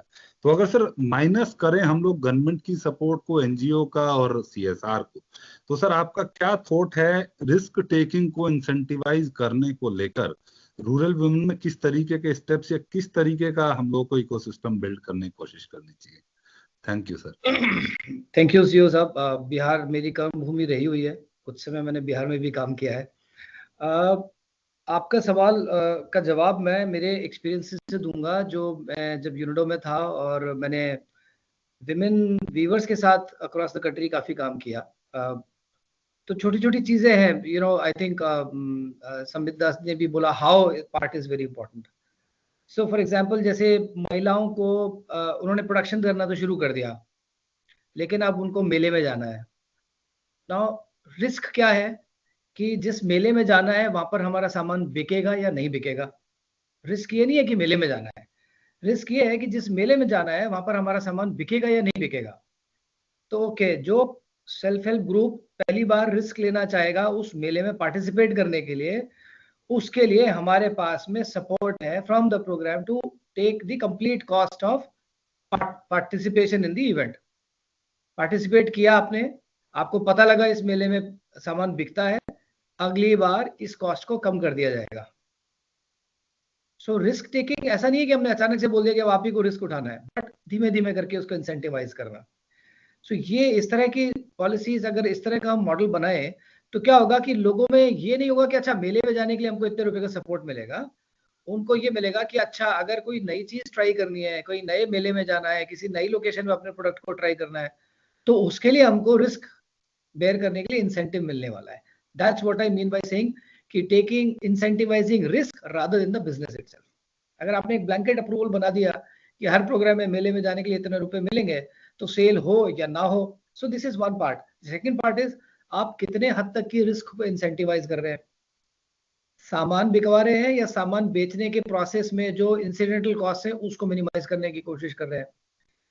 सो रिस्क टेकिंग को बढ़ाने के लिए भाई जो जैसे ट्रेनिंग्स करते हैं हम लोग, तो मुझे अभी तक याद है कि हमने इम्प्रूव्ड लेदर टैनिंग की एक्सरसाइजेस करी थी, ट्रेन किया था उनको आर्टिसंस को, तो उनको बताया कि अच्छा पहली बार में पहला ट्रेनिंग हुआ, हम दे रहे हैं, हाइट का पैसा भी हम दे रहे हैं, मटेरियल का पैसा भी हम दे रहे हैं, ट्रेनर भी आ रहा है, एटसेट्रा एटसेट्रा। नेक्स्ट टाइम उन्होंने जब एक बैच ने कर लिया तब उनको ये कि लेंगे ना, तो स्किन का कॉस्ट हम नहीं बेयर करेंगे। ओके केम अ पॉइंट कि जहाँ पे कि केवल ट्रेनर की कॉस्ट उनको देनी थी। जी yes incentivize BDS service BDS provider. yes okay thank you Ashwini ji. I think आपका थोड़ा सा नेटवर्क भी अनस्टेबल हो रहा है। So with your permission, Ashwini ji, if I could go to the next person in line because समय एकदम tightly गुथा हुआ है इस कार्यक्रम में। Our next intervener is Ms. Nilakshi Maan, who's the director for Asia at 3IE, and she has almost 20 years of experience in the development sector. Over to you, Nilakshi. Thank you, ma'am. Thanks to the Rural Development Ministry for giving me this opportunity. Very valuable discussion, and I have several questions, but maybe I can go to my most favorite question and direct it to Mr. Harish Hande, and I'll contact the other speakers maybe over email. Mr. Hande, you spoke about market, you spoke about customization, adaptation, design. If I could speak about something that is at the back of our head and central to our discussion, but maybe I could get it to the forefront. Women and scale in terms of long-term sustainability. How do you think rural entrepreneurship hubs can address issues of open market? And when I say that, I mean related to scale, which would be entering new markets, resources. Also, a concern that we've addressed, one concern we've spoken about is the care economy. The other is mobility and transportation with regard to women. How do you think, in your experience, rural entrepreneurship hubs have been able to address this? Both of these are essential to both scale and long-term sustainability. So, thanks. Thanks. I'll very quickly put up one point where the nuances of when it comes to gender and especially women in the rural areas. And I'll tell you one small incident which will actually say that how we have lost the concept of designing from a social perspective, right? We look at always, it's easy because the way we are taught is on technology, finance, but the social objectives. So what happened, ma'am, we picked up an area, Raichur, which is kind of very marginalized in terms of women education, girls education, and entrepreneurship, and said, let's look at creating a challenge of how do we actually make sure that that area ecosystem gets mature for especially entrepreneurs, women entrepreneurs to happen, right? One small change we did, that we will pick you up from your house after 8:30 and drop you home at 4:15, before 4:30. Small change, right? The transaction cost of transportation was nothing compared to 750 people landing up, women, right? 350, and we told 315 existing entrepreneurs, and we said, please bring one potential aspiring entrepreneur. Because then what happens is not we giving a lecture, but she already has a mentor of an existing entrepreneur. The only small shift that we did was to actually make that happen. Then we brought in women champion entrepreneurs from other areas to be on the panel rather than we giving a bhashan. Right? So they, and the questions that were incredibly different. What does your husband think? Do your in-laws allow them to go? Not like roti rolling machine ka financing kitna ho sakta hai, or what is my break even? Those were not 90% of the questions were not that. The 90% of the questions was, how did you handle social dynamics at home? And the women who had succeeded were giving 3 or 4 different options that how they can cross that hoop. And now, last year, when we did 3 years ago 750, last year 2,500 women came for the workshop of entrepreneurship, right? These are small things which I can send you separate by email, but the social dynamics and the what you call it as that knowledge base of how do you trigger that is actually absent. Everybody talks about roti rolling machine and the scheme that is available for subsidies for women, but these parts become very, very critical. And how do you actually take a woman banker? How do you bring in those women bankers' perspective, home, transportation? There are good examples in our country which needs to be in the common platform like a Lego piece that we can learn from Meghalaya, Tamil Nadu, Karnataka, and then replicate it in other parts and vice versa. I'm just saying as a network. Yeah. Thank you. Thank you very much. Our next question intervener is Mr. Shashi Bhushan Kumar, who's the Principal Secretary in the Department of Rural Development, Government of Andhra Pradesh. Over to you.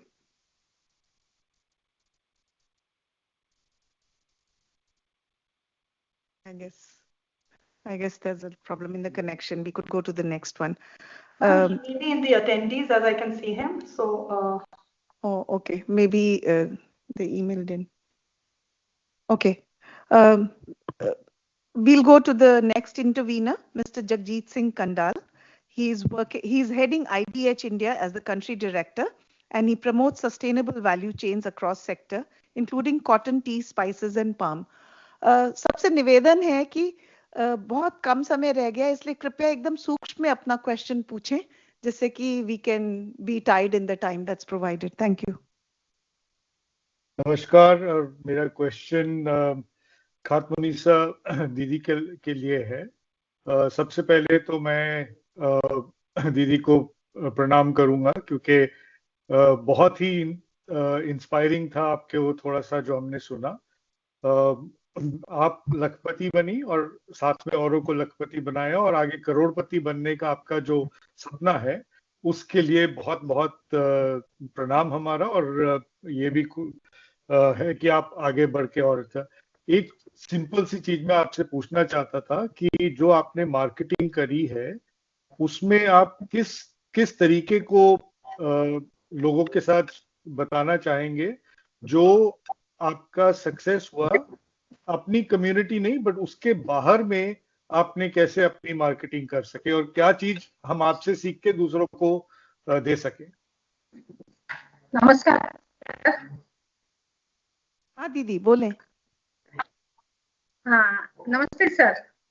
मैं जो मेरा jute bag marketing जो है, पहले मेरे गांव में उसका फर्स्ट इससे क्या होता है, मेरे परिसर के लिए प्लास्टिक से कितना हानि होता है, जूट बैग से कितना अच्छा होता है, ये फर्स्ट उनको लोगों को समझा करके फर्स्ट सेल करने के लिए स्टार्ट कर दिया. थोड़ा सा मार्केटिंग था पहले. जब मैं सोलंगनी स्कीम IIMB में जुड़ गई, NRSL में जुड़ गई, जब मुझे मालूम हुआ कि मेरा मार्केटिंग में कैसे इम्प्रूवमेंट करना चाहिए, सोशल मीडिया में कैसे मैं इम्प्रूवमेंट करना चाहिए, जिस जगह मेरे चीज को फर्स्ट मैं सर्च करी, मेरे प्रोडक्ट को कहीं पे मेरा सेल्स ज्यादा होता है. टूरिस्ट प्लेस हो, मैं पहले 5 बैग रेडी करते, 5 वैरायटी के बैग रेडी करती थी, अब एक 40 से 50 बैग वैरायटीज रेडी करती हूँ मैं. जैसा कि मैं जो टूरिस्ट प्लेस है उनके दुकानों को जाके मेरा एक प्रोडक्ट उनके पास दिखा के इसका इतना रेट है, आप मेरे पास खरीदी करते हैं, मैं सेल होलसेल में आपको सेल करती हूँ। इसलिए कि मेरा वही भी मेरा बहुत से ज्यादा सेल हो रहा है। मैं अगर भी फंक्शन को जाती हूँ, जो गिफ्ट देती हूँ वो मेरी बैग ही देती हूँ। बैग ये देती हूँ जब वहीं पे जो function, marriage function, birthday party वगैरह वगैरह फंक्शन जो होते हैं, वही लोग बहुत से भीड़ होती है, वो मुझे पूछते हैं कि ये कहाँ से ले लेकर है बैग। मैं जब बोलती हूँ कि ये मेरे यूनिट में रेडी होता है, आप चाहे तो मेरे से खरीद सकते हैं, वो जो बोलते हैं कि हम ना इतना ऑर्डर देना चाहिए। जब मैं अगर दूसरे स्टेट तक अभी मैं मेरा जो बैग्स है सप्लाई कर सकती हूँ। लोगों जो भी मेरे लोगों बोलते हैं, वो मेरे प्रिंटर मशीन भी है मेरे पास, मैं खुद ही प्रिंटर करके मैं सप्लाई करती हूँ। आजकल मेरा बिजनेस, बैग का बिजनेस बहुत सी बढ़िया हो रहा है। बहुत बहुत धन्यवाद खतमुनिसा दीदी। आई थिंक आप तो हमारी मास्टर ट्रेनर ही बनने वाली हैं। बहुत जल्दी हमारे लोग आपके पास आएंगे। धन्यवाद। Thank you, Mr. Jagjit Singh, for giving so much of your time and asking a question to our very illustrious Didi.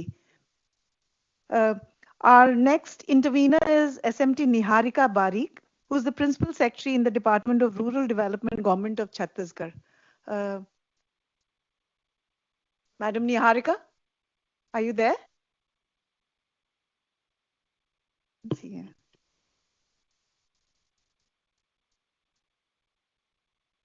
जो खा रहे उसको निकाल लीजिए पहले, कोई बात नहीं। अच्छा। Our next intervener is Mr. Kirti Mishra. Kirti Prasanna Mishra ji co-founder and director of EcoCate हैं और इनका 25 साल का तजुर्बा है. He specializes in inclusive business strategies and works with global organizations like FAO, World Bank and GIZ. Over to you. Thank you ma'am. मेरा सवाल खुशबू दीदी के लिए है जो मिर्जापुर में है। दीदी जब आप बात कर रहे थे ना, मुझे वो मीनापुर का बाजार, वो मार्केट और आपका CLA सारे जो है फ्लैशबैक हो रहा था, because I been to your place, आपके ऑफिस में और आपके एरियाज में मैंने काफी घूमा हूँ। जब आपने शुरू में बोला कि आपने पैर रखना पहले घर से, ये आपके लिए कहीं डिफिकल्ट था कि जो बिजनेस करने के लिए जो फर्स्ट स्टेप आपने लिया, मुझे वो समझना है, क्योंकि बहुत सारे दीदी इससे शायद इंस्पायर्ड होंगे कि फैमिली और आपके आसपास परिवार और आपके आसपास की जो नजदीक में जो लोग रहते हैं, उनका रवैया आपके लिए कैसा था। वो पहला जो स्टेप था आपका, आपने कैसा उसको पार किए। जो 3000 कैपिटल तो मिल गया, लेकिन 3000 से इतना बड़ा जो जर्नी है, ये सोशल प्रेशर आपको था कि नहीं था? अगर था तो क्या क्या आपको झेलना पड़ा, क्या दिक्कत हुआ और उसका कैसे आपने आगे इसका समाधान कैसे निकाले? प्रणाम सर। जैसे कि हमको तो शुरू में सही में सर बहुत ज्यादा कठिनाई हुई, क्योंकि हम लोग के गांव में तो कोई बाहर निकलती नहीं है और मेरे घर के हालात भी बहुत दयनीय थे। ससुर जी का डेथ कर गए थे और हस्बैंड मतलब कि दूसरा जगह गोवा गए थे, तो वहां से फोन कुछ नहीं कर रहे थे, ट्रेन पर से गिर गए हुए थे। लेकिन तो हम सिलाई मशीन के मतलब लेके सिलाई कर रहे थे। गांव में अक्सर दीदी सिलाई से ही अपना पालन पोषण करती है, लेकिन जब हम सिलाई करने लगे तो अदर दीदी सबके भी कठिनाई, क्योंकि एक टोला के कपड़ा ही हम सिएंगे वो सिएंगे तो नहीं ना हो पाएगा। इसमें बहुत दिक्कत हो गया। जब हम मच्छरदानी का योजना बनाए तो घर के लोग भी कहे कि बाहर निकलना पड़ेगा, सेलिंग कहाँ करेगी, क्या करेगी, ये सब बात पर बहुत ज्यादा सवाल उठा। इसीलिए हम बोले कि नहीं, आसपास के दीदी को जुटाते हैं, हम नहीं निकलेंगे, मेरे का स्टार्ट करेंगे, पहले देखेंगे कितना सेलिंग होता है और तब हम दीदी लोग बुलाए, 2-4 दीदी जो हमसे पुरानी थी उन लोग के बुला के बात किए और दीदी लोग को बोले कि हम लोग बनाते हैं, बेची तो अच्छा बिकेगा, क्योंकि मच्छर तो बहुत ज्यादा हम लोग को लगता है, सीने में भी इजी है, मेरा भी रोजगार होगा, आप लोग का भी रोजगार होगा, ना आपका कपड़ा मेरे यहाँ आएगा ना मेरा आपके यहाँ जाएगा। ये सोच के हम लोग किए और उस समय तो थोड़ा बहुत सेलिंग कर रहे थे। जब जीविका में जुड़े और जीविका से लोन लेके अपना मशीन खरीदे, फिर बीओ से लेके घर बनाए, तब सर अभी हम लोग बहुत अच्छा से कर रहे हैं। और जो लोग उस समय हमको बोल रहा था कि कैसे निकल रही है, कर रही है, वे लोग अभी हमको सपोर्ट करती है। उस समय तो बहुत दिक्कत हुआ था। बहुत बढ़िया, बहुत बढ़िया, थैंक यू सो मच। 1 से 11 जब हो गए तो बहुत सारी चीज समाधान की तरफ आ गया। Thank you, thank you. Thank you. बहुत बढ़िया बोला दीदी आपने। Our next intervener is SMT Sharmila Mary Joseph, who's Additional Chief Secretary of the Rural Development Department in Karnataka. Sorry, Kerala. I'm extremely sorry. Are you there, Sharmila?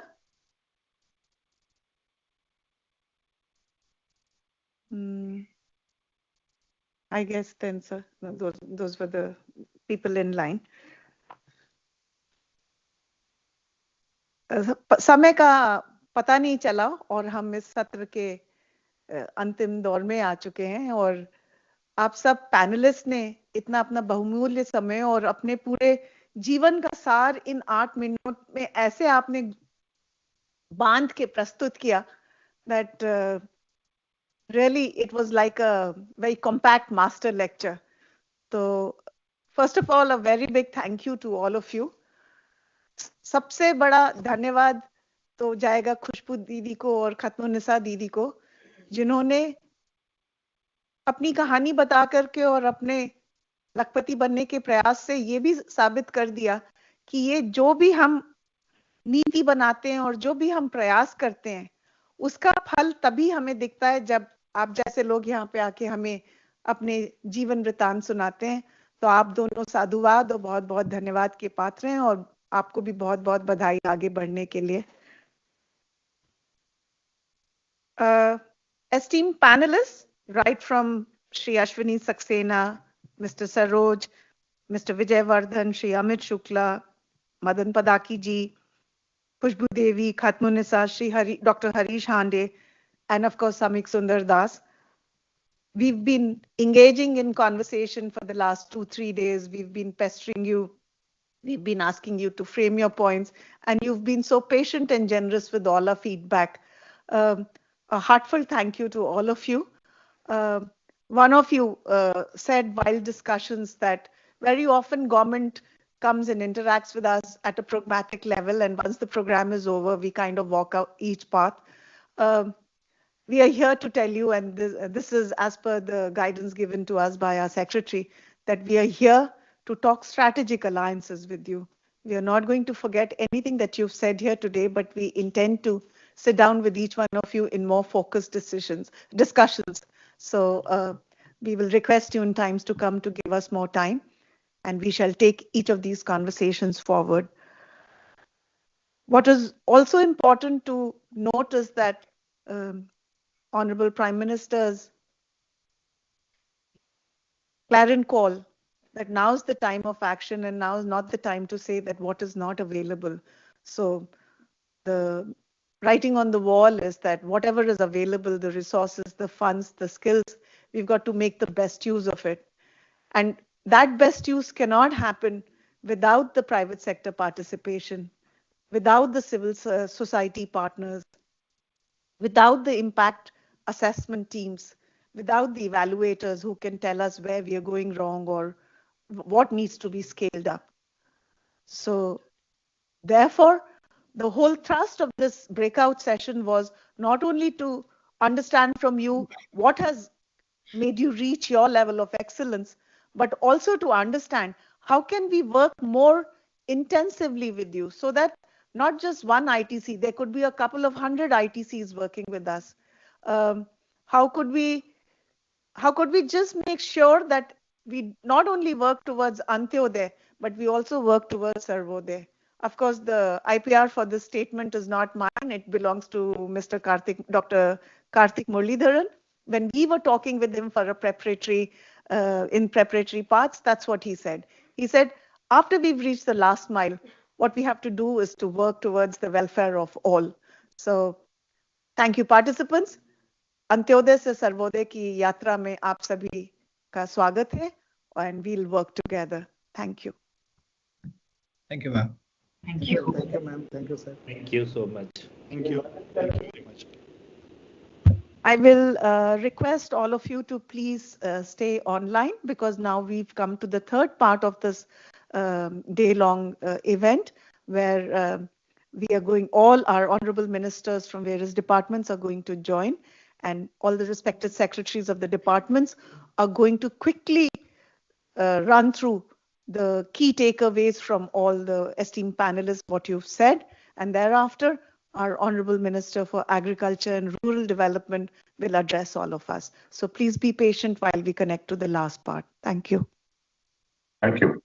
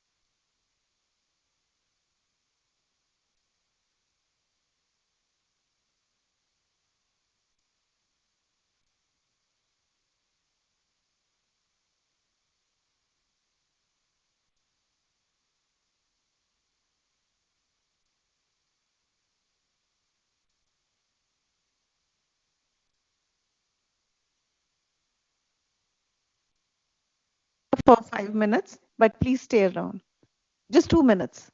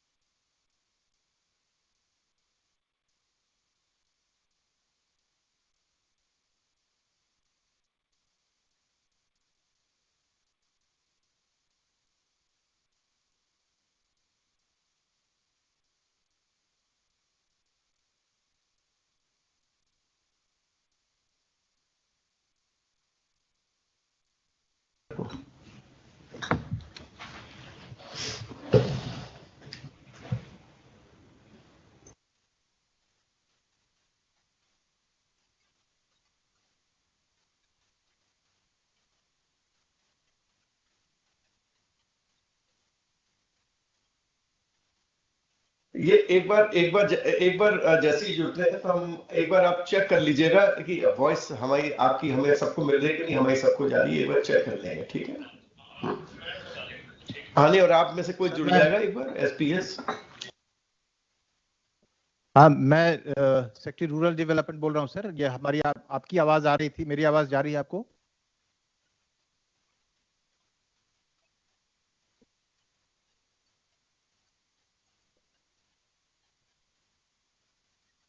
आवाज नहीं जा रही है सर?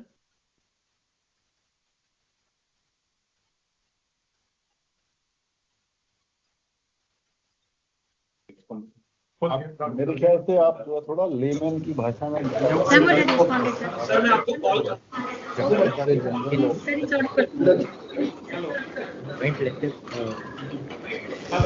हेलो। अच्छा If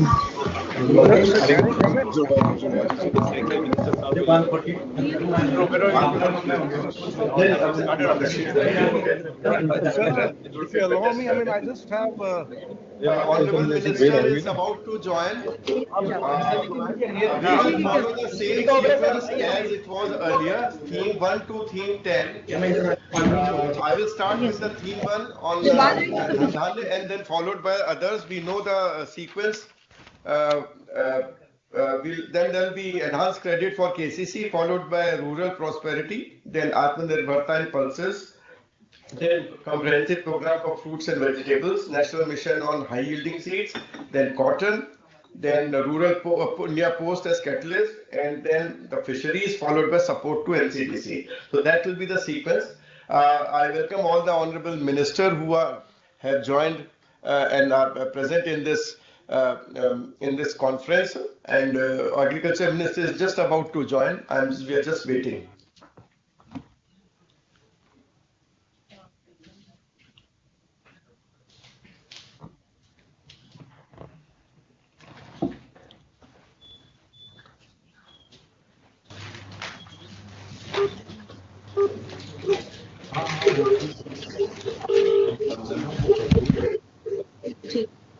ठीक है, ठीक।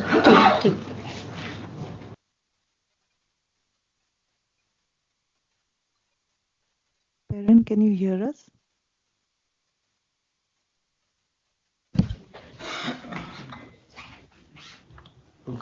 दिखेगा कहाँ सरकार?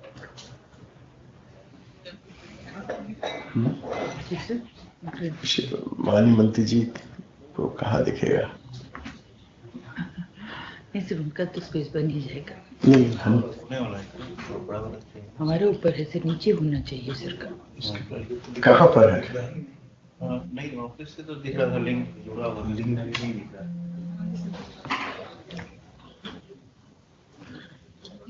नहीं, इसमें पता कैसे चलेगा कि माननीय मंत्री जी जुड़े हुए हैं? हेलो।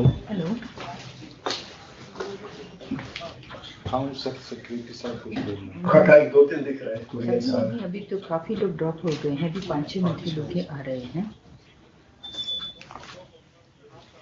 काजी जी का स्वतः जी से बोलिए। भागीरथी चौधरी जितने भी secretary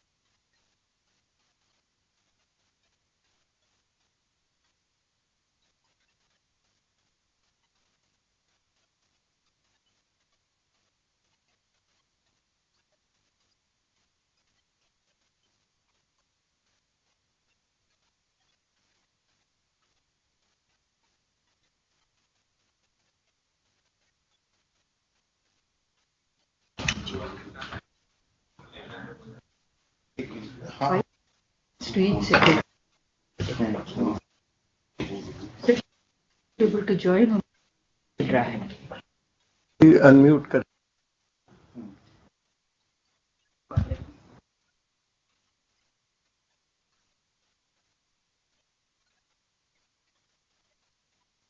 Can you hear, Perrin, on the mic? Check on the mic. Sorry? Can't hear us? Can you tell the NIC people our voice is not going through? So that we can know कि we are KCC वाले are they able to hear me? Animal Husbandry Secretary, आपकी आवाज करके देखें मैं सुन पा रहा है कि नहीं वो चेक कर ले. Secretary Animal Husbandry. I can hear you. Okay, fine, thank you. Secretary RD आप को बोल के देखें कि आपकी आवाज आ रहा है कि नहीं एक बार. आवाज Secretary RD. आपकी आवाज आ रही है सर, मेरी आवाज जा रही है. शैलेश जी आपको सुन पा रहे हैं कि नहीं हमको? मैं सुन पा रहा हूँ, आप मुझे सुन पा रहे हैं सर? आपकी आवाज नहीं आ पा रही है. पल्सेस से सेक्रेटरी डोका आप हमको सुन पा रही हैं? आपकी आवाज मैं चेक करना चाहता हूँ आ रही है कि नहीं.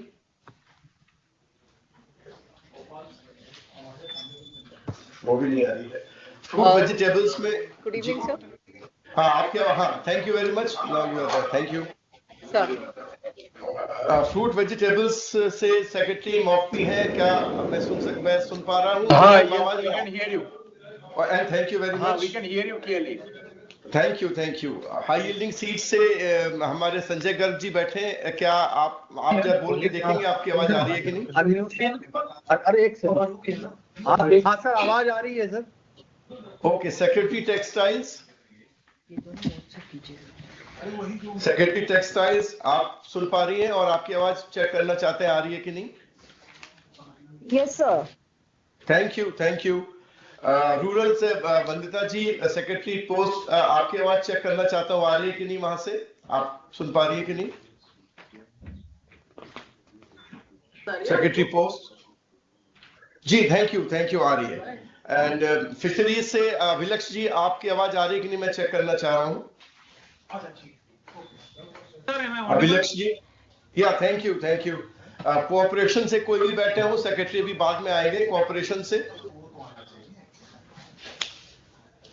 से कोई जुड़ा हुआ हो उस थीम से जरा ऑन करके बताएं.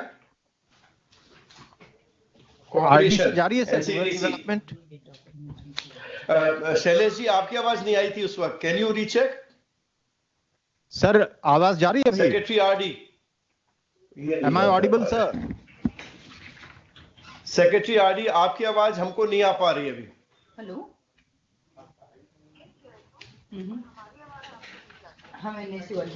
तो आरडी और कोऑपरेशन एनआईसी वाले कृपया ये दोनों चेक करें प्लीज. Very fast. आरडी आवाज आ रही है सेक्रेटरी से. आरडी से आवाज आ रही है अभी. आरडी से नहीं. Can you share?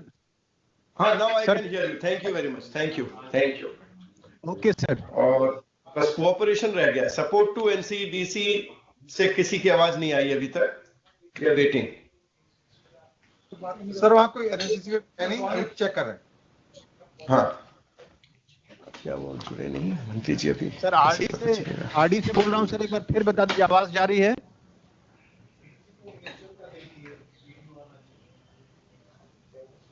Sir RD से आवाज जा रही है?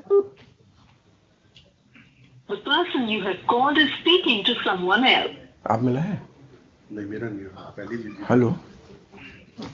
हाँ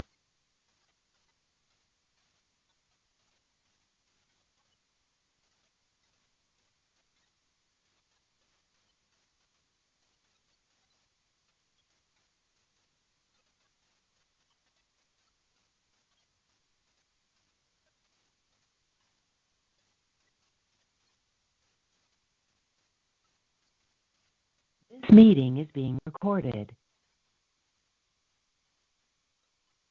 क्या लगा हुआ था? कनेक्टेड होगा.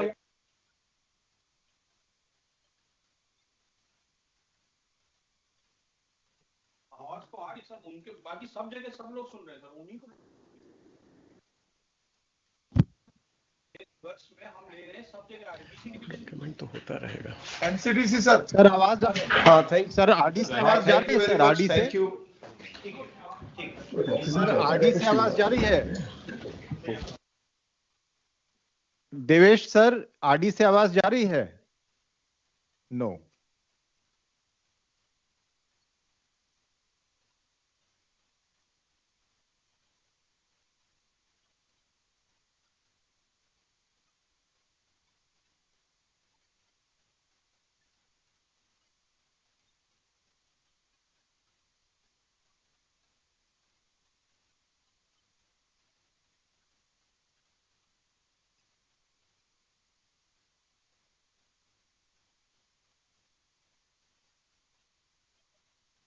एक minute, Abhilaksh, can you hear me? Abhilaksh, this is secretary RD Shailesh, can you hear me?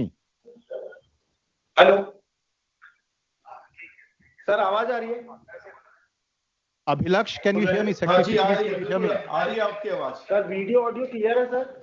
Bhopal office आ रही है? हाँ बिल्कुल क्लियर है, आ रही है, बिल्कुल सब लोग वेट कर रहे हैं जी।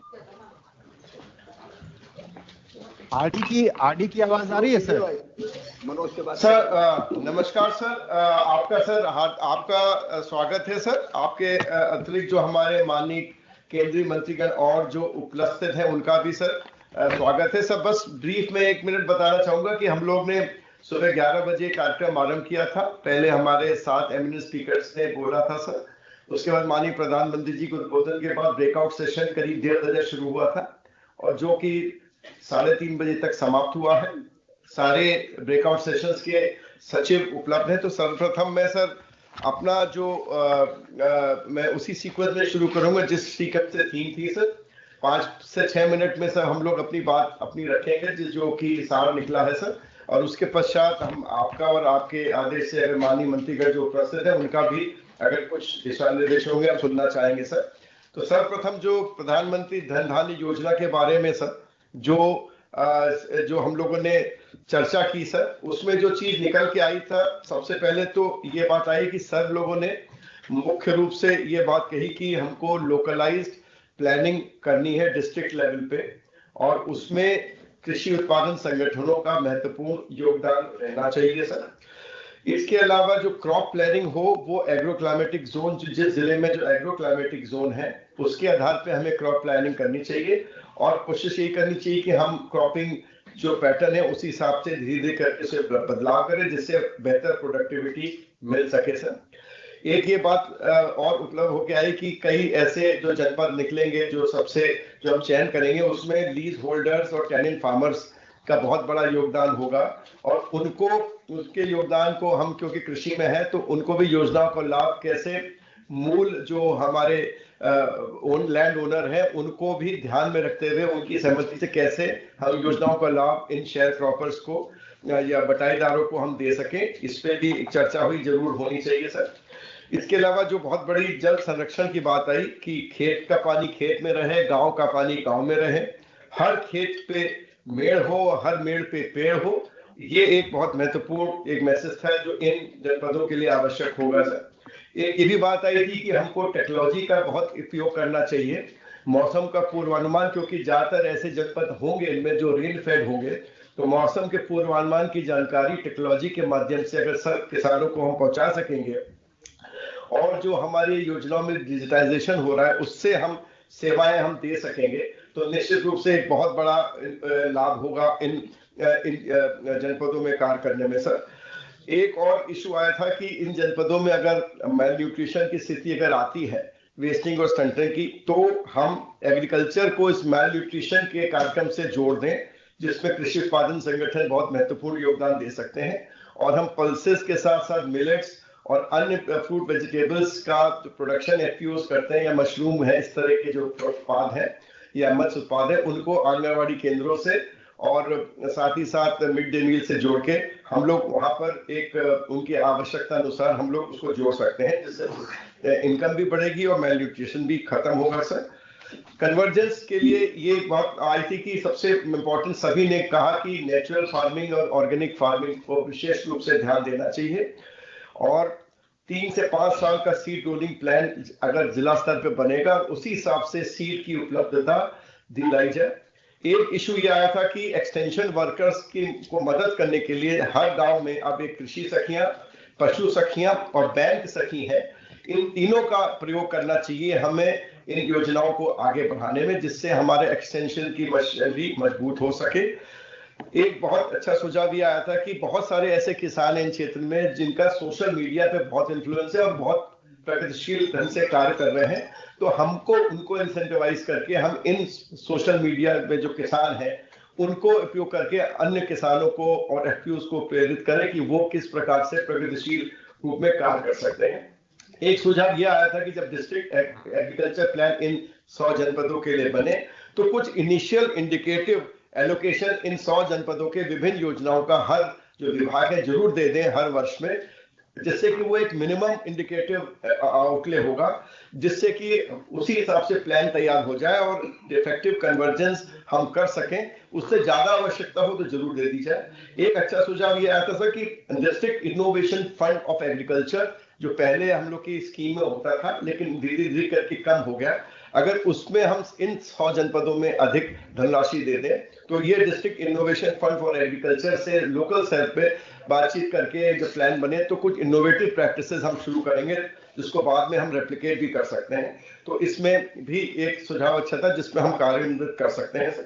एक क्लस्टर अप्रोच की बात आई कि हर जनपद में 30 से 35 क्लस्टर्स क्रॉप वाइज हम लोग डेवलप करके, चाहे फ्रूट वेजिटेबल्स के हो, चाहे वो एग्रीकल्चर का हो, चाहे वो फिशरीज या एनिमल हस्बेंड्री को जैसी स्थिति है, और हम लोग आगे बढ़ाएंगे तो निश्चित रूप से इसमें हमें रिसोर्सेज को इजीली काम चैनलाइज करने में लाभ होगा। हर एक जनपद के लिए एक बहुत अच्छा सुझाव था कि ICAR या एग्रीकल्चर यूनिवर्सिटीज को एक तरह का नॉलेज पार्टनर की तरह वहां पर हम एसोसिएट कर दें, जो टेक्निकल इश्यूज को उस एग्रो क्लाइमेटिक जोन में उनको मदद करते रहे, बीज से लेके रिसर्च से लेके टेक्नोलॉजी से लेके, और वहां के कृषि विज्ञान केंद्र उस जनपद का निश्चित रूप से कैपेसिटी बिल्डिंग के लिए विशेष रूप से इन जनपदों में और एक्टिव हो जाए। एक ये भी बात आई थी कि सब क्योंकि हम आय बढ़ाने की बात कर रहे हैं तो जो एक्सपोर्ट पॉलिसी हो और जो इंपोर्ट पॉलिसी हो वो इस बात पे ध्यान रखा जाए कि फार्मर्स का इंटरेस्ट भी रहे और उनको बेहतर दाम अगर विदेशों में भी मिल रहा है तो जरूर मिले, तो उसको भी ध्यान रखें लॉन्ग टर्म में, जिससे किसानों की आय बढ़ सके सर। और एडॉप्शन ऑफ टेक्नोलॉजी एक विशेष रूप से बात हुई थी, और जो अंतिम रूप से जो मैं कहना चाहूंगा कि सर ये जो सुझाव आए हैं इसके अलावा हम लोग और भी जो लोग स्पीच नहीं दे पाए थे जो उनसे भी हमने सुझाव मांगे हैं, और हमारे 10,000 FPOs इस कार्यक्रम से जुड़े हैं, वो अपने चैट बोर्ड पे हमको हर थीम पे सुझाव दे रहे हैं, उनको हम लोग इनकॉर्पोरेट करके अब आपके सामने रख के इस कार्य योजना को अंतिम रूप देंगे। मुझे सर अपने तरफ से इतना ही कहना था, मैं अपनी वाणी को विराम देता हूं सर, और इसके पश्चात मैं अनुरोध करूंगा secretary animal husbandry Alka Upadhyay ji की वो एनहांस क्रेडिट थ्रू KCC पर अपनी बात रखना चाहे।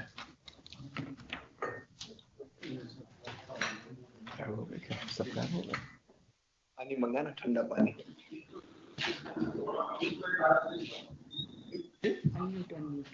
अनम्यूट करके बोलना चाहे।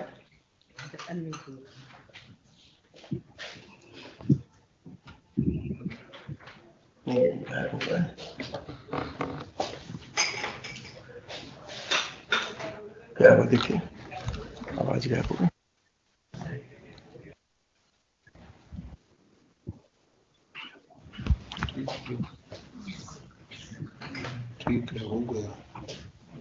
आया नहीं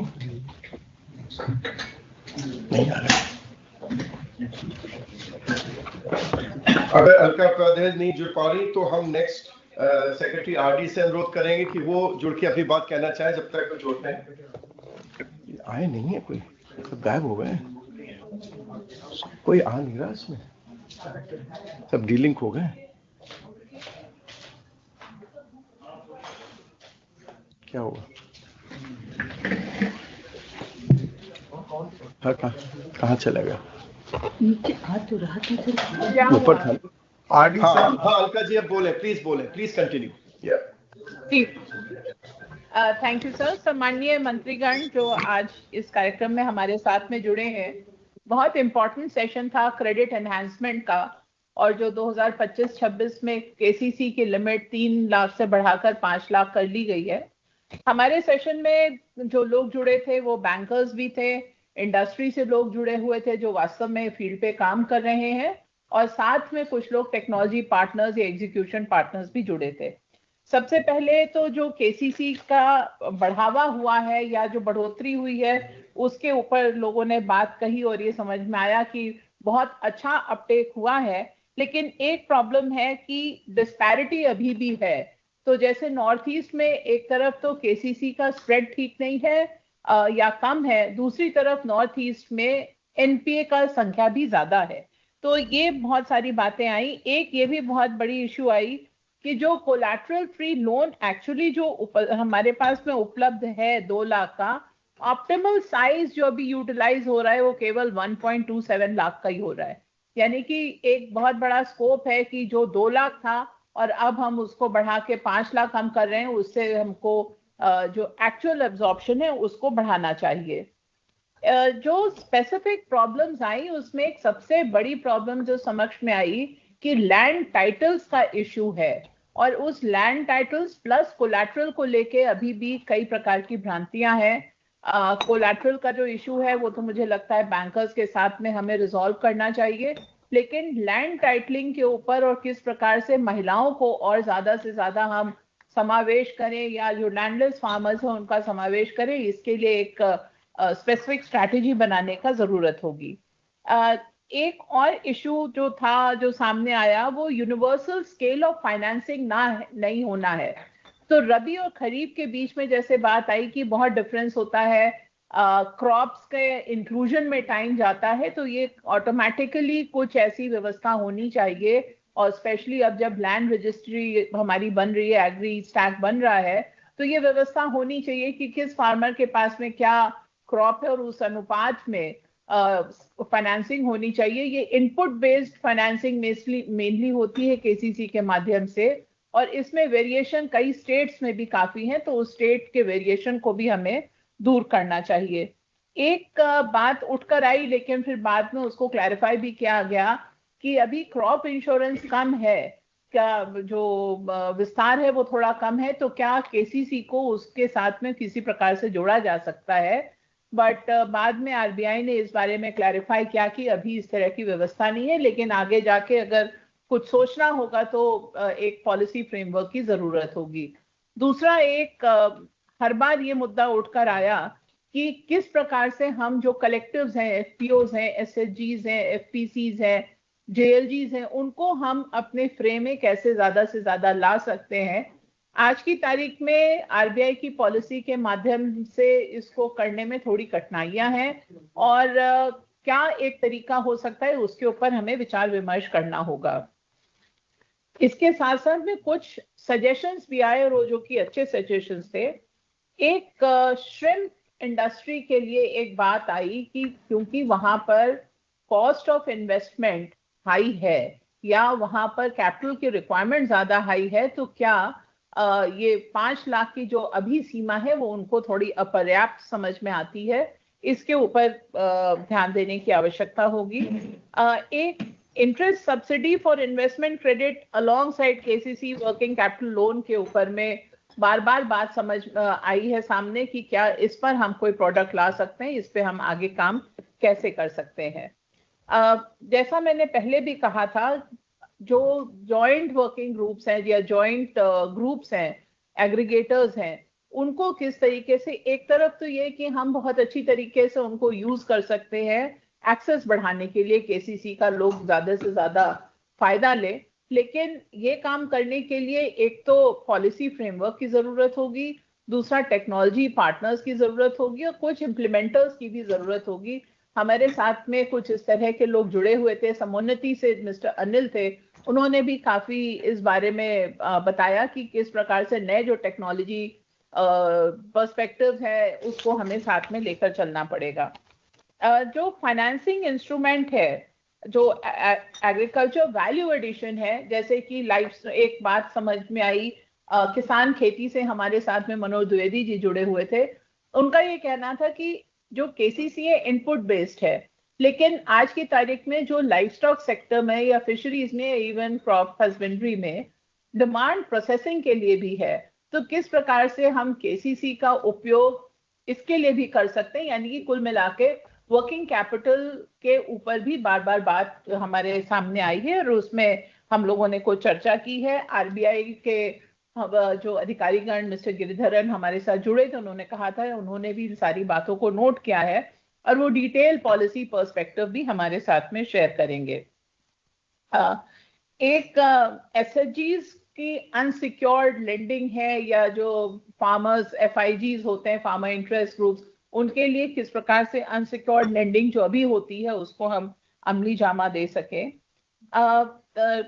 एक सजेशन ये था कि जिस तरीके से शुरुआत में रमेश चांद जी ने बताया कि एनिमल हस्बेंड्री या life stock sector plus fishery sector बहुत अच्छा ग्रो कर रहा है, तो फोकस्ड एफर्ट की वहां पर हमको जरूरत है।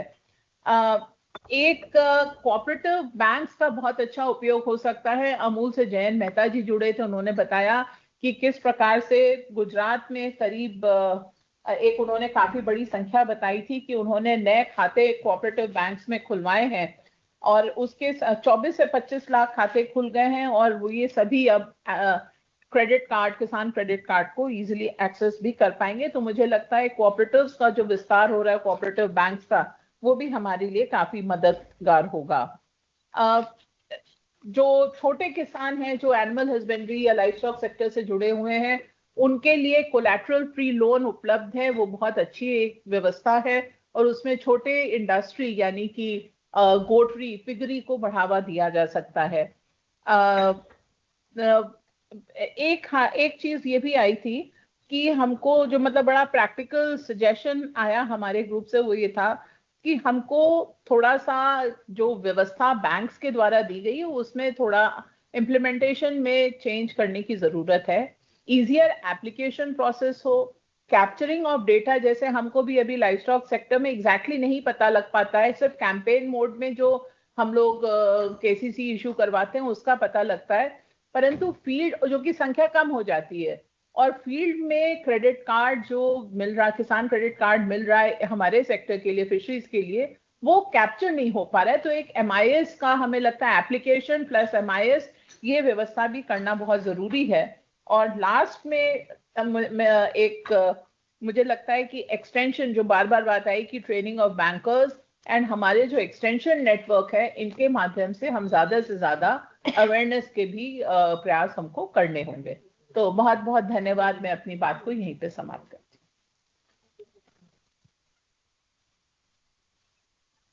हूँ। संक्षेप में काफी जितने भी इश्यूज थे सबको हाईलाइट कर दिए। अब मैं सेक्रेटरी आरडी शैलेश कुमार सिंह जी से निवेदन करूंगा कि वे अपनी थीम पे प्रकाश डालना चाहे। नमस्कार सर। हम लोग के ब्रेकआउट सेशन में हमारे साथ 2 लखपति दीदियां थी जो कि उद्यमिता का काम भी करती हैं और बहुत ही सफलतापूर्वक उद्यमिता का काम कर रही हैं। और इसके अतिरिक्त सर सिविल सोसाइटी ऑर्गेनाइजेशन के प्रतिनिधि थे, प्राइवेट सेक्टर के प्रतिनिधि थे सर, वर्ल्ड बैंक के एक्सपर्ट थे, इन सब के साथ चर्चा हुई। नेक्स्ट सर, ये हम लोगों ने जो सोचा है, हमारा जो rural prosperity and resilience programme है, इसके 5 अवयव हैं सर। संस्थागत क्षमता का विकास करना, उद्यमिता के कल्चर का विकास करना सर, और फाइनेंशियल प्रोडक्ट्स, जो स्पेशल फाइनेंशियल प्रोडक्ट्स हैं लोक उद्यमों के लिए, उसके लिए प्रयास करना सर, और डिजिटल इंफ्रास्ट्रक्चर को निर्मित करना और उद्यमों को बढ़ावा देने के लिए सिस्टम बनाना। Next next next next slide next slide sir, आज जो चर्चा हुई उसमें जो सुझाव आए, पहला था सर जो creating robust ecosystem for enterprises, जो पारितंत्र विकास करने का था सर। तो उसमें अब ये बात बिल्कुल स्पष्ट है सर कि ये जो गरीबी उन्मूलन का कार्यक्रम तो है ही हमारा, उसके साथ साथ अब हमको जोर देना है एंटरप्राइज प्रमोशन पर सर। उसमें रिस्क टेकिंग जो है उसको थोड़ा बढ़ावा देना होगा, उसको किस प्रकार से रिस्क टेकिंग की क्षमता दीदियों में डेवलप की जाए, उस पर ध्यान देने की जरूरत है सर। उसके बाद गवर्नमेंट का जो सपोर्ट है वो सब्सिडाइज, रिस्क को सब्सिडाइज करने पर होना चाहिए, पूरे एंटरप्राइज को सब्सिडाइज करने पर नहीं। अभी सर जो गांव के अंदर प्रोड्यूसर और कंज्यूमर दोनों, मतलब वहां गांव के अंदर ऐसा भी इकोसिस्टम सर क्रिएट हुआ है जिसमें कंज्यूमर की बहुत सारी मांगे हैं, उनकी जो लोकल स्थानीय जो आवश्यकताएं सर, उनकी भी पूर्ति वहां के प्रोडक्शंस की जा सकती है और नॉलेज ट्रांसफर का उसमें काफी संभावना है। इसके बाद सर जो सिविल सोसाइटीज और जो इकोसिस्टम स्टार्टअप है उसके बीच में किस प्रकार से संबंध मजबूत किया जाए, उस पर ध्यान देने की आवश्यकता है। और इम्पैक्ट इन्वेस्टिंग, स्किल डेवलपमेंट और मार्केट नो हाउ, इस पे CSR जो संस्थाएं हैं उनकी मदद लेने की आवश्यकता है। अगला बिंदु था सर जो लास्ट माइल एक्सटेंशन किस प्रकार से किया जाए, तो उसमें जो कई सारे हमारे पास प्रूवन लाइवलीहुड मॉडल्स हैं सर, जो एक राज्य में मान लीजिए सफल हैं तो दूसरे राज्य में उसको संशोधित करके अगर चलाया जाए तो क्या उसका प्रभाव होगा, इसको देखने की आवश्यकता है। और जो हमारे जो कम्युनिटी कार्डर्स हैं उनको एम्पावर करने की आवश्यकता के बारे में बात हुई सर। और उसके बाद सर प्रोडक्शन और पोस्ट प्रोडक्शन जो प्रोसेसेस हैं उसको इम्प्रूव मार्केट एक्सेस किस प्रकार से किया जाए, इस पर ध्यान देने की आवश्यकता है। और जो डेवलपमेंट ऑर्गेनाइजेशन है वो किस प्रकार से एक्सेलरेट कर सकते हैं सर, तेज कर सकते हैं हमारी प्रगति को नॉलेज शेयरिंग के क्रम में, प्रशिक्षण के क्रम में और इकोसिस्टम बिल्डिंग के क्रम में। उसके बाद था सर जो हमारी जो CLF है, जो हमारा 3 टियर स्ट्रक्चर है सर, उसको किस प्रकार से जो पंचायती राज ऑर्गेनाइजेशन है उनके साथ जोड़ के हम लोग और स्टार्टअप ऑर्गेनाइजेशन को जोड़ के आगे बढ़ें, इस पर ध्यान देने की जरूरत है। नेक्स्ट, प्राइवेट सेक्टर को किस प्रकार से हम सम्मिलित करें इस प्रयास में सर, उस पर भी चर्चा हुई। उसमें सर फिर से वही प्रोटोटाइप बेस्ड जो लाइवलीहुड मॉडल्स हैं वो एक बहुत ही की रोल भी भूमिका है उनकी इसमें, उस पर ध्यान देने की आवश्यकता समझी गई सर। और एंड टू एंड जो वैल्यू चेन का अप्रोच है उस पर भी चर्चा हुई सर। और गवर्नमेंट जो है वो वैल्यू चेन के कस्टोडियन के रूप में काम करे और जो इकोसिस्टम्स का अप्रोच है उस पर ध्यान दिया जाए, इस पर बात हुई सर। और एक किसी प्राइवेट सेक्टर प्लेयर पर निर्भर हुए बिना जो अनेक हमारे पास प्राइवेट प्लेयर्स हैं उन सब के साथ मिलकर एक सिस्टम बनाने की जरूरत है ताकि knowledge sharing, infrastructure, processing, marketing इत्यादि पर जोर दिया जा सके। उसके बाद सर डिजिटल पब्लिक इंफ्रास्ट्रक्चर के ऊपर चर्चा हुई सर। अभी के समय में कोई भी एंटरप्रेन्योर है तो उसका बहुत सारा जो उसको रेवेन्यू आता है उसका बहुत बड़ा हिस्सा सर तरह तरह के डिजिटल मोनोपोलीज जो है हमारे सिस्टम में उन पे खर्च हो जाता है। तो हमको डिजिटल पब्लिक गुड बनाने की आवश्यकता है जिससे कि वो जो उसका खर्चा होता है एंटरप्रेन्योर का उसको दूर किया जा सके। ONDC सर ये जो विकसित हो रहा है ये ई-कॉमर्स के लिए UPI का काम करेगा, इस पे चर्चा हुई सर। और AI टूल्स हमको आइडेंटिफाई करने हैं और उनका उपयोग करना है ताकि बेनिफिशियरीज को हम बहुत अच्छे तरीके से उनकी पहचान कर सकें। और लर्निंग के ऊपर लर्निंग में AI का इस्तेमाल करके इसको भी नीचे लेवल तक ले जाने की जरूरत है सर। और एक बात और उभरी इसमें सर कि हमारे जो गवर्नमेंट के सिस्टम में कई तरह के हमारे पोर्टल तमाम चीजें हैं सर, लेकिन वो ओपन नहीं है, तो ओपन API हो उनका, उसके ऊपर ध्यान देने की आवश्यकता समझी गई सर। नेक्स्ट, प्रमोटिंग मास एंटरप्रेन्योरशिप सर, इसमें यह है कि हम जिले पे फोकस करें और हर एक जिले में प्रयास करें कि 10,000, ये भी सुझाव आया सर कि 10,000 हम उद्यमी एंटरप्रेन्योर तैयार करें उसमें जो कि डिजिटल प्लेटफॉर्म के ऊपर काम करें और इससे 5 लाख अगले 5 साल में उन जिलों में तैयार हों सर, जॉब्स तैयार हों। उसके बाद डिजिटल और एंटरप्रेन्योरियल थिंकिंग जो है उसको स्कूल और कॉलेज के करिकुलम में ले जाने की जरूरत है ताकि ये बात शुरू से ही लोग समझें कि उनको एंटरप्रेन्योरशिप जाना है, उसके लिए क्या करने की आवश्यकता है ये उनको पता हो। और AI पावर्ड डिजिटल प्लेटफॉर्म्स बनाने की आवश्यकता पर भी जोर दिया गया सर, जो कि एंटरप्रेन्योर्स को कनेक्ट करे डिफरेंट गवर्नमेंट स्कीम से और उनको तेजी से ऑनबोर्ड हो सकें वो हमारे सिस्टम्स पर, उसकी सुविधा हो। इसके बाद सर रूरल एंटरप्रेन्योरशिप हब्स के बारे में बात हुई। तो एक तो हमारा जो देश के अंदर जो हम काम करते हैं वो तो है ही सर, इसके अतिरिक्त जो दूसरे देश हैं, जो साउथ के दूसरे देश हैं सर, जो अफ्रीका के या अन्य महादेशों के जो दूसरे देश हैं उनको भी हमारी जरूरत है, तो उनको भी हम इससे मदद कर सकते हैं। और ये एक सुझाव आया सर। और गवर्नमेंट इंटरवेंशन जो होंगे उनसे स्केल आता है और जिससे कि अफोर्डेबल फाइनेंसिंग आएगी, तो फाइनेंसिंग के लिए किस प्रकार से हम डिफरेंट जो इंस्ट्रूमेंट्स बनाएं उसके ऊपर बात हुई, और इंटीग्रेटेड सॉल्यूशंस जो कि डिसेंट्रलाइज्ड रिन्यूएबल एनर्जी पर जोर दें और साथ साथ उससे इकोनॉमिक एम्पावरमेंट हो। और सर इनोवेशंस जो है बिजनेस मॉडल में, उसमें सिस्टम्स थिंकिंग को, डिजाइन थिंकिंग को किस प्रकार से उसमें डाला जाए, इस पे बात हुई सर।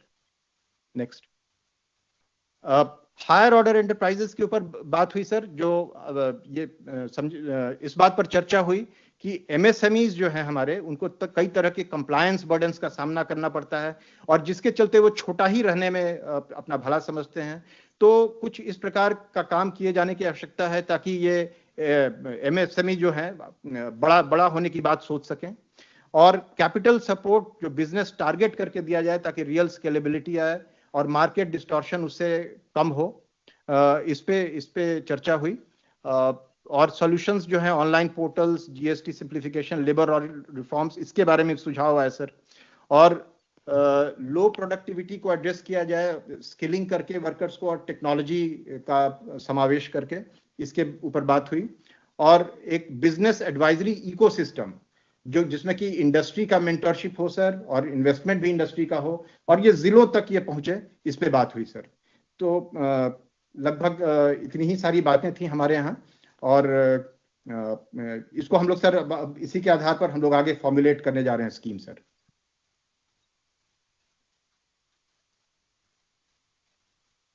अब आत्मनिर्भरता पल्सेस के विषय पर secretary department of consumer affairs अपनी बात रखना चाहें।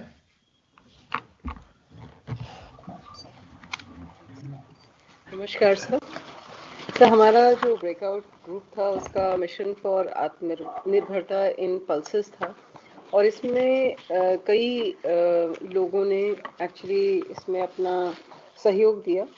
खास करके इसमें chairman India pulses and grain association, इसके साथ साथ vice president Gulbarga Dal mill association, chief business officer star agri Bazaar technology private limited, agri expert, और साथ ही साथ managing director Mayur global corporation और सेक्रेटरी एग्रीकल्चर मध्य प्रदेश।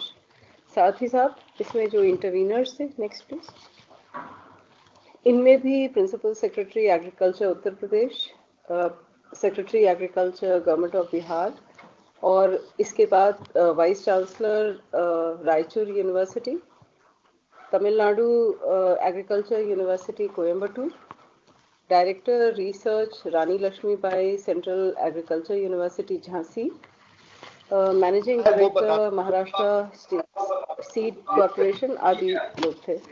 मैडम मैं आपको रोक रहा हूँ, मेरा आग्रह है कि सीधे जो निष्कर्ष है उस पे आ जाए, ये सूची मेरे पास भेज दें, हम लेने की सर। नेक्स्ट,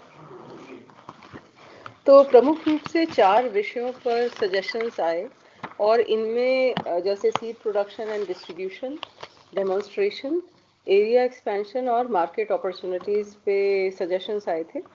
अब जैसे सीड प्रोडक्शन और डिस्ट्रीब्यूशन पर काफ़ी अच्छे सुझाव थे, जिसमें खास करके breeding better varieties of pulses जो कि क्लाइमेट रिजिलियंट हों, पेस्ट रेजिस्टेंस हों, अर्ली मैच्योरिंग हो, photo insensitive, high yielding synchronous maturity of pods हो, और जिनमें कि कम पानी की खपत की भी आवश्यकता हो। साथ ही साथ इसमें स्पीड ब्रीडिंग टेक्नोलॉजीज की भी बात की गई, और ये कहा गया कि जो सीड बैंक्स हैं इनका डेवलपमेंट आवश्यक है। Financial assistance for seed production भी देना उतना ही आवश्यक है। साथ ही साथ एक साइंटिफिक सीड स्टोरेज यूनिट को डेवलप करना, प्रोसेसिंग सेंटर्स और लॉजिस्टिक फैसिलिटी को खास करके उन जगह पे बनाना जहाँ पे कि पल्सेस का क्लस्टर अवेलेबल हो। फार्मर्स की कैपेसिटी बिल्डिंग की आवश्यकता महसूस की गई, और साथ ही साथ ये बताया गया कि एफपीओज और कोऑपरेटिव्स को सीड हब्स में भी इन्वॉल्व किया जाए, और साथ ही सीड प्रोड्यूसिंग एजेंसीज के रूप में भी उन्हें इन्वॉल्व किया जाए। डिजिटल टेक्नोलॉजीज का प्रयोग किया जाए ताकि traceability of quality seeds ensure की जा सके और transparent distribution to the farmers भी इंश्योर करना आवश्यक होगा। Next please. जहाँ तक डेमोन्स्ट्रेशन का विषय है, इसमें क्लस्टर बेस्ड डेमोन्स्ट्रेशन पर खास एक आग्रह था और इसमें यह भी कहा गया कि जितने भी स्टेक होल्डर्स हैं वैल्यू चेन में, उन सभी का इसमें कुछ ना कुछ योगदान सहयोग होना चाहिए, जिसमें जो R&D इंस्टीट्यूशंस हैं वो जैसे रिसर्च को लीड करें, FPOs और कोऑपरेटिव्स फार्मर्स को कैपेसिटी उनकी बढ़ाएं और प्रोएक्टिवली उनके साथ कार्य करें, इंडस्ट्री और मिलर्स फॉरवर्ड और बैकवर्ड लिंकेजेस पर कार्य करें, जो टेक्नोलॉजी प्रोवाइडर्स हैं वो फार्मर्स को बेहतर टेक्नोलॉजी को एडॉप्ट करने के लिए प्रेरित करें और साथ ही साथ अश्योर्ड प्रोक्योरमेंट या मार्केट लिंकेजेस को डेवलप किया जाए।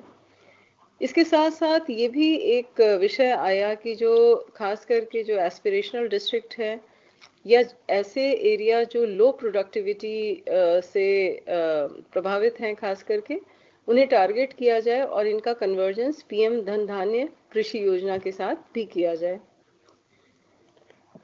तीसरा विषय एरिया एक्सपेंशन का था। ऐसा माना गया था कि अगर हमें पल्सेस के जो प्रोडक्शन है और प्रोडक्टिविटी दोनों को बढ़ाना है, तो इसमें जो नॉन ट्रेडिशनल एरियाज हैं, खास करके जो फैलो एरियाज हैं, जो रेनफेड है और जो वाटरशेड, इन तीनों को हमें लेना होगा और इन्हें short duration high yielding variety को खास करके प्रमोट करना होगा फॉर एक्सपेंशन। इसमें इंटरक्रॉपिंग की व्यवस्था भी की जा सकती है, जैसे कि शुगर केन में ये वाइड स्पेसिंग क्रॉप्स के रूप में इनको किया जा सकता है या मेड़ पर इन्हें कल्टीवेट किया जा सकता है। यहाँ पे माइक्रो इरिगेशन की भी व्यवस्था की जा सकती है और जो सक्सेस स्टोरीज फार्मर्स की आ रही हैं उन्हें खास करके और अधिक प्रमोट किया जाना चाहिए। Next please. मार्केट अपॉर्चुनिटीज में एक जो कुछ सुझाव आए, उसमें एक तो ये था कि FPO मॉडल को सपोर्ट किया जाए ताकि बेहतर इकोनॉमिक बेनिफिट्स फार्मर्स को मिले। एक और जो महत्वपूर्ण बिंदु था वो स्टोरेज और पोस्ट हार्वेस्ट मैनेजमेंट का है कि भंडारण और इसका प्रबंधन किस प्रकार से किया जाए ताकि मैकेनाइज्ड हार्वेस्टिंग के बाद क्लीनिंग यूनिट्स एस्टैब्लिश की जा सके, साइंटिफिक स्टोरेज यूनिट्स बैठाए जा सकें, इनके प्रोसेसिंग सेंटर्स और लॉजिस्टिक फैसिलिटीज खास करके पल्सेस क्लस्टर के अराउंड किया जाए। इसके साथ साथ एक सुझाव ये था कि जो पल्स प्रोसेसिंग इंडस्ट्री है उसे एग्रो बेस्ड इंडस्ट्री का दर्जा दिया जाए ताकि उन्हें इंसेंटिव्स और सब्सिडीज का लाभ मिल सके। तीसरा सुझाव ये भी बहुत महत्वपूर्ण था, जिसमें दाल मिलों के मॉडर्नाइजेशन का विषय था और इससे भी जो प्रोडक्शन में एक बढ़ोतरी हो सकती है। 100% तूर, मसूर और उड़द का प्रोक्योरमेंट NAFED और NCCF के द्वारा किया जाए, ये इस पर एक जोर दिया गया और जो training on packages of practices और गुड एग्रीकल्चर प्रैक्टिसेस, इन सभी पर प्रशिक्षण देने की बात कही गई। तो यही प्रमुख रूप से सजेशंस आए। धन्यवाद। बहुत बहुत धन्यवाद निधि जी। अब मैं अगला जो 5वां थीम था comprehensive programme for vegetables and fruits, उसमें सचिव food processing industry department ministry के उनसे अनुरोध करूंगा कि वे अपनी बात रखें ब्रीफ में।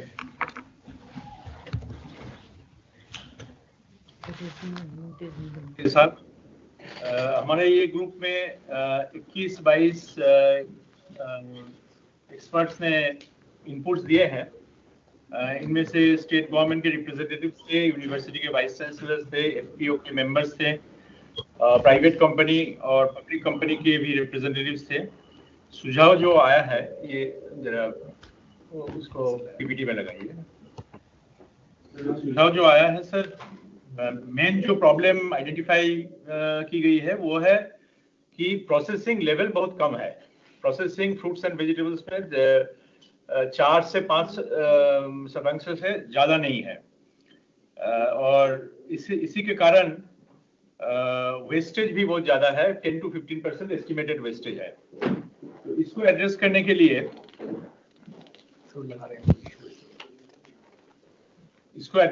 लिए सर जो सुझाव आए हैं उनका समरी मैं कह रहा हूँ। वो पीपीटी लोड करने में कुछ तकलीफ हो रहा है प्रेजेंटेशन। तो पहला सुझाव यह है, farmer training and awareness. Farmers तो प्रोडक्शन बढ़ रहा है, लेकिन फार्मर्स के, किसानों के जो नॉलेज, नए जो तकनीक, नए जो सेच का जो तकनीक है, जो integrated pest management, nutrient management, इसका जो टेक्निक्स है, और क्लाइमेट चेंज का जो इशू है, सॉयल न्यूट्रिशन का जो इशू है, इसके ऊपर उनका ज्यादा आइडिया नहीं है। तो इसके लिए प्रशिक्षण का जरूरी, लोग मानते हैं कि इसको प्रशिक्षण देना जरूरी है, सिर्फ इनपुट्स नहीं। सेकेंड इशू है ये इकोसिस्टम बेस्ड सस्टेनेबल फार्मिंग, मतलब crop rotation, soil erosion control. इसके लिए भी हमें कुछ स्पेशल एफर्ट्स लेना चाहिए। क्वालिटी इनपुट्स एंड कंप्लायंस में लोग, किसान तो जानते हैं एमआरएल के बारे में, लेकिन एमआरएल लेवल्स टेस्ट करने के लिए इनका फैसिलिटी नहीं है ज्यादातर जगह।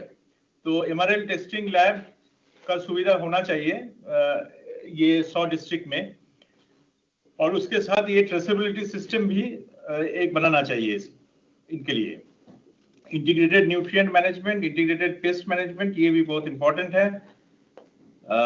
इसके बारे भी जो सपोर्ट है वो किसान तक नहीं पहुंच पा रहा है। डाइवर्सिफिकेशन एंड प्रोडक्टिविटी एनहांसमेंट में ये मोनोक्रॉपिंग से डाइवर्सिफाइड फार्मिंग सिस्टम, स्पेशली फल का जो बगीचा है, इसमें डाइवर्सिफाइड फार्मिंग सिस्टम का जरूरी है। क्वालिटी सीड्स और प्लांटिंग मटेरियल का सप्लाई, इसको भी बढ़ाना है।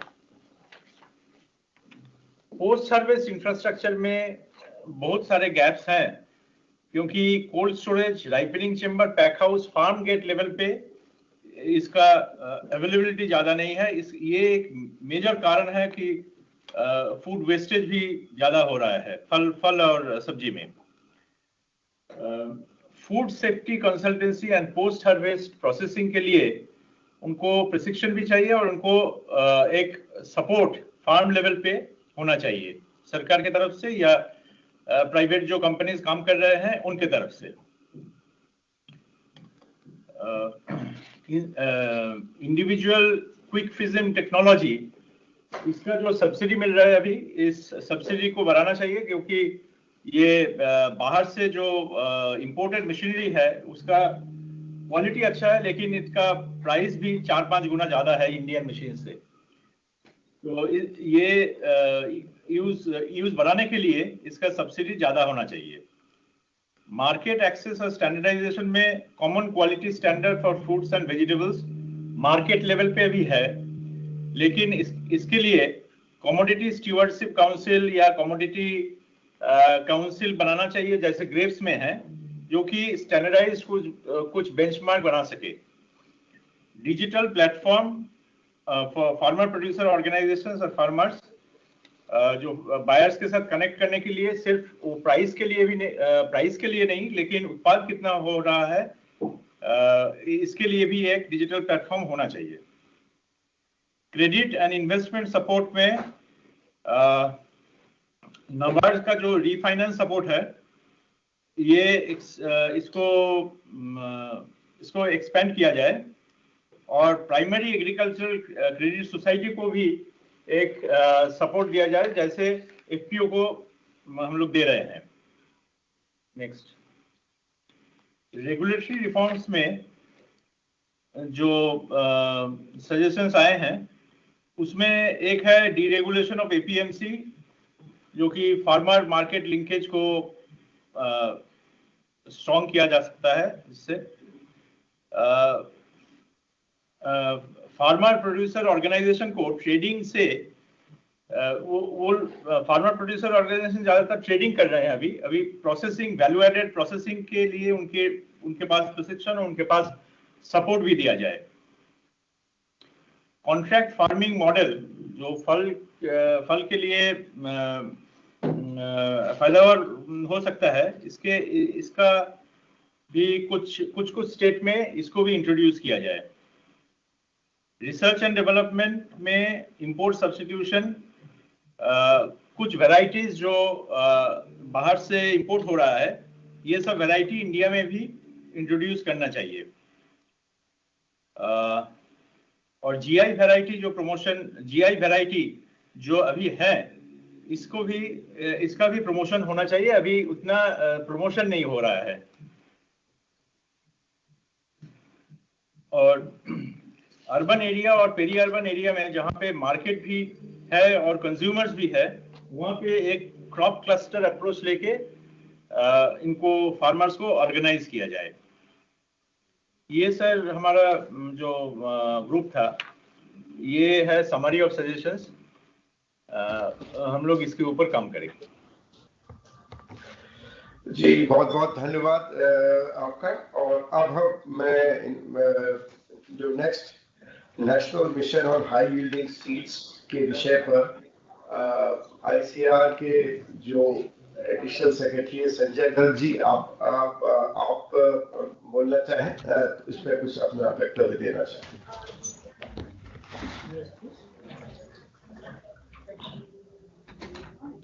अपने को अनम्यूट कर लीजिएगा संजय गर्ग जी। नमस्कार सर।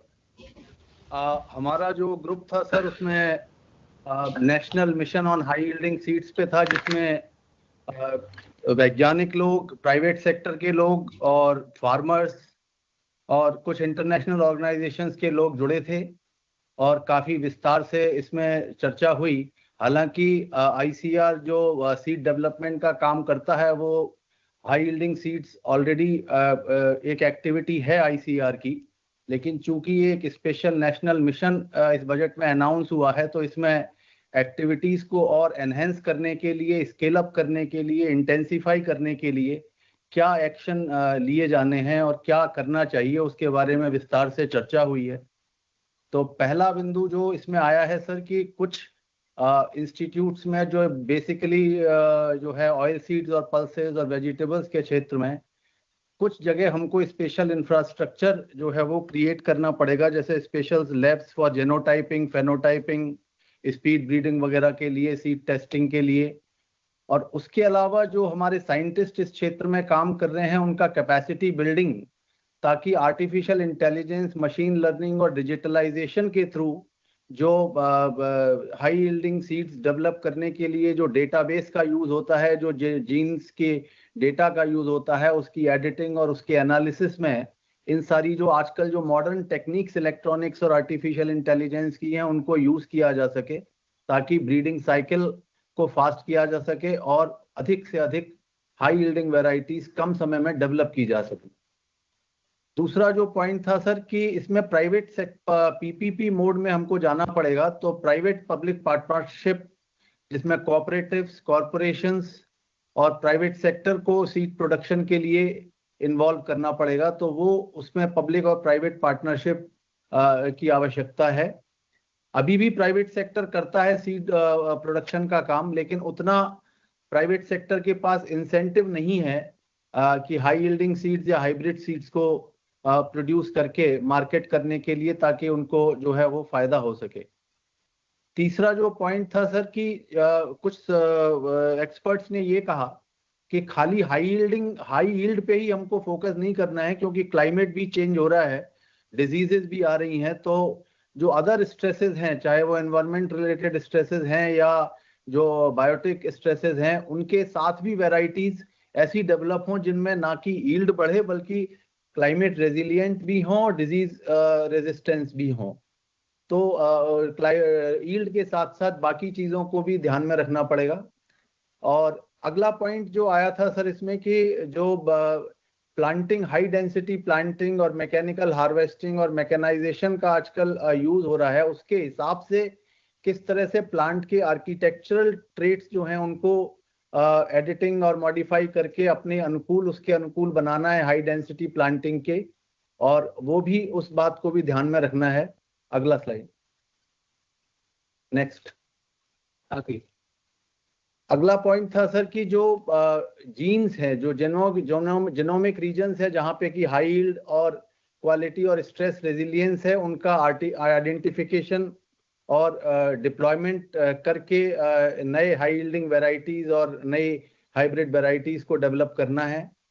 एक इम्पॉर्टेंट पॉइंट रेगुलेशन से संबंधित ये आया था कि जो कुछ रूल्स हैं, जैसे कि पीपीवी एंड एफआरए एक्ट है, सीड एक्ट है, बायोडाइवर्सिटी एक्ट है, इनमें कुछ रूल्स में चेंज करना पड़ेगा ताकि आईपी प्रोटेक्शन जो अभी नहीं, आईपी प्रोटेक्शन का उतना स्ट्रॉन्ग प्रोविजन नहीं है, जिसके कारण प्राइवेट इन्वेस्टमेंट सीड डेवलपमेंट में या हाइब्रिड सीड डेवलपमेंट में नहीं आ रहा है। तो प्राइवेट इन्वेस्टमेंट को अट्रैक्ट करने के लिए कुछ रूल्स में परिवर्तन की आवश्यकता होगी। उसके बाद जो नया पॉइंट आया था सर कि न्यू ब्रीडिंग टेक्नोलॉजीज और आईपीआर रिलेटेड प्रोविजंस का यूज भी वैरायटीज के डेवलपमेंट में होना चाहिए। और अगला पॉइंट ये आया था सर कि जो बायो पेस्टिसाइड्स और नैनो फर्टिलाइजर्स या और जो इनपुट्स हैं, उनका भी जो डिलीवरी सिस्टम है सीड बेस्ड, जैसे सीड्स के साथ या सीड्स का जो डिलीवरी सिस्टम है उसी के साथ उसको सिंक्रोनाइज किया जाना चाहिए, ताकि खाली सीड्स ही नहीं, हाई यील्ड के लिए बाकी और इनपुट्स की भी आवश्यकता होती है और वो सारे इनपुट्स का भी डिलीवरी सिस्टम सीड्स के साथ सिंक्रोनाइज होना चाहिए। उसके बाद सर लास्ट पॉइंट ये था कि जो एफिशिएंट सीड प्रोडक्शन रिसर्च जो हाइब्रिड्स में है, रेजिलिएंट और sustainable seed systems, small holder farmer जो है, जो छोटे किसान है जिनको अभी क्वालिटी सीड नहीं मिल पाता है, तो पूरे जो सीड का जो सप्लाई चेन है, पूरे सीड्स का जो सप्लाई सिस्टम है, उस सिस्टम में भी मॉडिफिकेशन की जरूरत है या उसको फासन करने की जरूरत है, ताकि जो सीड्स डेवलप तो हो जाएं और डेवलप होने के बाद कम से कम समय में और इफेक्टिव मैनर में एक छोटे किसान को मिल सके। सर ये कुछ सुझाव आए थे, इसके अलावा कुछ और भी जो और डिटेल में आए थे उनकी हम एक रिपोर्ट बना के आपके सामने प्रस्तुत करेंगे सर। धन्यवाद। बहुत बहुत धन्यवाद संजय जी। अब मिशन फॉर कॉटन प्रोडक्टिविटी के विषय पर सेक्रेटरी टेक्सटाइल्स ऑन है। सेक्रेटरी टेक्सटाइल्स से अनुरोध करूंगा कि वे अपनी बात रखना चाहूँ। नमस्कार sir. Sir cotton productivity mission के सत्र में लगभग शुरुआती सत्र में 900 लोगों ने इसमें भाग लिया। 11 स्पीकर्स थे और 17 लोगों ने इंटरवेंशंस किए। लगभग 80 सजेशंस प्राप्त हुए। इसके अलावा चैट बॉक्स में भी लगभग 25 सजेशंस प्राप्त हुए। एक व्हाट्सएप का भी हम लोगों ने साथ साथ लोगों को बताया था, तो उस पर भी हमारे को अभी तक 30 से अधिक सजेशंस प्राप्त हो चुके हैं। सर हमारे जो प्रतिभागी थे उसमें international committee on cotton, advisory committee on cotton, किसान, साइंटिस्ट जो रिसर्च एजेंसीज और रिसर्च इंस्टीट्यूट्स के थे, इंडस्ट्री जिसमें जिनर्स और एंड यूजर यानी कि जो गारमेंटिंग इंडस्ट्री है या फैब्रिक इंडस्ट्री है वो, तथा सिविल सोसाइटी ऑर्गेनाइजेशंस एंड एफपीओस के मार्केटिंग के लोग भी उपस्थित थे। सर फार्मर्स एंड इंडस्ट्री ने दोनों ने इसका मिशन का भारी स्वागत किया और इस बात के लिए धन्यवाद भी ज्ञापित किया कि इसकी आवश्यकता उन्हें एक लंबे समय से महसूस हो रही थी, जिसकी पूर्ति इस मिशन के आने से हो सकेगी। सर मुख्यतः ये मिशन आप के बारे में जब बातचीत हुई तो किसानों की तरफ से और इंडस्ट्री की तरफ से दो ही बातें आई हैं। पहली बात ये आई है कि क्वांटिटी की ओर ध्यान देना है, यानी कि प्रोडक्टिविटी के मुद्दे पर उन्होंने अपनी बात पूरी तरीके से और क्या उन्हें कठिनाइयां हैं इस पर उठाई, और इंडस्ट्री ने क्वालिटी की बात कही। सर 150 डिस्ट्रिक्ट्स में लगभग कपास की खेती होती है और जो उनकी समस्याएं हैं, ये समस्याएं जुड़ी हुई हैं। पहला कि सीड का रिप्लेसमेंट बहुत लंबे समय से नहीं हुआ है। दूसरा, इस समय जो मृदा है, जो सॉइल है, उसमें एक तरीके का फटीग है। तीसरा, पिंक वुलवर्म या इसी तरीके के अन्य से वो उनकी जो उपज है उस पर इसका बुरा प्रभाव पड़ता है, तथा जो अभी मैकेनाइजेशन का स्तर है वो अत्यंत न्यून है, इसमें बेहतरी की आवश्यकता है।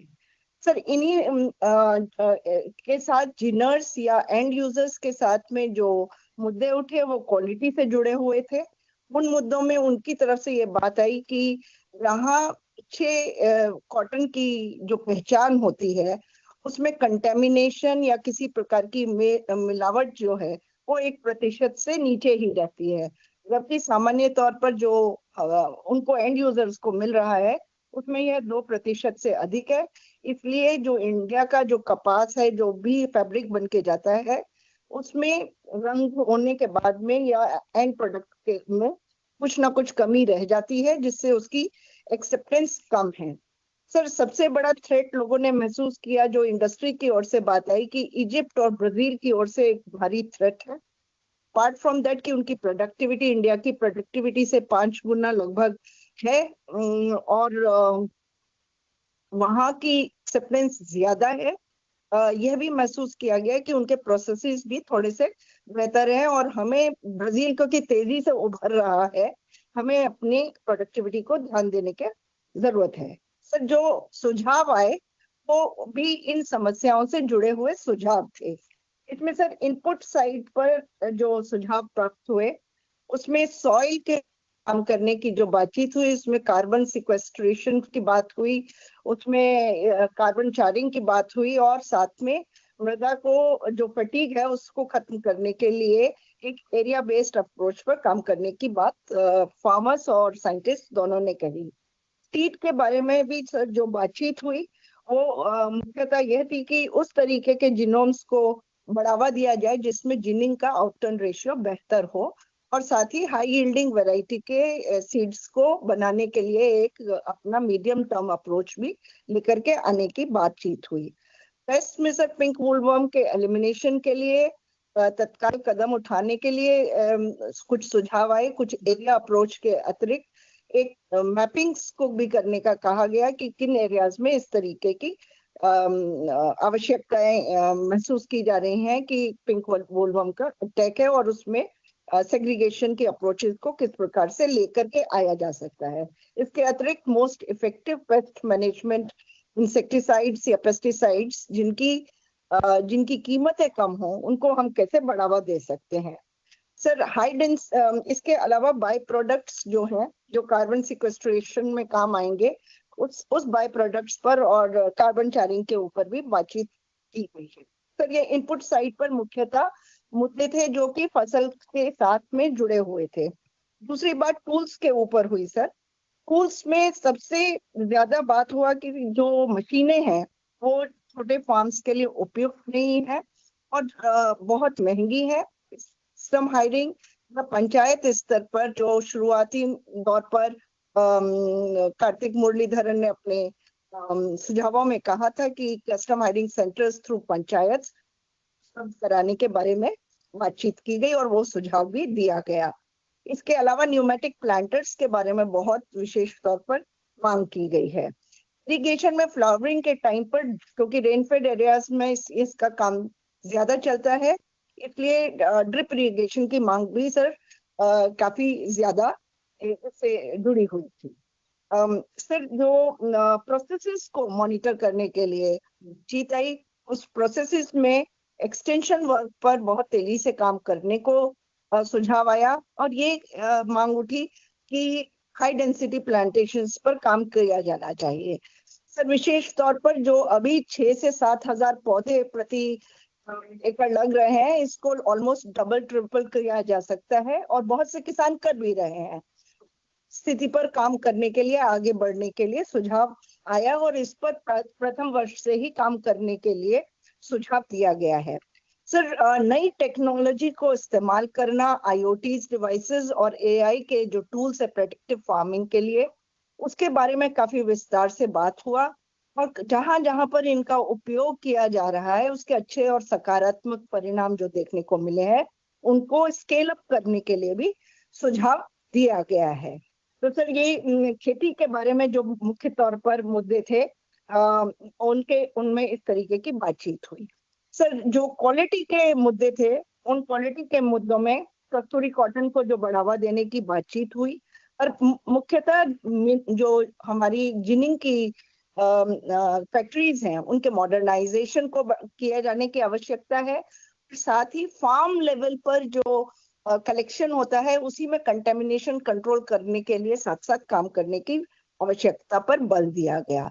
यह भी मांग की गई कि टेस्टिंग फैसिलिटीज का विस्तार नीचे के स्तर पर किया जाए और इसमें पब्लिक प्राइवेट पार्टनरशिप की और उसके विस्तार की भी संभावनाओं पर चर्चा हुआ।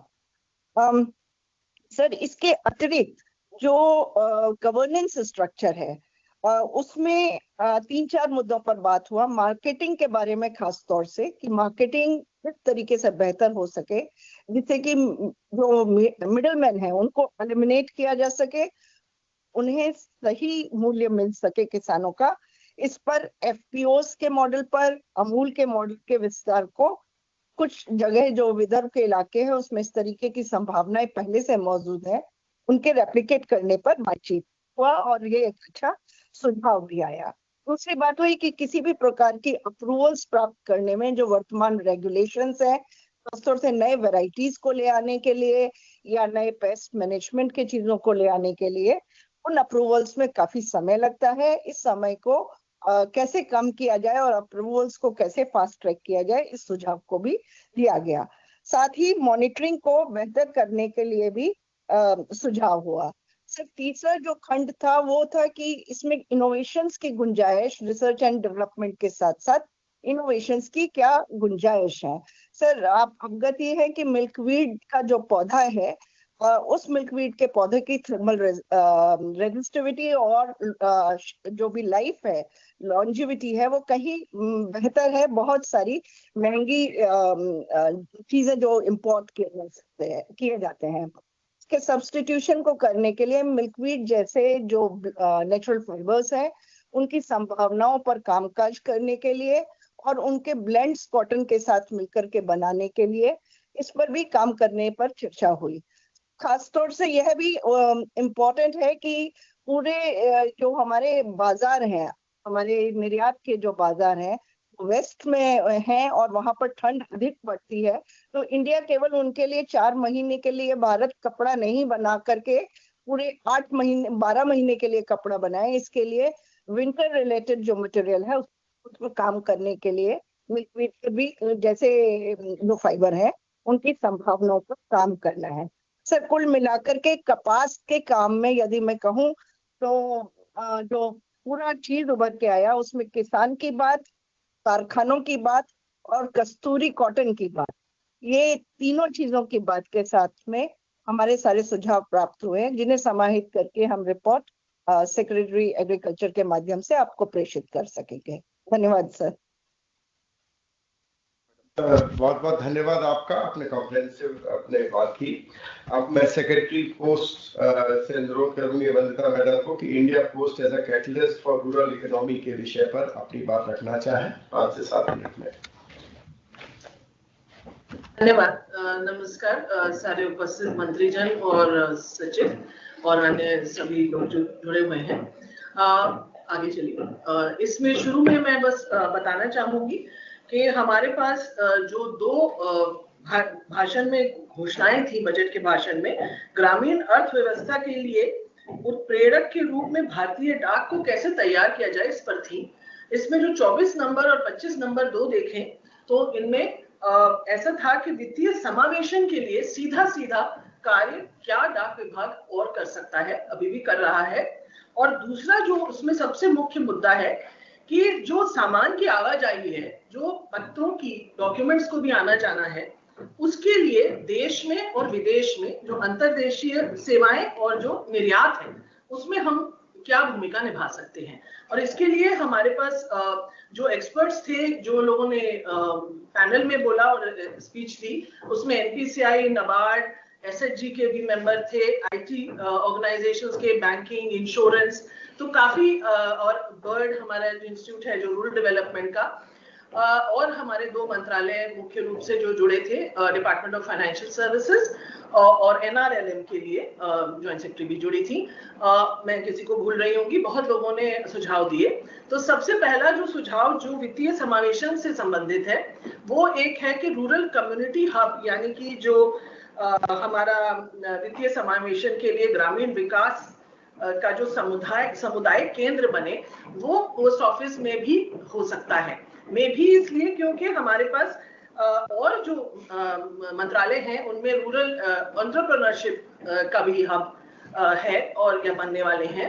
वो अगर साथ साथ हो जाएं तो उससे ये फायदा होगा कि वहीं पे स्किलिंग हो जाएगी, उनको हम अन्य सेवाएं जैसे कि हम उनके खाते खोल सकते हैं। पोस्ट ऑफिस सेविंग्स बैंक जो डिपार्टमेंट ऑफ इकोनॉमिक अफेयर्स के जरिए हम लोग करीब 170 साल से कर रहे हैं, वो कार्य इंश्योरेंस और उसके अलावा क्रेडिट, ये कैसे इनको दिया जा सकता है, वहां पे एक तो उनको एक्सेस मिल सकती है, उनको मदद देके, और ये सारे कार्य किए जा सकते हैं एमएससी के लिए, क्लस्टर्स के लिए, आर्टिजन्स के लिए, एसएचजीज के लिए। पोस्ट ऑफिस के जरिए गवर्नमेंट और प्राइवेट किसी भी सेक्टर की स्कीम सर्विसेज जो बहुत जरूरी है, उन सेवाओं का एक्सेस हम वहां दे सकते हैं। पोस्ट ऑफिस जो है वो पोस्ट ऑफिस सेविंग्स बैंक के जरिए सेविंग्स और टर्म डिपॉजिट और सब तरह के खाते देता है सीनियर सिटीजन, लेकिन वो सिर्फ इंडिविजुअल्स के लिए होते हैं, यानी कि एक व्यक्ति विशेष के लिए होते हैं और ना कि कोई ग्रुप्स या इंस्टीट्यूशंस के लिए। इसी तरह जो इंडिया पोस्ट पेमेंट्स बैंक है, जो कि 7 वर्ष में 11 करोड़ खाते खोल चुका है, मुख्य रूप से डायरेक्ट बेनिफिट ट्रांसफर के लिए बहुत ज्यादा काम किया है, वहां भी यही परेशानी है कि इंस्टीट्यूशनल खाते नहीं है। और सबसे ज्यादा जो आवश्यकता इस डिस्कशन में निकली वो ये निकली कि सेल्फ हेल्प ग्रुप्स और जो नॉन इनकॉर्पोरेटेड एंटरप्राइजेस हैं, जो छोटे छोटे माइक्रो एंटरप्राइजेस हैं, उनको आवश्यकता है दरवाजे के पास सेवा मिलने के लिए।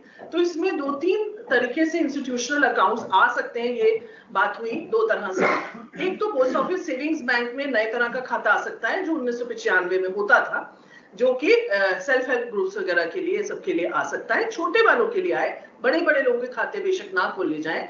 उसमें सेविंग्स के अलावा टर्म डिपॉजिट की आवश्यकता भी बताई गई। हमारे पास एसएचजी भी जुड़े थे और हमारे पास लिखित में भी आए हैं सुझाव। उसके अलावा अगर इंडिया पोस्ट पेमेंट्स बैंक जो है वो सेविंग्स के अलावा खाता खोल पाए या स्मॉल फाइनेंस बैंक बन सके, जो कि डिपार्टमेंट ऑफ फाइनेंशियल सर्विसेज ने भी स्पष्ट रूप से कहा कि इस आवश्यकता को भी देखना चाहिए। इसमें रिजर्व बैंक जो रेगुलेटर है वो देखेगा कि किस तरह करना है, या लिमिटेड रूप से कोई माइक्रो क्रेडिट फ्लो हो सकता हो। तो फ्लो के लिए मेन है कि पास में क्रेडिट पहुंचना है और क्रेडिट के बारे में जानकारी देनी है। तो और इंश्योरेंस में भी यही दिक्कत है कि पहुंच की परेशानी है, और बंडल्ड इंश्योरेंस प्रोडक्ट्स बड़े अच्छी इंडस्ट्री में बन रहे हैं, लोगों को मालूम नहीं चलता है। इंडिया पोस्ट पेमेंट्स बैंक ने इसमें बहुत पहल की है और bundled products, general insurance products पहुंचाए हैं। डाक विभाग पहले से postal life insurance, rural postal life insurance छोटे स्तर पे करता है, बहुत बड़ा नहीं है और उसमें, लेकिन लोगों को आता है ये कार्य करना। डीबीटी पहले से हो रहा है, करीब 10% DBT post office savings bank और आईपीपीबी के खातों के जरिए जाता है, और स्टेट गवर्नमेंट से भी टाई अप्स है, सिर्फ सेंट्रल गवर्नमेंट के नहीं है। डोर स्टेप एक्सेस है, ऑनलाइन ऑर्डर्स की सुविधा हमें डालने की जरूरत है। जब किसी को कैश चाहिए वो हम बिल्ड कर रहे हैं डाक विभाग में, तो इस पे भी जरूरत जताई गई थी। आधार एनेबल्ड पेमेंट सिस्टम जो बैंक्स भी देते हैं वो इंडिया पोस्ट पेमेंट्स बैंक देता रहा है और कोविड के टाइम में बहुत ज्यादा दिया था, ये भी बढ़ाया जा सकता है। ईएमआई पिकअप थोड़ा सा शुरू हुआ है थर्ड पार्टीज के लिए, और ये कार्य एसएचजीज को बहुत जरूरत है, ऐसे एसएचजी के जो वक्ता थे उन्होंने बताया, और ये लो कॉस्ट पे डाक विभाग आराम से दे सकता है। और जो कैश मैनेजमेंट, जो काम डाक विभाग को करना होगा, इसमें पीछे से कैश मैनेजमेंट सिस्टम और मजबूत बनाना है, जिसके लिए कार्य अभी से चल रहा है, मैकेनाइजेशन भी हो रहा है काफी लाइन्स का, जो हमारा बैक हैंड है, और आईटी की बैकबोन मजबूत बनानी है। एक जो सबसे बड़ा डिटेल डिस्कशन हुआ है, सबसे ज्यादा जिसकी जरूरत है वो है क्रेडिट। तो मैंने थोड़े रूप तो बताया क्या था, एमएससीज, नॉन लोनी फार्मर्स खास तौर पे बोला गया, और एसएचजीज में खास कहा गया कि इंडिविजुअल एसएचजी मेंबर्स और लखपति दीदी खास तौर पे बहुत बढ़ानी है। एनआरएलएम में उन्होंने बताया मैडम ने कि ये इसकी जरूरत है, और शेड्यूल्ड और कोऑपरेटिव बैंक्स दोनों की तरफ से ये बात आई कि हम उनका जो क्रेडिट है इन खातों में अगर लैंड करा दें जो डाकघर में है या इंडिया पोस्ट पेमेंट्स बैंक में है, तो बहुत आसानी हो जाएगी, जो पहले भी बताया। एक सुझाव है जो अंदर से आया था, जो पहले कुछ वर्ष 2 साल से अंदर गवर्नमेंट में बात होती रही है कि पोस्टल जनधन नाम का अकाउंट हो सकता है, जैसे कि जनधन पोस्ट बैंक में होता है, जिसमें ओवरड्राफ्ट फैसिलिटी हो। इस समय 10,000 है बैंकों में, 10,000 से 50 भी हो सकती है। जो शिशु मुद्रा लोन की तरह हो सकती है, इस तरह की बातचीत भी हुई है। और वर्किंग कैपिटल लोन का खास अभी बात हुई थी आज कि बैंक के टाइप्स के जरिए पीछे या तो क्रेडिट गारंटी दे के और सिर्फ एक जरिया होगा डाकघर ये देने के लिए।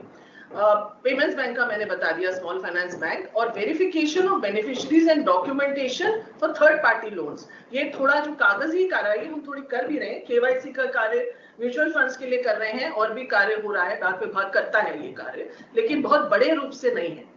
और इसके अलावा बहुत अच्छे पॉइंट्स बताए थे एनपीसीआई ने, जिसमें क्रेडिट लाइंस यूपीआई देने का शुरू हो गया है, POS terminals, UPI QR codes, tokenised financial instruments डाकघर के द्वारा दिए जा सकते हैं, ये बात उन्होंने की। स्मार्ट कॉन्ट्रैक्ट्स जो सिक्योर ब्लॉकचेन्स के जरिए हैं, उनकी भी उपलब्धता या तो रूरल कम्युनिटी हब या डाकघर के सीधे डाकघर के जरिए। और कोई पायलट उन्होंने ही सुझाव दिया कि आरबीआई से बात होनी चाहिए कि इंडिया पोस्ट या आईपीपीबी का पायलट यूनिफाइड लेंडिंग इंटरफेस जो बन रहा है आरबीआई का, उसमें होना चाहिए। तो ये बड़ा अच्छा सुझाव है, हम भी इस पे आगे कार्य करेंगे। व्हाट्सएप बैंकिंग की बात सेक्रेटरी डीएफएस ने बताई, जो कि पोस्ट ऑफिस सेविंग्स बैंक में और आईपीपीबी में सोचने की आवश्यकता है। इंश्योरेंस, लाइफ इंश्योरेंस मैंने बताया, बहुत साधारण सा प्रोडक्ट है, उसमें आसानी से लोगों को समझ आता है और बेच आसानी से जाता है और उससे फायदा है, और उसमें लो प्रीमियम और हाई बोनस है। जो थर्ड पार्टी टाइप्स हैं वो ऑलरेडी चल रहे हैं ग्रुप और टर्म लाइफ में, लेकिन जहां जरूरत पाई गई, health group, health accident, asset property, fire, business interruption, crop, fire, business interruption और क्रॉप और एसेट प्रॉपर्टी में इस समय डाक विभाग कुछ खास इसमें है नहीं एक्टिव, और ये किया जा सकता है। और इसमें बंडल प्रोडक्ट्स बड़े आसानी से बेचे जा सकते हैं, थोड़ी सी बंडलिंग होके हेल्थ और एक्सीडेंट और उसके साथ चिल्ड्रंस एजुकेशन का एक प्रोडक्ट बहुत अच्छा लास्ट ईयर बिका था, जो 5 इंश्योरेंस कंपनीज ने मिलके फ्लोट किया था आईपीपीबी के थ्रू। तो ये असिस्टेड डिजिटल सर्विसेज उसी से संबंधित है। तो जो भी सेवाएं वहां पे दी जा सकती है रूरल कम्युनिटी हब, वो वैसे भी आज की डेट पे भी India post payments bank 100% digital bank है, और हाथ से ग्रामीण डाक सेवक वहीं पे खाता 5 मिनट में खोल के 5 मिनट में एक्टिवेट हो जाता है खाता, इंतजार नहीं करना पड़ता है। तो इस तरह की सेवाएं, और एक डाक चौपाल के लिए बहुत इंटरेस्ट लिया लोगों ने। हम डाक चौपाल करते हैं, करीब 1.5 साल के अंदर हमने 50,000 डाक चौपाल किए, जिसमें करीब 50 लाख लोगों ने भाग लिया। उसमें आई थिंक 42 से 46% महिलाएं थी।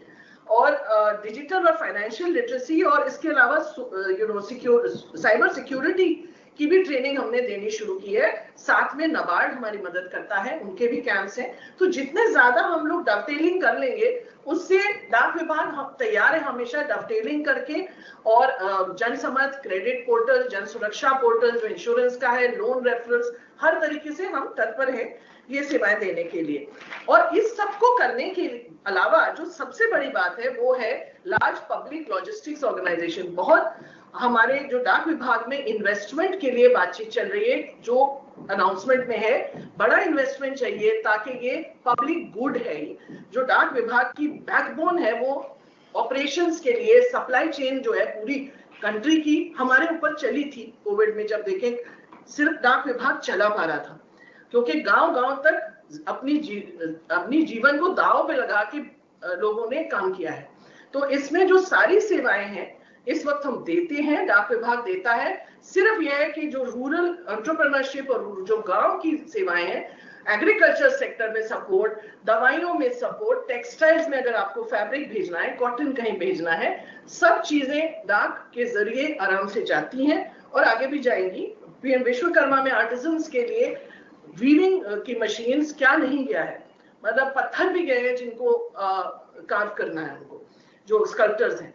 तो इस तरह के कार्य के लिए एक इन्वेस्टमेंट आएगा, तो automated sorting systems, semi automated sorting systems, ज्यादा जो गाड़ियों के लिए जो लोकल गांव में इंटीरियर में ई व्हीकल्स वगैरह, ये हमने पूरा एक प्रोग्राम बनाया है जो हम अलग से भेजेंगे गवर्नमेंट को। सो ये जो चीजें थी, इन सबकी नीड इस डिस्कशन में आई। बस इतना ही कहना चाहूँ। धन्यवाद।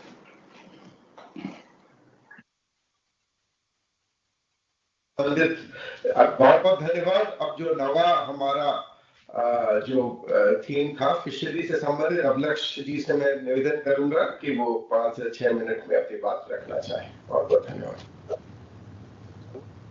नमस्कार सर। ब्रेकआउट सेशन 9 में हमारा जो टॉपिक था उसमें भारत के समुद्र में जो हमारा एक्सक्लूसिव इकोनॉमिक जोन है और जो हाई सीज है उसके सतत दोहन के लिए क्या सुझाव आ सकते हैं, इस पे हमने चर्चा की। और इसमें सर खास फोकस इस बात पे भी रहा कि हमारे जो एक्सक्लूसिव इकोनॉमिक जोन का 50% हिस्सा है अंडमान निकोबार आइलैंड्स और लक्षद्वीप आइलैंड्स, वहां पर मत्स्य पालन के सभी रिसोर्सेज को विकसित करने के लिए क्या किया जा सकता है। लगभग सर ब्रेकआउट सेशन में 10,000 लोग मत्स्य पालक और उनके संगठन हमारे साथ जुड़े। 20 हमारे पास पैनलिस्ट और इंटरवेंशनिस्ट थे और लगभग 50-55 सुझाव सबसे आए। मुख्य जो सुझाव आए सर उनका मैं आपके सामने आकलन करना चाहूंगा। सबसे पहली बात जो एक उभर के आई वो ये थी कि जो भी गाइडलाइंस या कार्यशैली बनाई जाए समुद्र में ईजेड और हाई सीज के समक्ष के बारे में, उसमें कोऑपरेटिव्स, हमारे जो मत्स्य पालक कोऑपरेटिव्स का हिस्सा हैं या जो farmer producer fisheries farmer producer organisations के हिस्सा हैं, पारंपरिक जो मत्स्य पालक हैं, उनको जरूर इसके साथ जोड़ा जाना चाहिए। ऐसा कोई इंप्रेशन ना जाए कि बड़े जहाज आकर के इसमें ऑपरेट करेंगे, तो कोऑपरेटिव्स और एफएफपीओस पे फोकस रहना चाहिए।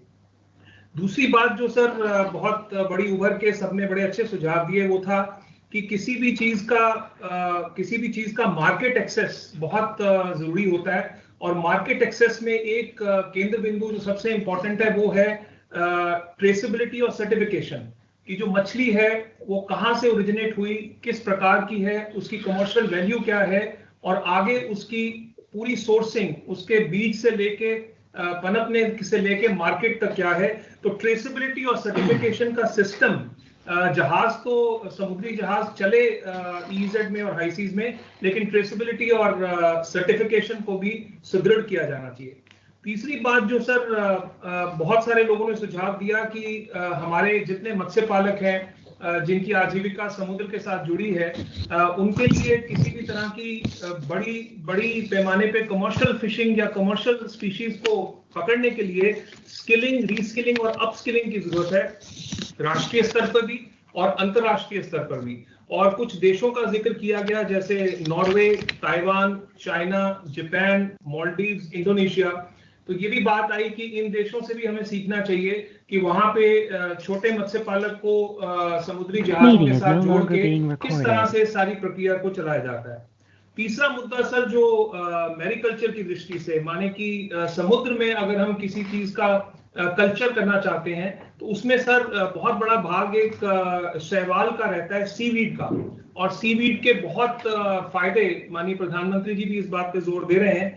तो एक हमारे जो पार्टिसिपेंट थे उनका ये कहना था कि जो हम सीवीड में नॉर्मल एक अप्रोच लेके चलते हैं कि एक सेल्फ हेल्प ग्रुप बने, फार्मर्स से जुड़े, उसको तो आप करिए, लेकिन ऑफशोर सीवीड माने कि समुद्र में और अंदर जाके 60-70 नॉटिकल माइल के आगे जाकर के हम अगर ऑफशोर सीवीड को स्केल करें, बड़े प्राइवेट सेक्टर प्लेयर्स को ला करके विद ड्यू प्रोसीजर, तो हम इंडस्ट्रियल फीडस्टॉक की कमी बहुत पूरी कर सकते हैं। उसके बाद एक सुझाव ये भी आया सर कि समुद्र में मछली पकड़ना तो एक बात है, लेकिन समुद्र की मछली को पकड़ के अच्छी कमर्शियल स्पीशी को, जैसे टूना है या बिलफिश है, उसको पकड़ के जब तट पे लाएंगे तो उसकी जो जानकारी है डेटा के तौर पे और उसकी जो प्रोसेसिंग है, उसके लिए smart harbours, smart fishing harbours का विकसित होना बहुत जरूरी है ताकि डेटा कलेक्शन सीमलेस हो और पोस्ट हार्वेस्ट प्रोसेसिंग से वैल्यू बढ़े और किसी किस्म की कमी वैल्यू और वैल्यू एडिशन में ना आए।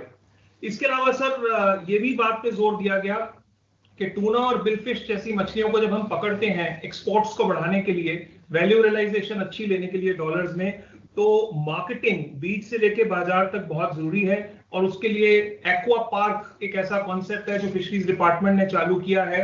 ऐसा एक्वा पार्क उपलब्ध कराया जाना चाहिए तटीय राज्यों में और हमारे आइलैंड्स में भी। एक और बात सर जो मुख्यतः बहुत स्पीकर्स ने कही कि मदर और चाइल्ड वेसल का कॉन्सेप्ट, मतलब ऐसी वेसल्स, ऐसे समुद्री जहाज जो मछली पकड़ते हैं और ऐसे समुद्री जहाज जो मछली पकड़ के उसको ऑन बोर्ड प्रोसेस करते हैं और वहीं पर उसकी पोस्ट हार्वेस्ट मैनेजमेंट करते हैं, ये मदर और चाइल्ड वेसल का कॉन्सेप्ट भी हमें एफपीओ से जोड़ के और कोऑपरेटिव से जोड़ के इसको आगे बढ़ाना चाहिए। इस बात पे भी जोर दिया गया सर कि मॉडर्न टेक्निक्स जो आज के दिन समुद्री एरिया में इस्तेमाल हो रही हैं, जैसे कि फिश एग्रीगेशन डिवाइसेस, एक ऐसा यंत्र जिससे मछलियां अपने साथ एक साथ केंद्रित होकर एक जगह आ जाती हैं और मछुआरे को दिक्कत नहीं पड़ती, ऐसी मॉडर्न टेक्निक्स को भी विकसित किया जाना चाहिए। बहुत सारे पार्टिसिपेंट्स ने एक बड़ा अच्छा सुझाव और ये दिया सर कि हम यहाँ पे प्रधानमंत्री मत्स्य संपदा योजना में जिस भी समुद्री जहाज का सब्सिडी देते हैं उसके डिजाइन एक सेंट्रलाइज ढंग से बनते हैं, लेकिन बहुत सारे राज्यों की रिक्वेस्ट रहती है कि डिजाइन स्टेट स्पेसिफिक होना चाहिए। गुजरात के मछुआरे, महाराष्ट्र के मछुआरे या केरला के मछुआरे अलग अलग ढंग से उसको अप्रोच करते हैं। तो इस पे भी उन्होंने कहा किसी किस्म की एक डिसेंट्रलाइजेशन होनी चाहिए और जो वेसल का डिजाइन है उसको एक मोनोलिथिक ब्लॉक में बना करके नहीं रखना चाहिए।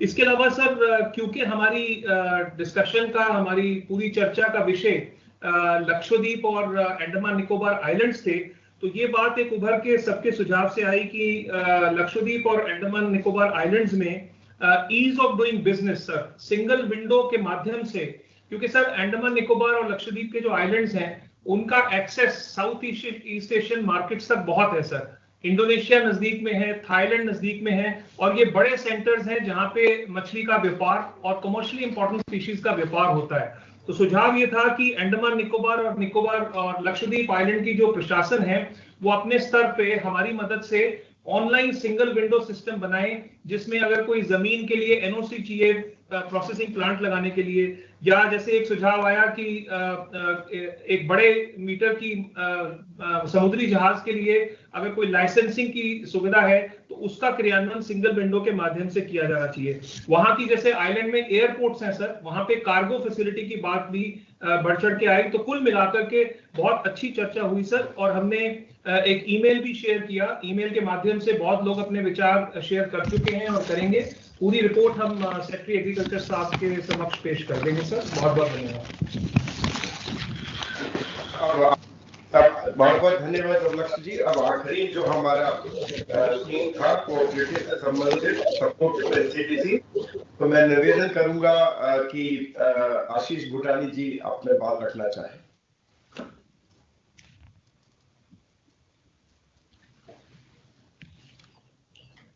आशीष, कुछ 4-5 स्लाइड्स का प्रेजेंटेशन है sir. Next sir, National Cooperative Development Corporation जो है मार्च 63 में स्थापित किया गया as a statutory organisation of the ministry, then agriculture ministry sir. और इसका काम है एग्री एंड एलाइड सेक्टर को क्रेडिट उसकी नीड्स को पूरा करना सर। अभी तक जब से इसकी स्थापना हुई है 4 लाख करोड़ से ज्यादा का ऋण ये वितरित अभी तक कर चुका है सर। इस बार बजट अनाउंसमेंट था, वो था our government will provide support to NCDC for its lending operations for the cooperative sector. जो एनसीडीसी की लेंडिंग एबिलिटी इसको बढ़ाने के लिए सपोर्ट सरकार ने बजट में दिया है सर। तो हमारी जो ब्रेकअवे ग्रुप में 10,000 लोगों ने करीब पार्टिसिपेट किया, इसमें 6 पैनलिस्ट और 9 इंटरनेशनलिस्ट थे सर। इनका स्पेक्ट्रम है, सीजीएम नाबार्ड थे, स्टेट कोऑपरेटिव बैंक के एमडी थे, आंध्र प्रदेश के, अरुणाचल प्रदेश के मार्कफेड के चेयरमैन थे, प्रेसिडेंट सहकार भारती थे पुराने वाले हमारे डीएन ठाकुर साहब, और चीफ प्रोजेक्ट ऑफिसर एक बड़ी सोसाइटी जो अच्छा काम कर रही है उसके फिशरीज की उसके थे, एमडी अमूल थे सर। और विभिन्न राज्यों के अधिकारी गण थे इंटरनेशनलिस्ट के रूप में, कुछ फेडरेशन के चेयरमैन भी थे। सजेशन निकल के आया उसमें मोटा मोटा ऐसा है कि एक सहकारिता में सहकार बोल के बड़ी एक योजना मंत्रालय हमारी चला रहा है, जिससे कि कोऑपरेटिव सेक्टर का पैसा कोऑपरेटिव सेक्टर में ही रहे और कासा फंड जो चीपर फंड्स अवेलेबल हो सेक्टर में for development of the sector, उसका और प्रचार प्रसार किया जाए और राज्यों में इसको बढ़ाया जाए। और एक इंटरेस्ट सबवेंशन स्कीम चालू की जाए जिससे कि कम ब्याज दर पर लोन एनसीडीसी दे सके। कुछ लोगों ने बात की कोऑपरेटिव बैंक्स को में फाइनेंशियल इंक्लूजन सुनिश्चित करने की। नॉर्थ ईस्ट सेक्टर में आपका सहकारिता का जो की पकड़ कमजोर है, इसको मजबूत करने की बात की गई सर। और एनसीडीसी को बताया गया कि एनसीडीसी की जो आज की तारीख में लेंडिंग है वो कुछ सेक्टर्स में है, प्रोक्योरमेंट में, आपका शुगर एक्सेट्रा में, इसकी लेंडिंग का और डाइवर्सिफिकेशन किया जाए और सेक्टर्स को भी एडिक्वेट लोन एनसीडीसी दे सके। और लॉन्ग टर्म लोन का जो शेयर है अपने पोर्टफोलियो में उसको बढ़ाए एनसीडीसी, इसकी बात हुई सर। और जैसा बताया कि एक लेबर कोऑपरेटिव सोसाइटीज का एक केस स्टडी प्रेजेंट की गई जिसमें उन्होंने बताया कैसे कोऑपरेटिव को सक्सेसफुल बिजनेस एंटरप्राइज हम चेंज कर सकते हैं और कैसे, और सुझाव आया कि कोऑपरेटिव्स एनसीडीसी कोऑपरेटिव जो एंगेज हैं एआई में, इंटरनेट ऑफ थिंग्स में, उनको भी सपोर्ट, नए एरियाज में एंटर करे और उनको सपोर्ट करे। और अमूल एमडी ने बात की कि कैसे अमूल का मॉडल रेप्लिकेट किया जा सकता है और प्रदेशों में, उसके लिए क्रेडिट की बहुत सख्त आवश्यकता है, उसको पूरा करना बहुत जरूरी है। उन्होंने बताया कि जो 100 रुपए हम देते हैं एज अ कंज्यूमर, उससे 80 रुपए फार्मर को वापस जाते हैं। ऐसा मॉडल और किसी सेक्टर में नहीं कोऑपरेटिव को छोड़ के, इसलिए इसको मजबूत करने की और क्रेडिट देने की जरूरत बहुत सख्त है। और उन्होंने बताया कि एनपीडीटी जो national programme for dairy development scheme चल रही है उसमें भी एनसीडीसी को एक इंप्लीमेंटिंग एजेंसी के रूप में जोड़ा जाए, जिससे कि और अधिक पकड़ और पहुंच होगी और लोगों को क्रेडिट सुविधा उपलब्ध होगी।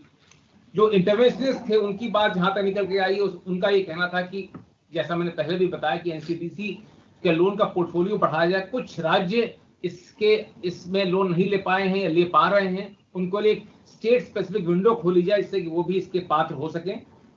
शुगर सेक्टर में इसकी पहुंच अच्छी है, फिर भी शुगर सेक्टर के जो हमारे रिप्रेजेंटेटिव थे हमारे इंटरवेंशंस में, उनका ये कहना था कि शुगर सेक्टर को और अभी सपोर्ट की, क्रेडिट की जरूरत है, स्पेशली न्यूअर टेक्नोलॉजीज की और लार्ज स्केल मैकेनाइजेशन की फॉर केन कटिंग, उसके लिए बड़ा पैसा चाहिए जो एनसीडीसी ही प्रोवाइड कर सकता है। फिशरीज सेक्टर में post harvest losses, supply chain inefficiencies और डिजिटल एक्सेस को बढ़ाने के लिए क्रेडिट सपोर्ट की बात की वहां के chairman Kerala state cooperative federation ने सर। और बात आई कि कैसे जो हमारी सोसाइटीज हैं उनको मजबूत किया जाए जिससे कि कंट्री की एग्री एक्सपोर्ट में उनकी भागीदारी बढ़े और एसएचजीज को सपोर्ट करे एनसीडीसी, जिससे कि rural self reliance among rural women प्राप्ति हो सके। और जो नई सोसाइटी हमने 3 बनाई है राष्ट्रीय स्तर पर, उनकी मेंबरशिप के लिए जो चैलेंजेस आ रहे हैं उसको दूर करने के लिए कैसे हम उसमें काम करें और उनकी ट्रेनिंग और बिजनेस मॉडल के बारे में उनको बताएं, जैसे किससे कि वो हमारे सिस्टम से जुड़ सकें। और एनसीडीसी एफपीओस को प्रमोट करे और बड़े पैमाने पे 1000 बनाए एनसीडीसी ने और बड़े पैमाने पे प्रमोट करे और लेंडिंग रेट्स कम करे। ये बात बार बार निकल के आ रही है, लेंडिंग रेट्स को रिव्यू करने की बहुत सख्त जरूरत है। और जैसे मैंने पहले भी बताया कि कोऑपरेटिव शुगर मिल्स को और रिसोर्सेज की जरूरत है, in spite of the fact NCDC is loaning to a great extent the sugar sector, और इनके जो नॉर्म्स हैं फंडिंग के रिलैक्स किए जाएं। अगर हम की टेकअवेज देखें सारे, जितना भी हमारा आज बैठक में जो चर्चा हुई है सर, बातें निकल के आई, कोऑपरेटिव्स को एक संस्था है सरकार की जो केवल कोऑपरेटिव्स को ही देखती है, तो उसका रोल और बड़ा होना चाहिए। क्रेडिट की रिक्वायरमेंट बहुत ज्यादा है कोऑपरेटिव सेक्टर में और बैंक से उतना क्रेडिट मिल नहीं पाता। Banks have reservations about funding the cooperative sector, तो एनसीडीसी को आगे बढ़ के अपना रोल में और विस्तार करना चाहिए।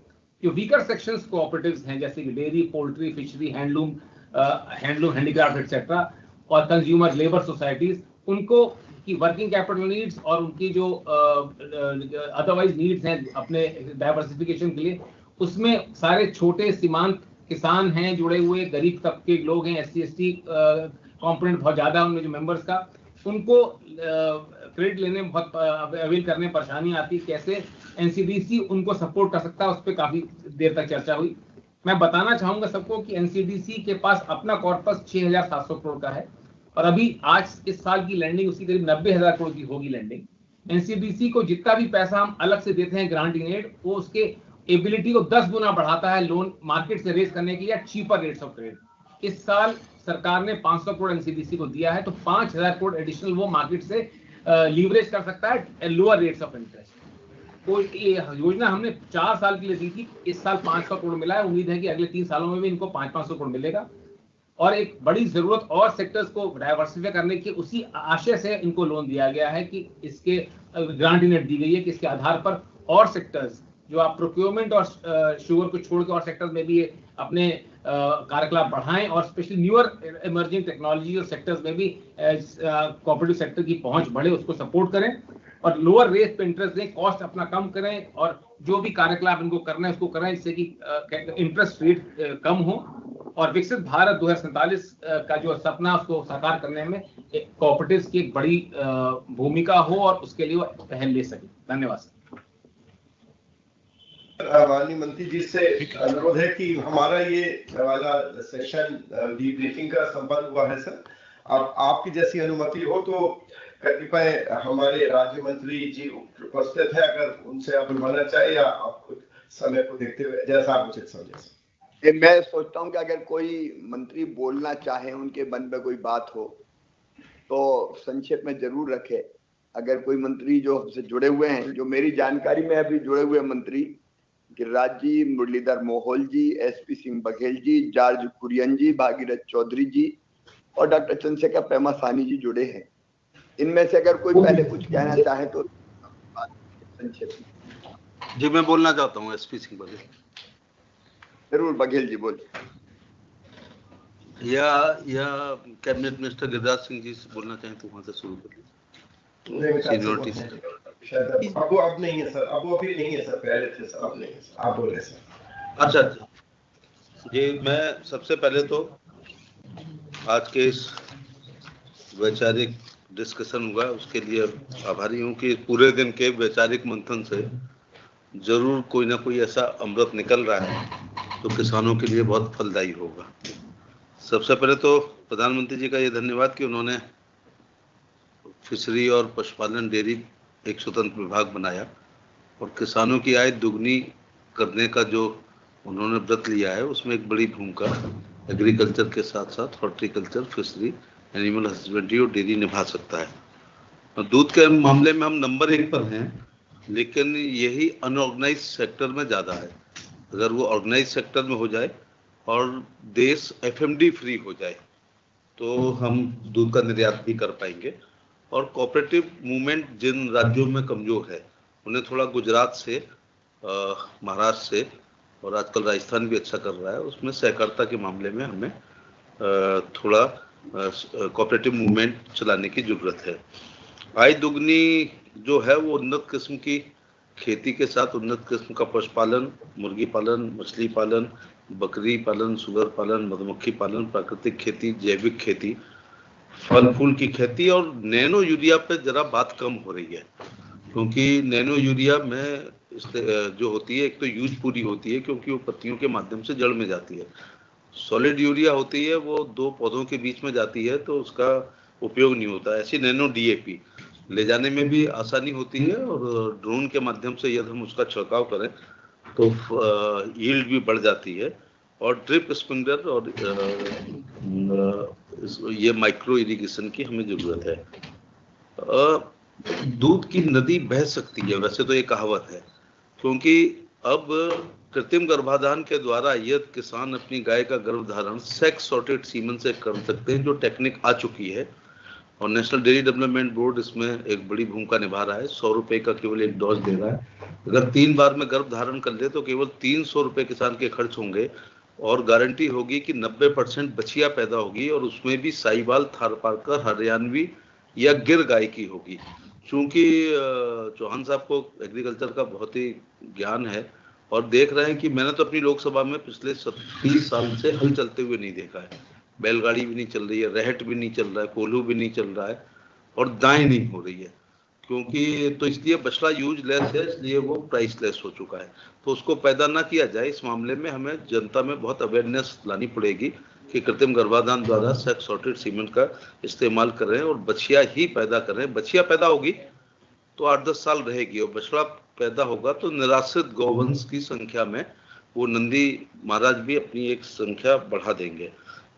इसी प्रकार से फिशरी के मामले में जो मैं ये कहना चाहूँगा कि माननीय वित्त मंत्री जी ने इस बार अपने बजट में लक्षद्वीप और अंडमान निकोबार आइलैंड का जिक्र करते हुए टूना मछली और एक्सक्लूसिव इकोनॉमिक जोन की बात की है। जैसा हमारे सचिव महोदय ने इस बारे में बात की है कि लगभग 11,900 किलोमीटर हमारा तटीय क्षेत्र है और जो नॉटिकल माइल्स में भी हम 2 कुछ किलोमीटर में, मिलियन किलोमीटर में हम फिशिंग कर सकते हैं।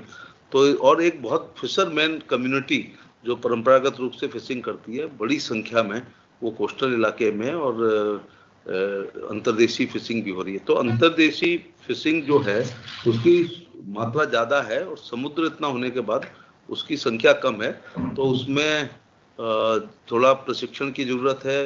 कुछ अंडमान निकोबार में जैसा सचिव महोदय ने कहा है कि ऑनलाइन हमें प्रोसीजर शुरू करना पड़ेगा और ICAR के वैज्ञानिक जो फिशरी से संबंधित हैं उनको जरा प्रशिक्षण वगैरह भी देना पड़ेगा और हमें थोड़ा जो ये हब बनाने जा रहे हैं, क्लस्टर बनाने जा रहे हैं फिशिंग का, वहाँ ये द्वीप समूह की सरकारों को थोड़ा सहूलियत देनी पड़ेगी जब इस मामले में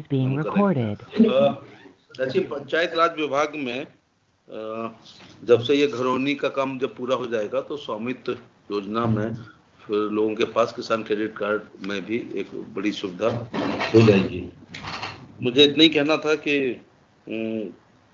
एक ये जो नेशनल किसान क्रेडिट कार्ड में जिले स्तर पर, राज्य स्तर पर और राष्ट्रीय स्तर पर एक नेशनल डेस्क बोर्ड बनना चाहिए जिसमें ये पता चलता रहे कि कब अप्लाई किया है, कितने दिनों में निस्तारण हुआ है, रिजेक्शन हुआ है तो रिजेक्शन का क्या कारण है और ये एक सामान्य रूप देख सकें।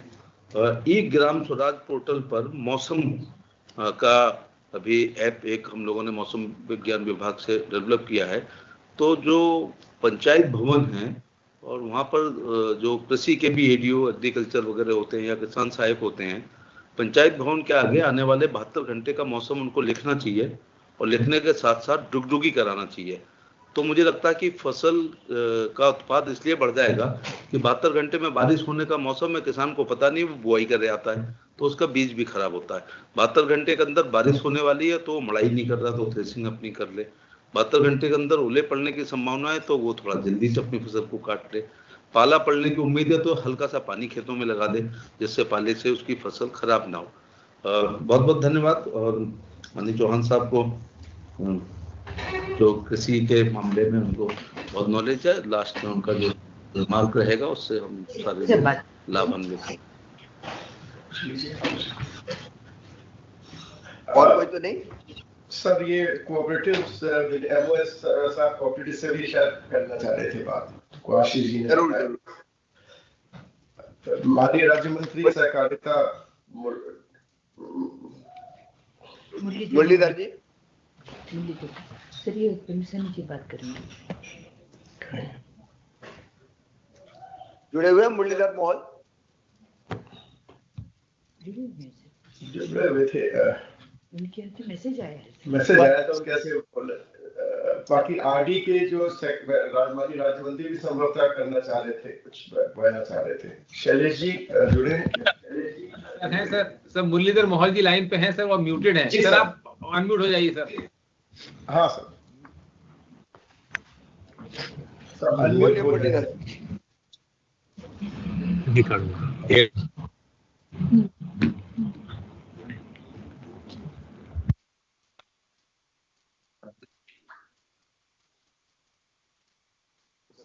अनम्यूट करिए सर। आप अनम्यूट करके बोलना चाहे माननीय राज्य मंत्री सहकारिता मुरलीधर मोहन साहब। आवाज आ रही है सर? नमस्ते। नमस्ते, आ रही है आपकी आवाज? आ रही है सर। माननीय और सभी हमारे जो मंत्रीगण, मैं खाली एक ही बात रखना चाहता हूँ कि सहकारिता मंत्रालय के माध्यम से जो कुछ हमारे उपक्रम शुरू है, ये सब अलग अलग मंत्रालयों के साथ कन्वर्जेंस करके आगे बढ़ाई उसमें बढ़ाई जा रहे हैं, क्योंकि सभी मंत्रालय के साथ कन्वर्जेंस करके ही हमारे सभी जो स्कीम से जो उपक्रम है वो चल रहे हैं। तो यहाँ पे सभी वरिष्ठ अधिकारी है, मंत्रीगण है, मैं यही आह्वान करना चाहूंगा कि एक कन्वर्जेंस जो है वो थोड़ा आगे जाकर थोड़ा जोर देना पड़ेगा, उसके माध्यम से काम हो सकता है। बस यही सुझाव था। बहुत बहुत धन्यवाद।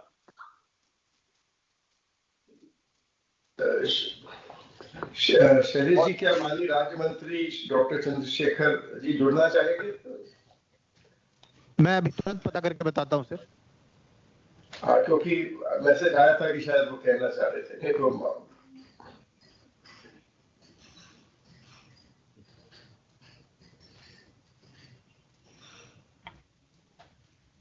अगर जुड़े हो तो ठीक है, और नहीं तो फिर उनके सुझाव ले लेंगे सर। अच्छा, अब अमेरिका से सर आपको मैं बस बताते हुए कि ये कार्यक्रम अब अंतिम चरणों में है सर, और जिस तरह से सुझाव आए हैं, और मैं एक चीज बताना चाहूंगा, बताना भूल गया था कि हमारे 10,000 एफपीओ में से लगभग 7,660 एफपीओ जुड़े थे कृषि विभाग के ही 4 विभागों। ये मैं केवल कृषि के 4 थीम्स पे बात कर रहा हूँ, और हर एफपीओ के साथ 12 से 15 किसान जुड़े थे, और एक चैटबॉट के माध्यम से हमने उनसे सुझाव मांगे, तो हमें बहुत सारे सुझाव उनके माध्यम से मिल रहे हैं, जो हम कोलेक्ट करके आपको उसको भी इंक्लूड करेंगे। बस ये मैं ऐड करना चाहता, बाकी थीम्स में भी बहुत सारे किसान अपने अपने क्षेत्र में जुड़े हैं सर। अब मैं आपसे निवेदन करना चाहूंगा कि आप अपने आशीर्वचन से आपने सुना सबको बड़े धैर्यपूर्वक, और अपनी बात और मार्गदर्शन देना चाहिए कि भविष्य में हम कैसे इसको आगे ले जाए। धन्यवाद। मंत्री जी या सेक्रेटरी साहब, मैंने अपना हाथ उठाया था, मैं सुमन बेरी बोल रहा था। मैं 2 मिनट चेयरमैन जी सर बोलिए। हाँ जी, नहीं बस कि मैं सुबह से ये सुन रहा हूँ, पर खास करके क्योंकि हम विकसित भारत पे काम कर रहे हैं, और हमने ये एग्रीकल्चर का महत्व के बजट के पहले मैं ये कहना चाह रहा था कि मैन्युफैक्चरिंग, सॉरी आपको सुनाई दे रहा है? हाँ मुझे सुनाई दे रहा है। अच्छा, नहीं ये कहना था कि हम मतलब ये फार्मर्स के भला के लिए कर रहे हैं, देश के ग्रोथ के लिए कर रहे हैं, पर एक जो इसका बेनिफिट होगा ये डिमांड के लिए, खास करके मैन्युफैक्चरिंग डिमांड, क्योंकि आपको पता है कि हम चाहते हैं कि ग्रोथ 7% 8% तक पहुंच जाए, पर ये सप्लाई साइड से भी हो सकता है, डिमांड साइड भी हो सकता है। और ये जो अगर हम एग्रीकल्चर को 4% तक ले जा सकते हैं, उसका इनडायरेक्ट इफेक्ट डिमांड पे बहुत ज्यादा होगा। तो मैं ये कहना चाहूंगा कि सिर्फ सप्लाई साइड पे ध्यान करने के अलावा ये एग्रीगेट डिमांड और ग्रोथ के लिए इस पे मतलब ध्यान करना चाहिए। और सुबह के पैनल में काफी इस बारे में बात हुई थी। बस मैं इतना कहना चाह रहा था, क्योंकि फॉर ओवरऑल विकसित भारत स्ट्रेटजी ये बहुत महत्वपूर्ण होगा। Thank you. बहुत बहुत धन्यवाद सर। अभी मैसेज आया था, श्री जॉर्ज कुरियन ऑनरेबल मिनिस्टर है फिशरीज के, वो भी शायद बोलना चाहते हैं, मुझे अभी मैसेज मिला है। तो उनका sir honourable MOS doctor Chandrashekhar भी बोलना चाहते हैं सर। हाँ वो उसके बाद, हाँ बिल्कुल ठीक था। Meeting is no longer being recorded. Ministries connected to this fisheries, because it is connected to agriculture and commerce and science and technology, marine science, because this sector is considered as sunrise sector, and I request all this department people This meeting is being recorded. Support this. That is what I want to say. Thank you. Thank you, Judge ji. Chandrasekhar ji.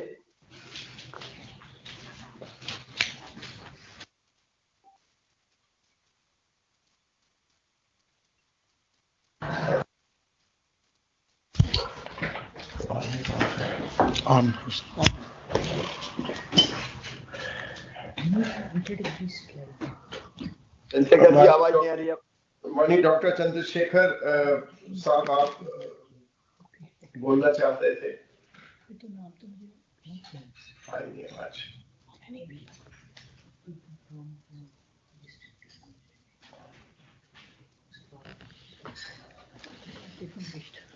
शायद link नहीं हो पा रहे हैं। Shailesh ji link नहीं हो पा रहे शायद। सर उनका मैसेज आया था, वो अभी हैं जुड़े हुए हैं सर, वो बोलना चाहते हैं। अच्छा, आवाज नहीं जा रही है सर, अनम्यूट, शायद उनको अनम्यूट करने की आवश्यकता है सर। कोई उनके साथ हो असिस्टेंट्स वाले तो अनम्यूट करना चाहे।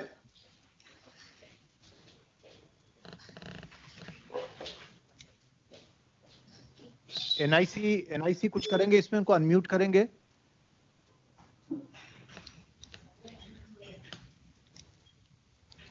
कैसे हो सकता है? देखता हूँ पीछे से सर, बैकएंड से। बाकी तो सब आ गए थे।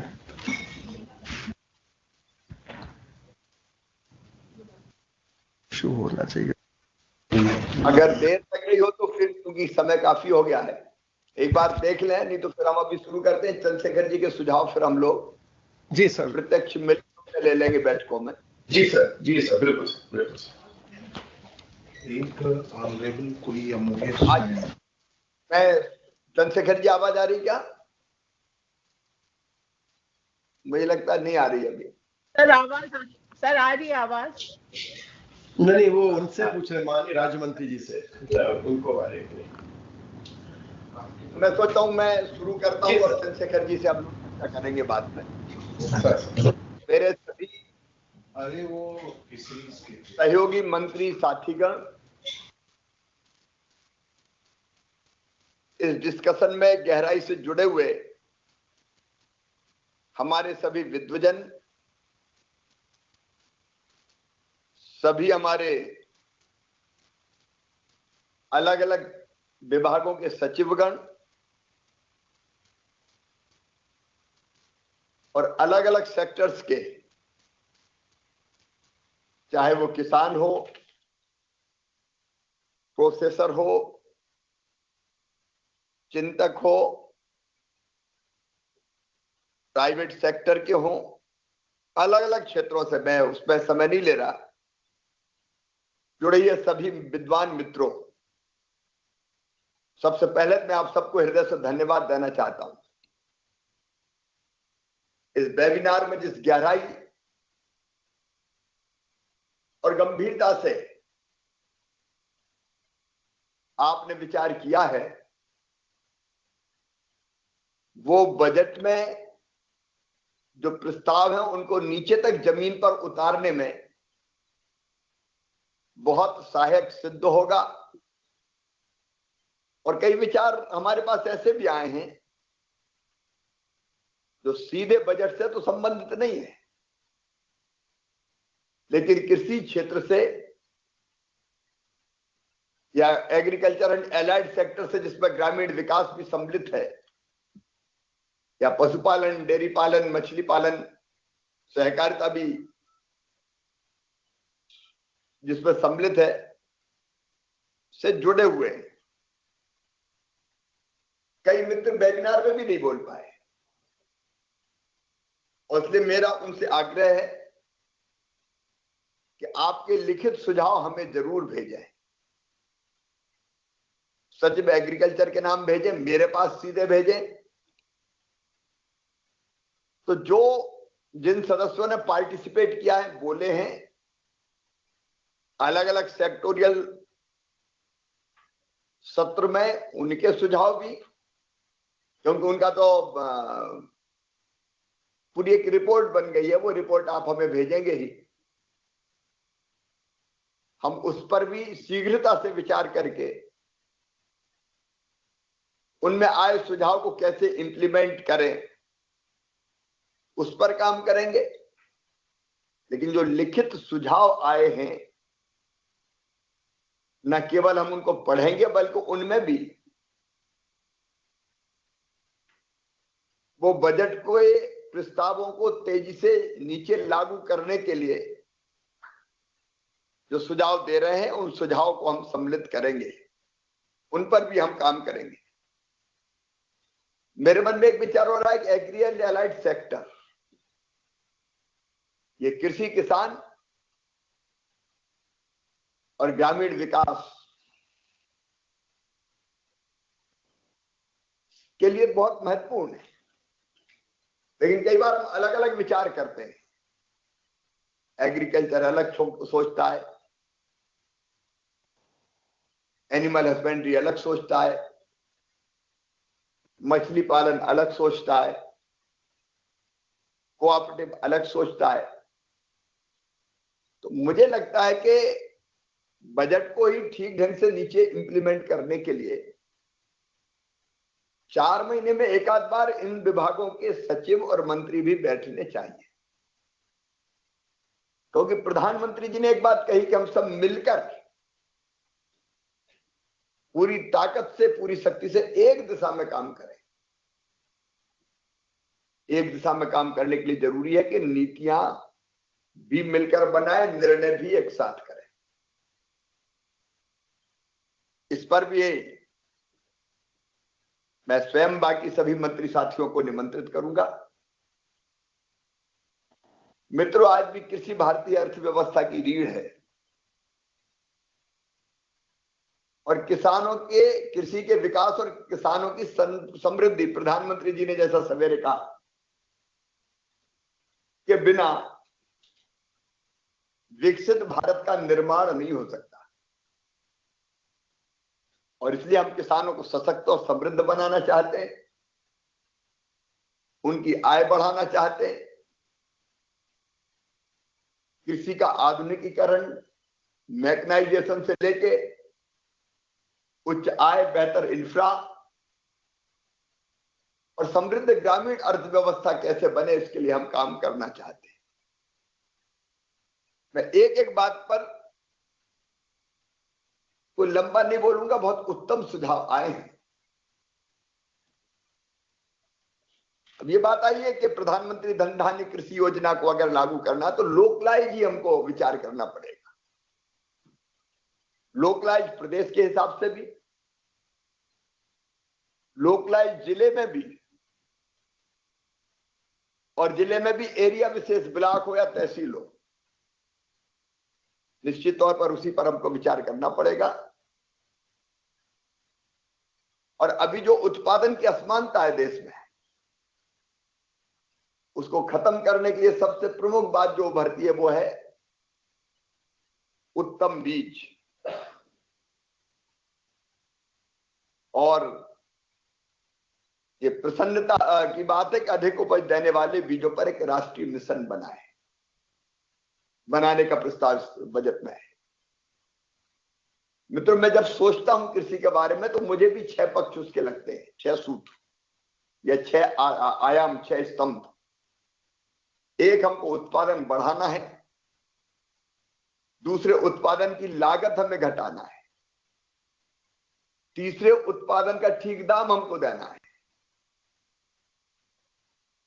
चौथे, उसकी फसल का नुकसान ना हो, और अगर हो जाए तो उसकी भरपाई। पांचवा, कृषि में डाइवर्सिफिकेशन, विविधीकरण। और छठवा, प्राकृतिक खेती, जैविक खेती, परंपरागत खेती। और ये जितने सुझाव आए हैं, कृषि में अगर हम आय बढ़ाना चाहते हैं तो कृषि के साथ बाकी चीजें हमको जोड़नी पड़ेगी। उसमें कृषि के साथ साथ इंटरक्रॉपिंग। एक बात आई कि हर खेत में मेड़ और हर मेड़ पर पेड़। खेत का पानी खेत में है। और डाइवर्सिफिकेशन की बात अगर हम करते हैं तो पशुपालन, मछली पालन, फिशरीज, गोटरी, कृषि वानिकी, इन सबको अलग नहीं किया जा सकता। इनको जोड़ के ही हमको करना होगा। और इसलिए उत्पादन अगर बढ़ाना है तो अच्छे बीज चाहिए, कृषि का मैकेनाइजेशन चाहिए, डिजिटलीकरण की तरफ तेजी से हम बढ़ ही रहे हैं। बीज चाहिए हाई यील्डिंग, लेकिन अभी प्रोसेस आईसीआर वही मैं देखता हूं तो इतनी लंबी है कि जो ब्रीडर सीड बनता है उससे सर्टिफाइड सीड तक पहुंचते पहुंचते 4-5 साल हो जाते हैं। इस बार हमने कोशिश की, प्रधानमंत्री जी ने 109 किस्में राष्ट्र को, किसानों को समर्पित की थी कि जल्दी कैसे किसानों तक वो बीज पहुंचे। प्रधानमंत्री जी का बीज से बाजार, हम एक चीज और कहते हैं, लैब टू लैंड। बीजों को जल्दी पहुंचाना पड़ेगा और बीज में प्राइवेट सेक्टर का भी अपना महत्व है, जिसको पीएम साहब ने रेखांकित किया। प्राइवेट सेक्टर का भी सहयोग लेंगे। लेकिन वहां केवल एक ही मुद्दा होता है कि बीजों के रेट, दाम क्या रहे। उसकी कैपिंग की बात किसानों की तरफ से आती है, उस पर ध्यान देना जरूरी है। धन धान्य कृषि योजना की भी अब जो रणनीति बनेगी लोकलाइज बनेगी, और आपके आए सुझाव पर विचार करके हम तेजी से आगे बढ़ेंगे। केसीसी के माध्यम से ऋण वृद्धि वैसे तो चमत्कार हुआ है। आप देखेंगे कि 2014 तक संस्थागत ऋण था केवल 7-7.5 लाख करोड़ रुपया, बढ़ के 25 लाख करोड़ तक पहुंच गया है। तेजी से केसीसी बनी है। केसीसी न केवल खाद बीज के लिए बने, मछली पालन पशुपालन के लिए भी है। लेकिन हम देखते हैं कि अभी असमानता है। आप ट्राइबल क्षेत्र में चले जाएं, केसीसी कंपैरेटिवली कम मात्रा में मिलेंगे। एक प्रदेश में ही देखेंगे तो कई जिले में सीडी रेशियो बहुत कम है, कहीं बहुत कम लोन जाता है केसीसी पर। अब जो आंकड़े आए वो बताते हैं कि अभी तो 2 लाख तक, जो 3 लाख तक की सीमा थी, 2 लाख तक भी हम नहीं पहुंचे। उस पर भी हमको ठीक से ध्यान देना पड़ेगा। ग्रामीण समृद्धि और अनुकूलन को बढ़ावा में तो एक शब्द में अगर मैं कहूं तो गरीबी मुक्त गांव, चाहे सेल्फ हेल्प ग्रुप हो, लखपति दीदी कार्यक्रम हो, चाहे ग्रामीण कारीगरों को बढ़ावा देने की योजना हो, विश्वकर्मा, ग्रामीण स्ट्रीट वेंडर हो, कृषि में ही वैल्यू एडिशन हो, प्रोसेसिंग का काम हो, कई सेल्फ हेल्प ग्रुप चमत्कार कर रहे हैं। लेकिन वो बढ़ाना है, और कैसे अलग अलग योजनाओं का कन्वर्जेंस करके हम गांव को गरीबी मुक्त करें, ग्रामीण समृद्धि बढ़ी है और तेजी से बढ़ाने के लिए हर आवश्यक कदम उठाएंगे। रूरल डेवलपमेंट डिपार्टमेंट बहुत गहराई से उस पर बात कर रहा है। दलहन में आत्मनिर्भरता की बाकी सब चीजें आ गई, लेकिन एक बात जो बीच में आई थी, उसको देवेश जी ने रेखांकित किया था। देखिए, दाल किसान तब लगाएगा जब दालों की कीमत एश्योर हम करेंगे। अभी गेहूं की, धान की कीमत हम एश्योर करते हैं कि पूरा खरीदेंगे, लेकिन दाल में अनिश्चितता है। तो आयात निर्यात नीति, उस पर भी हमको विचार करना पड़ेगा। इसमें कई बार जब दाल की कमी या दलहन की कमी होती है और हम आयात के फैसले करते हैं, तो जो इंपोर्टेड दलहन है, आते आते समय लगता है, तब तक किसान की फसल भी आ जाती है। इन सारे पहलुओं पर भी मैं बहुत विस्तार में नहीं जा रहा। ठीक दाम मिलेगा तो दलहन का क्षेत्र बढ़ेगा। अच्छे बीज और बाकी उपाय, जलवायु अनुकूल या केवल रेनफेड एरिया, उसके लिए रणनीति हम लोग बनाएंगे। वो दलहन मिशन में हम लोग करने की कोशिश कर रहे हैं, आपके सुझाव को सम्मिलित करेंगे। और सब्जी और फलों में भी ये बात सही आई कि अभी प्रोसेसिंग बहुत कम है। और दूसरी बात जो अंतर है, जहां किसान पैदा करता है, सब्जी के दाम देखिए, और जब वही दिल्ली, मुंबई, कोलकाता या बेंगलोर या चेन्नई पहुंचती है तो दाम देख लीजिए। तो बजट भाषण में भी ये बात आई है कि ये अंतर कैसे कम करें। बीच में जो बिचौलिया, उपभोक्ता को महंगा मिलता है और किसान का सस्ता बिक जाता है। तो बाकी सारे उपाय तो करेंगे ही, वैल्यू एडिशन, प्रोसेसिंग, लेकिन उपाय ये भी करनी पड़ेगी कि किसान को मिलने वाली कीमत और उपभोक्ता को देने वाली, उपभोक्ता जो कीमत देता है, उसमें अंतर हम कैसे करें। बिचौलियों की संख्या का इसमें सवाल आता है। वैसे कई विषयों पर हम लोग विचार करेंगे। कपास के बारे में चिंता है हमारी, बीटी काटन भी बीमारियों के कारण जो उत्पादकता काफी घट गई। वहां भी अच्छे बीज, मैकेनाइजेशन जैसे प्रयत्न, जो सुझाव आए, हम सबको करना पड़ेंगे। और भारतीय डाक का ग्रामीण अर्थव्यवस्था के उत्प्रेरक के रूप में हम कैसे अधिकतम उपयोग कर सकते हैं, इस पर जो सुझाव आए हैं उनको भी हम गहराइयों में जाके गहराई से विचार करके लागू करने का प्रयास करेंगे। फिशरीज में हमारी ग्रोथ अद्भुत है। पीएम साहब सवेरे कह रहे थे उत्पादन डबल हो गया, वैसे उत्पादन हमारा सब बढ़ा है, अनाज का, फल का, सब्जियों का, दूध का। लेकिन फिशरीज एक ऐसा क्षेत्र है जिसमें रोजगार की अपार संभावना है, उसका भी हम दोहन करेंगे। और राष्ट्रीय सहकारी विकास निगम के संबंध में भी जो सुझाव आए हैं उन पर भी विचार करके हम कैसे एग्री पोटेंशियल का अपना पूरा इस्तेमाल करें।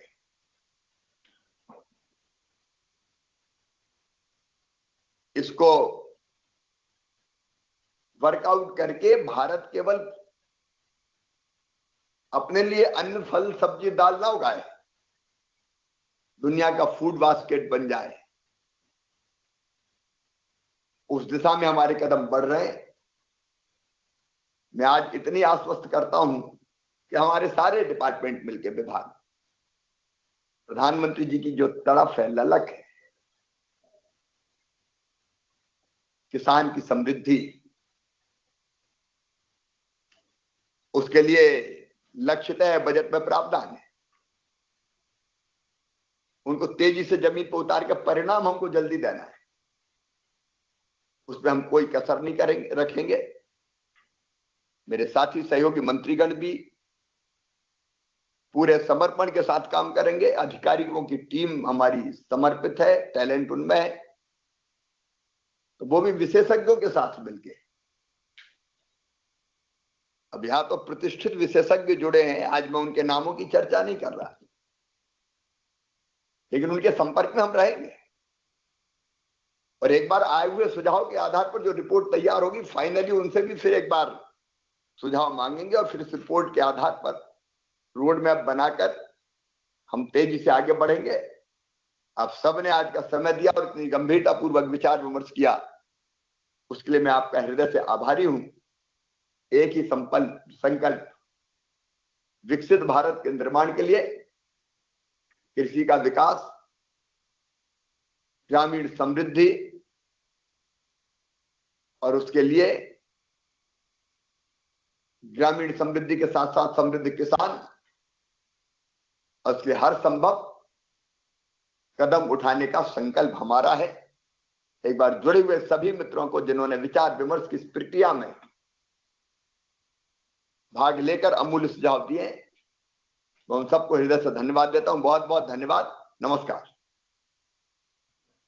सर बहुत बहुत धन्यवाद, आपका बहुत आभार। और सभी माननीय केंद्रीय मंत्री और राज्य मंत्रियों का, सभी सचिवों का, सभी किसान भाइयों और बहनों का, एफपीओ के सदस्यों का, विशेषज्ञों का आभार कि उन्होंने आज के वेबिनार को सफल बनाने में अधिक से अधिक सहभागिता में अपना प्रदान की। और जो भी सुझाव आए हैं उनको हम लोग को लेकर करके अपने योजनाओं को अंतिम रूप देने में पूरी तरह से अब जुट जाएंगे। सर बहुत बहुत धन्यवाद सर। चलिए फटाफट जाए।